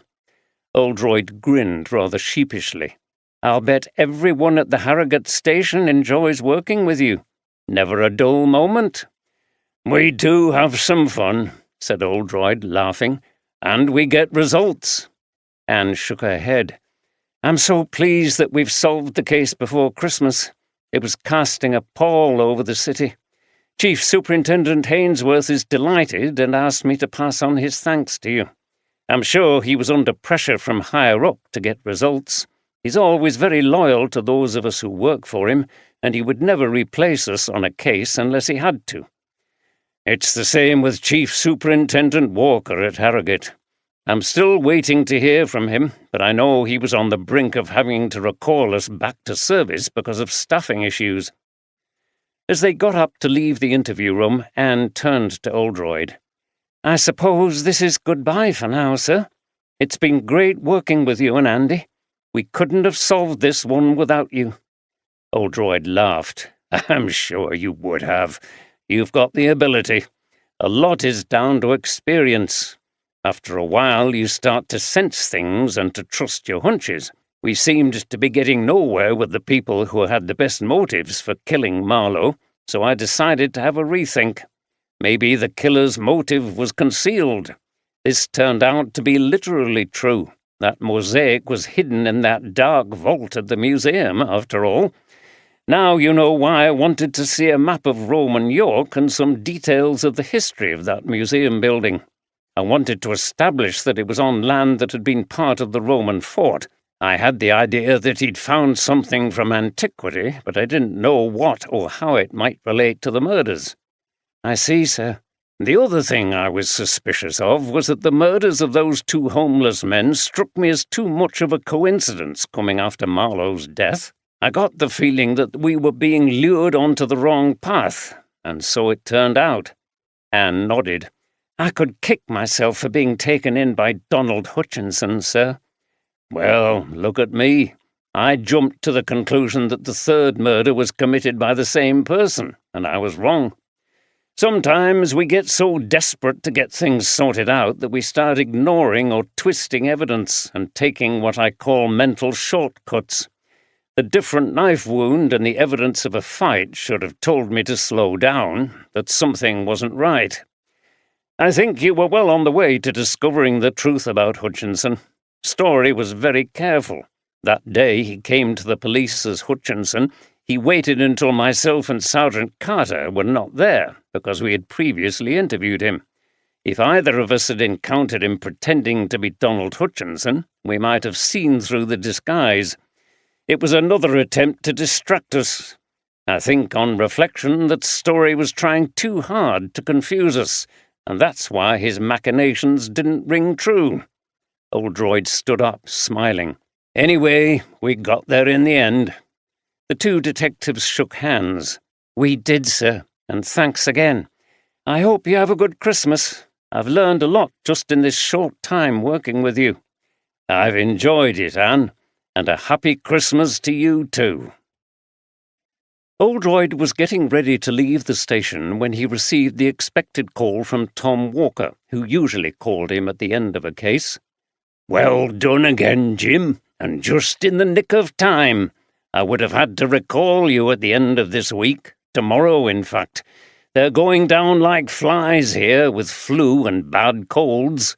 So who did the killer turn out to be? Oldroyd explained about Philip's story, the museum, the Roman mosaic, and the second killer. 2 killers? Good Lord. Well done tracking all that down. And Roman mosaic underneath the building, you say? Well, you can understand how this chap felt about it, can't you? And that miserable skinflint wanted to concrete it over? Disgusting. Some people can't think about anything but money, can they? It will be great for Yorkshire to have a thing like that in its ancient capital. Oldroyd was somewhat surprised. Walker was a proud Yorkshireman like himself, but he was not noted for his interest in the arts or history. There were obviously sides to the old boy with which he was unfamiliar. Andy Carter has been brilliant again, Tom. He explained how Andy had tackled the murderer in a dangerous situation. Excellent. It's good for our prestige here in Harrogate for you both to have played an important part in solving such a prominent case. I shall lose no time in telling Watkins all about it. He'll probably just say something like, "What were they doing in York?" I think Carter should be put forward for some kind of award. That's not the first time he's risked serious injury in a case of yours, is it? No, Tom, that's a good idea. Oldroyd moved on swiftly before the conversation could take an ominous turn. I have to say that Inspector Anne Hopkins did an excellent job running the investigation. We could do with her in Harrogate if she's ever looking for promotion. Good, I'll remember that. Anyway, I won't keep you. There's a lot to do here, I'm afraid, but we'll have to push some of the less urgent stuff on until after Christmas. I'll see you back here soon. He rang off, and Oldroyd smiled at his success in preventing another rant from Tom against Watkins. Anne Hopkins was tired but relieved when she finally got home. She was a little earlier than normal, and the house was empty and dark. She remembered that Paul and Amy were going to some friends for tea, and Peter was still at work. She put the lights on, including those on the Christmas tree, and sat down on the sofa. The house was warm and jolly, with its festive decorations, and quiet apart from the gentle thrum of the central heating. She sank down more deeply into the cushions and closed her eyes. The next thing she was aware of was the sound of song. She opened her eyes to see Peter sitting in an armchair. He was smiling at her, holding a glass of wine and singing "O Come All Ye Faithful." She yawned. Bloody hell, how long have I been asleep? Probably about 3/4 of an hour. You were asleep when I came in, and I hadn't the heart to wake you up. I know it's been a tough, high-profile case, and I'm proud of what you've done. Oh, that's a nice thing to say. Well, I mean it. There's been a lot of pressure on you leading the investigation. I know you had DCI Oldroyd helping, but don't you think that was a bit of a pressure as well? You know, having to be in charge of a famous detective? It's not really like that with him. He's so informal, never pulls rank or makes you feel inferior. He's a brilliant man. We couldn't have solved it without him. I told him so too. She looked at Peter sipping his wine. Pour me a glass then, and come and sit next to me. He obliged. They put their glasses on the coffee table and snuggled up to each other. What did you learn from the great man? He asked. Oh, things like being prepared to think creatively if you're not making progress, listening to your instincts, and the overall power and importance of experience. He was very flattering about me, actually, but I don't see myself as ever being able to attain his level. Well, who knows? I can certainly see you getting up to his rank. I think you're a good leader and a tough character. Maybe.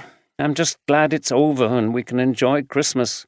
Which reminds me, I've done virtually no Christmas shopping, and there's only days to go. Don't worry about it. We'll go together tomorrow and get it all done. No doubt Paul and Amy will be doing things with their friends. Good. It will be a bit spooky going around those streets. I'm not going down any of those Snickleways for a while. I'll be seeing bodies all over the place, never mind sinister figures crouched in the dark shadows. Peter laughed. I'll keep you on the main streets where it's crowded. Good. I'll need your help. It will have to be the fastest Christmas shop I've ever done." She looked at him and smiled. "But I'm going to enjoy it now that I can relax and spend some time with you." Andy arrived home in Leeds that evening to find Steph resting on the sofa and reading a magazine. The doctor had signed her off until after Christmas. "Hi, how are you? Can I get you anything? Drink of tea?" he asked as he entered the room. "No, thanks, I'm fine." Steph smiled to herself, wondering if Andy would keep this level of attentiveness up for another 8 months, and maybe even longer. "Come here, sit down and talk to me. I haven't seen anyone all day to speak to, though I've had a successful shopping trip in Briggate. I managed to get a few presents in the Corn Exchange, too, including a vintage necklace for your mum." "Excellent," said Andy as he sat down heavily. "Isn't vintage a word for expensive second-hand stuff?" Steph punched him lightly and he put his arm around her, laughing. The last couple of days had been hectic and exhausting. "My shopping has ground to a halt with what's been going on." Steph smiled at him. "I'm glad to see you home at a reasonable time, not like the other night. No more nocturnal adventures, then?" Andy had arrived home in the early hours of Thursday morning after he and Oldroyd had completed the arrest of Philip Story. Things had been very tame by comparison in Harrogate since his return. "No, I'm glad to say. It's all over. The boss triumphed again. His antennae are amazing. He seems to sense where the answer lies, and then the evidence follows. Although he did make a mistake regarding the third murder, which turned out to have been committed by somebody else. He told me on the phone that he jumped to conclusions about all 3 murders being the work of the same person. It's almost a relief to know that he's fallible." "Yes, but that's another of his strengths. He's not arrogant enough to think he can never make a mistake, so he questions himself as much as anyone else." She sat back and sighed. "It's nearly Christmas now. Hopefully things will wind down a bit." She paused and looked at him. "You know, when you said you had to disarm the murderer who was holding a knife, it made me think. Being in danger has a whole new dimension to it when you're about to become a parent." "I know. I thought of that at the time. It went through my mind. I could get stabbed here, and then I'd never see my son or daughter." "Oh, Andy, that's awful." "I know, but we're not going to be the first police officers to have a family, are we? In fact, most of the police people we know have children. We can deal with it." He took her hand and smiled at her. "Let's not get gloomy. After Christmas, it will be New Year, and what a year it's going to be. I still can't get my head around it." "I know. I'm really excited," said Steph. "Me too. I've been wondering what this means for career progression. You know, getting promoted to inspector." Both Andy and Steph had been looking out for inspector jobs in forces accessible from Leeds, but nothing had come up. They didn't want to move out of the area. "What do you mean?" "Oh, I don't know. It's going to be a big life change, isn't it? I'm not sure whether I want to start work as an inspector somewhere at the same time as becoming a father." She held his hand tighter. "You're so thoughtful. It's one of the things I love about you. You're a big, hunky bloke, and you look like a tough police officer, which you are, but you're also soft-hearted and tender." "Oh, thanks. Especially the hunky bit. But what do you think about the jobs?" Steph thought for a moment. "To be honest, I find it difficult too. Sometimes it seems as if I ought to put everything to one side and concentrate on the pregnancy. But then I think, why? That's just pressure from society making a woman think she can't pursue her career if she's a mother. So I'm going to go on as normal, and if any jobs come up that I really fancy, I'm going to go for them." "Good for you, and why not?" "We're a good team, and we'll cope." "Of course we will. We'll have a great Christmas. Oh, you won't be able to drink, though, will you?" "It doesn't bother me as much as it would bother you, Andy. Thank goodness you don't have to go teetotal for another 8 months. Actually, it'll be longer because I'll be breastfeeding." "You're right, that would be hard. By the way, being in a daze about it all, I forgot to ask you. What do your mum and Lisa think?" "Delighted, both of them. Lisa's cool about the issues because she's got 2 kids of her own already. She says not to worry about anything. Mum wants to cuss at me by doing everything for Christmas, but I won't let her." Andy smiled. "That's just like her." "Anyway," said Steph, giving him an arch look, "what about your mum and the rest of the family?" Andy slapped his hand on his forehead. "Oh, God! With everything that's been happening, I completely forgot." Steph laughed. "I knew it. What a terrible son you are. You'd better call her now before she finds out from somebody else. Don't leave it to when we go down for New Year, because she'll ask you how long you've known and why you didn't tell her straight away." "She will, you're right." Andy got up and went to look for his phone. Steph had a thoughtful smile on her face. She remembered how she and Andy had met when he first came up to Yorkshire. She was very uncertain about herself in those days, after growing up with an alcoholic father who had abused her mother. Her relationship with Andy had given her stability and confidence, and now they were going to have a family together. For all his faults, overall, he was very good. For a man. Henry Marlowe's will was read out by his solicitor a few days later. It confirmed that Janice inherited most of his estate, including Marlowe Holdings. The only unexpected and curious thing was that Marlowe had left a number of artifacts to his cleaner, Melanie Jackson. A small painting, a silver candlestick, silver cutlery, and a few items of jewellery. Janice was surprised at this generosity, which was atypical of her husband, and she correctly suspected that her husband's cleaner had provided other services besides those related to the cleaning of floors and windows. Unfortunately, Melanie was unable to fully benefit from this legacy for the simple reason that she had already taken most of the items that Henry had bequeathed her, and they were now scattered around the country. The police officers who investigated the disappearance of this treasure suspected what might have happened, but nothing could be proved. Melanie took open possession of the items that remained and was able to sell them through more legitimate channels for a higher price, much to the chagrin of Craig Jordan.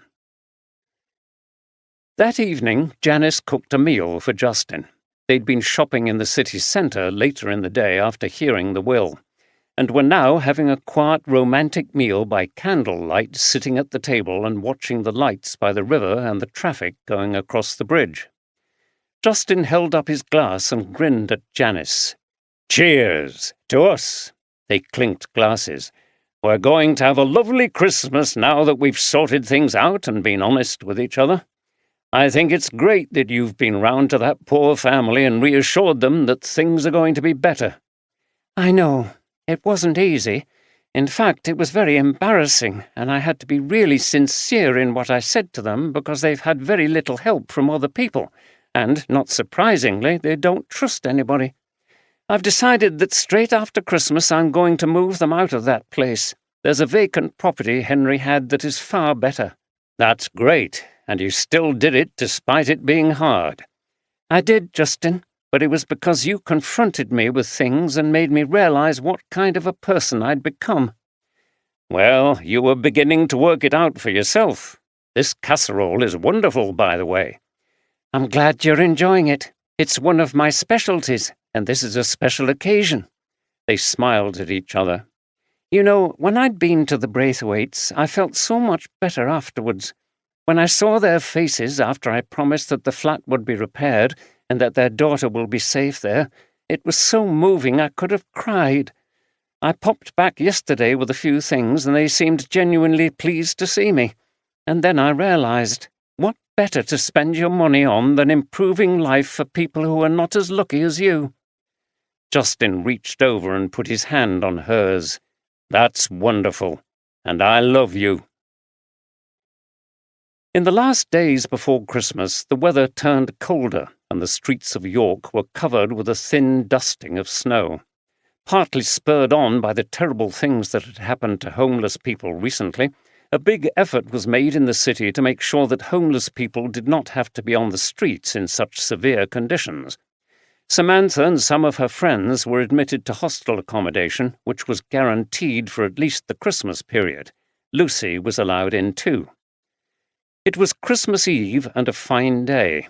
The weak December sun shone through the leafless branches of the trees outside York Minster as Oldroyd looked up once again at the great west window. On a day and an occasion like this, he found it hard to look at this impressive piece of architecture without feeling emotional. Here was the great minster at the centre of the city, the Cathedral and Metropolitan Church of St. Peter in York. It was here the boundaries of the three ancient ridings of Yorkshire joined. The magnificent tracery in this window was symbolic of the minster's identity as the heart of Yorkshire. Inserted in the 1330s by master mason Ivo de Raton, it had undergone massive restoration, but was no less moving for that. Oldroyd continued to gaze and to meditate on the wonderful sight. He was here in York for the carol service after many years of absence. His recent time in the Christmassy atmosphere of York had made him want to attend the service again, and the others had joined him. Deborah, Louise, and Patrick had gone to do some last-minute shopping. Shortly before 4 o'clock, they would all enter the packed minster and take their seats. He was looking forward to it. Jim? Jim Oldroyd, isn't it? The Yorkshire accent was broad. Oldroyd turned to see a man of about his age smiling at him. He had a grey moustache and receding hair and was wearing an overcoat and scarf. Good Lord! Sam Armitage! Aye, it's been a long time, Jim. The two men shook hands vigorously.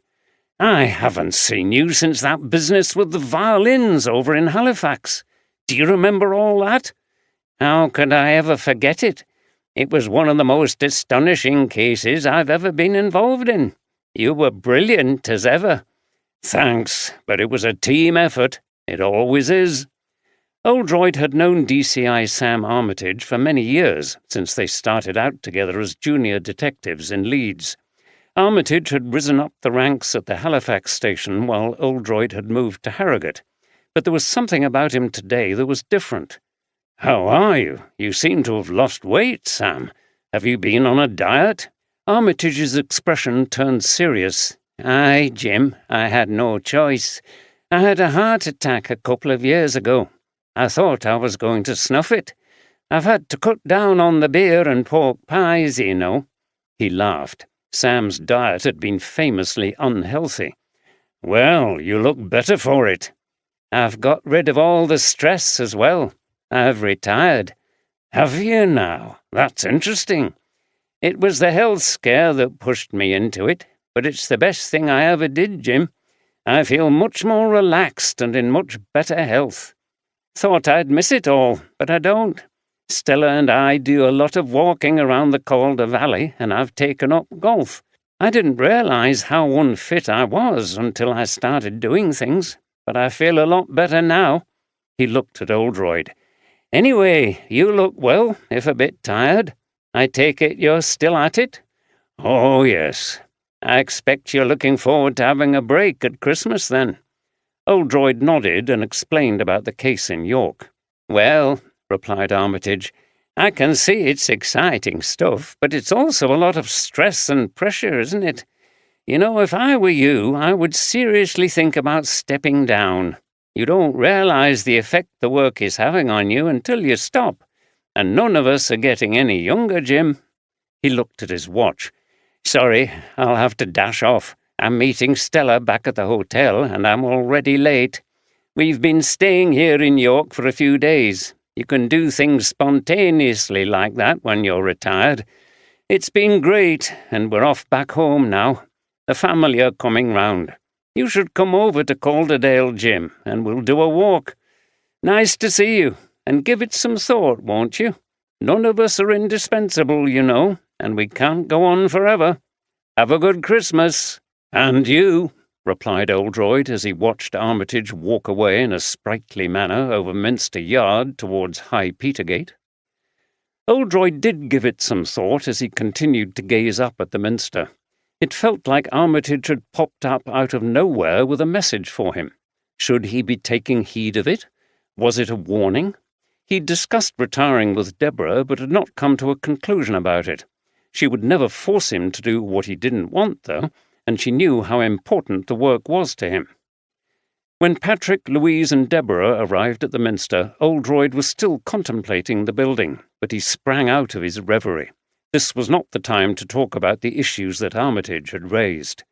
"Did you get everything?" he asked. "Yes," replied Deborah, looking up at the Minster herself. "Doesn't it look magnificent in this winter sun?" "Yes, but it's time to go in, I think."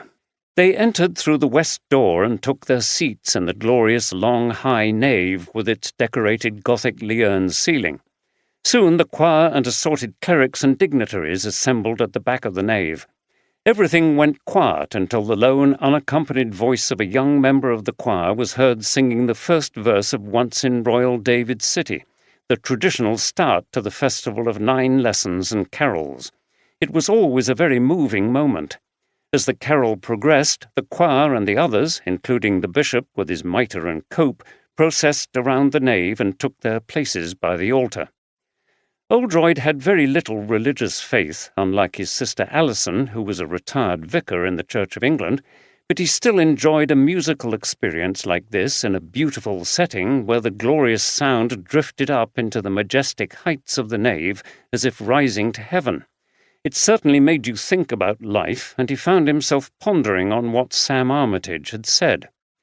Did he want to retire? Should he? Sam had made it sound a very attractive proposition. He would certainly not take up golf, in which he had no interest, but he would welcome the opportunity to do more pottering about in places like this. He could do more walking and spend more time on his other hobbies, bird watching, writing, and listening to music. And he and Deborah could go away on holiday whenever they wanted, if she decided to retire too. He knew she would like that. But deep down he wasn't sure that it was for him, at least not yet. He thought about the case just completed in this very city. Of course it was stressful, but it was also exhilarating and fantastically rewarding when you solved the problem, arrested a dangerous person, and saved people's lives. What could replace that in terms of satisfaction? Surely it was more than just vanity, more than just getting high on success and victory over the perpetrator. "Jim!" He looked up to see Deborah beckoning him.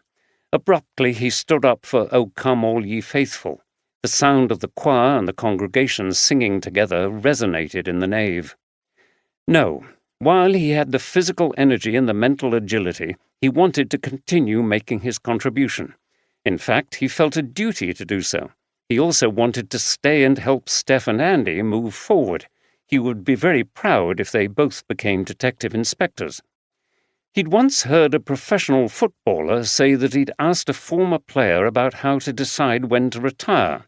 The older man's answer was, "You'll know when the time comes." Oldroyd didn't feel he could say that about himself at the moment. Like Walker, he'd lost none of his enthusiasm for his work, and he didn't think he'd lost any of his abilities either. At the end of the service, the door under the great west window was opened and people filed out slowly, gazing back along the whole length of the nave to the 15th century choir screen and its famous carvings of English kings from William the Conqueror to Henry VI. Louise and Patrick went down to have a closer look as Deborah walked up beside Oldroyd. "It's breathtaking, isn't it?" she said. "Absolutely. I think it's my favourite building in the whole world." Deborah laughed. "That doesn't surprise me. It's one of the greatest cathedrals in Northern Europe, and it's in Yorkshire. It's the perfect candidate for that honour." Oldroyd smiled. "Indeed." Then he turned away from the minster and rubbed his hands together, his face beaming. "Anyway, it's Christmas Eve. Hurrah! Let's go and get a drink and something to eat. I'm starving." The Braithwaites were having a better Christmas than they had expected. Rosie seemed much improved. Janice Marlowe had brought an electric heater for the little girl's bedroom, some money to help with the electricity bill, and presents for the children. Terry wasn't working on Christmas Eve, so the family were all together watching The Snowman on television. Light snow was falling outside. On the mantelpiece was the card that Sam had made at school. The front had a drawing of an angel with big wings coloured in gold. Inside, Sam had written as neatly as he could, "To Mummy, Daddy and Rosie, Merry Christmas. God bless us, every one.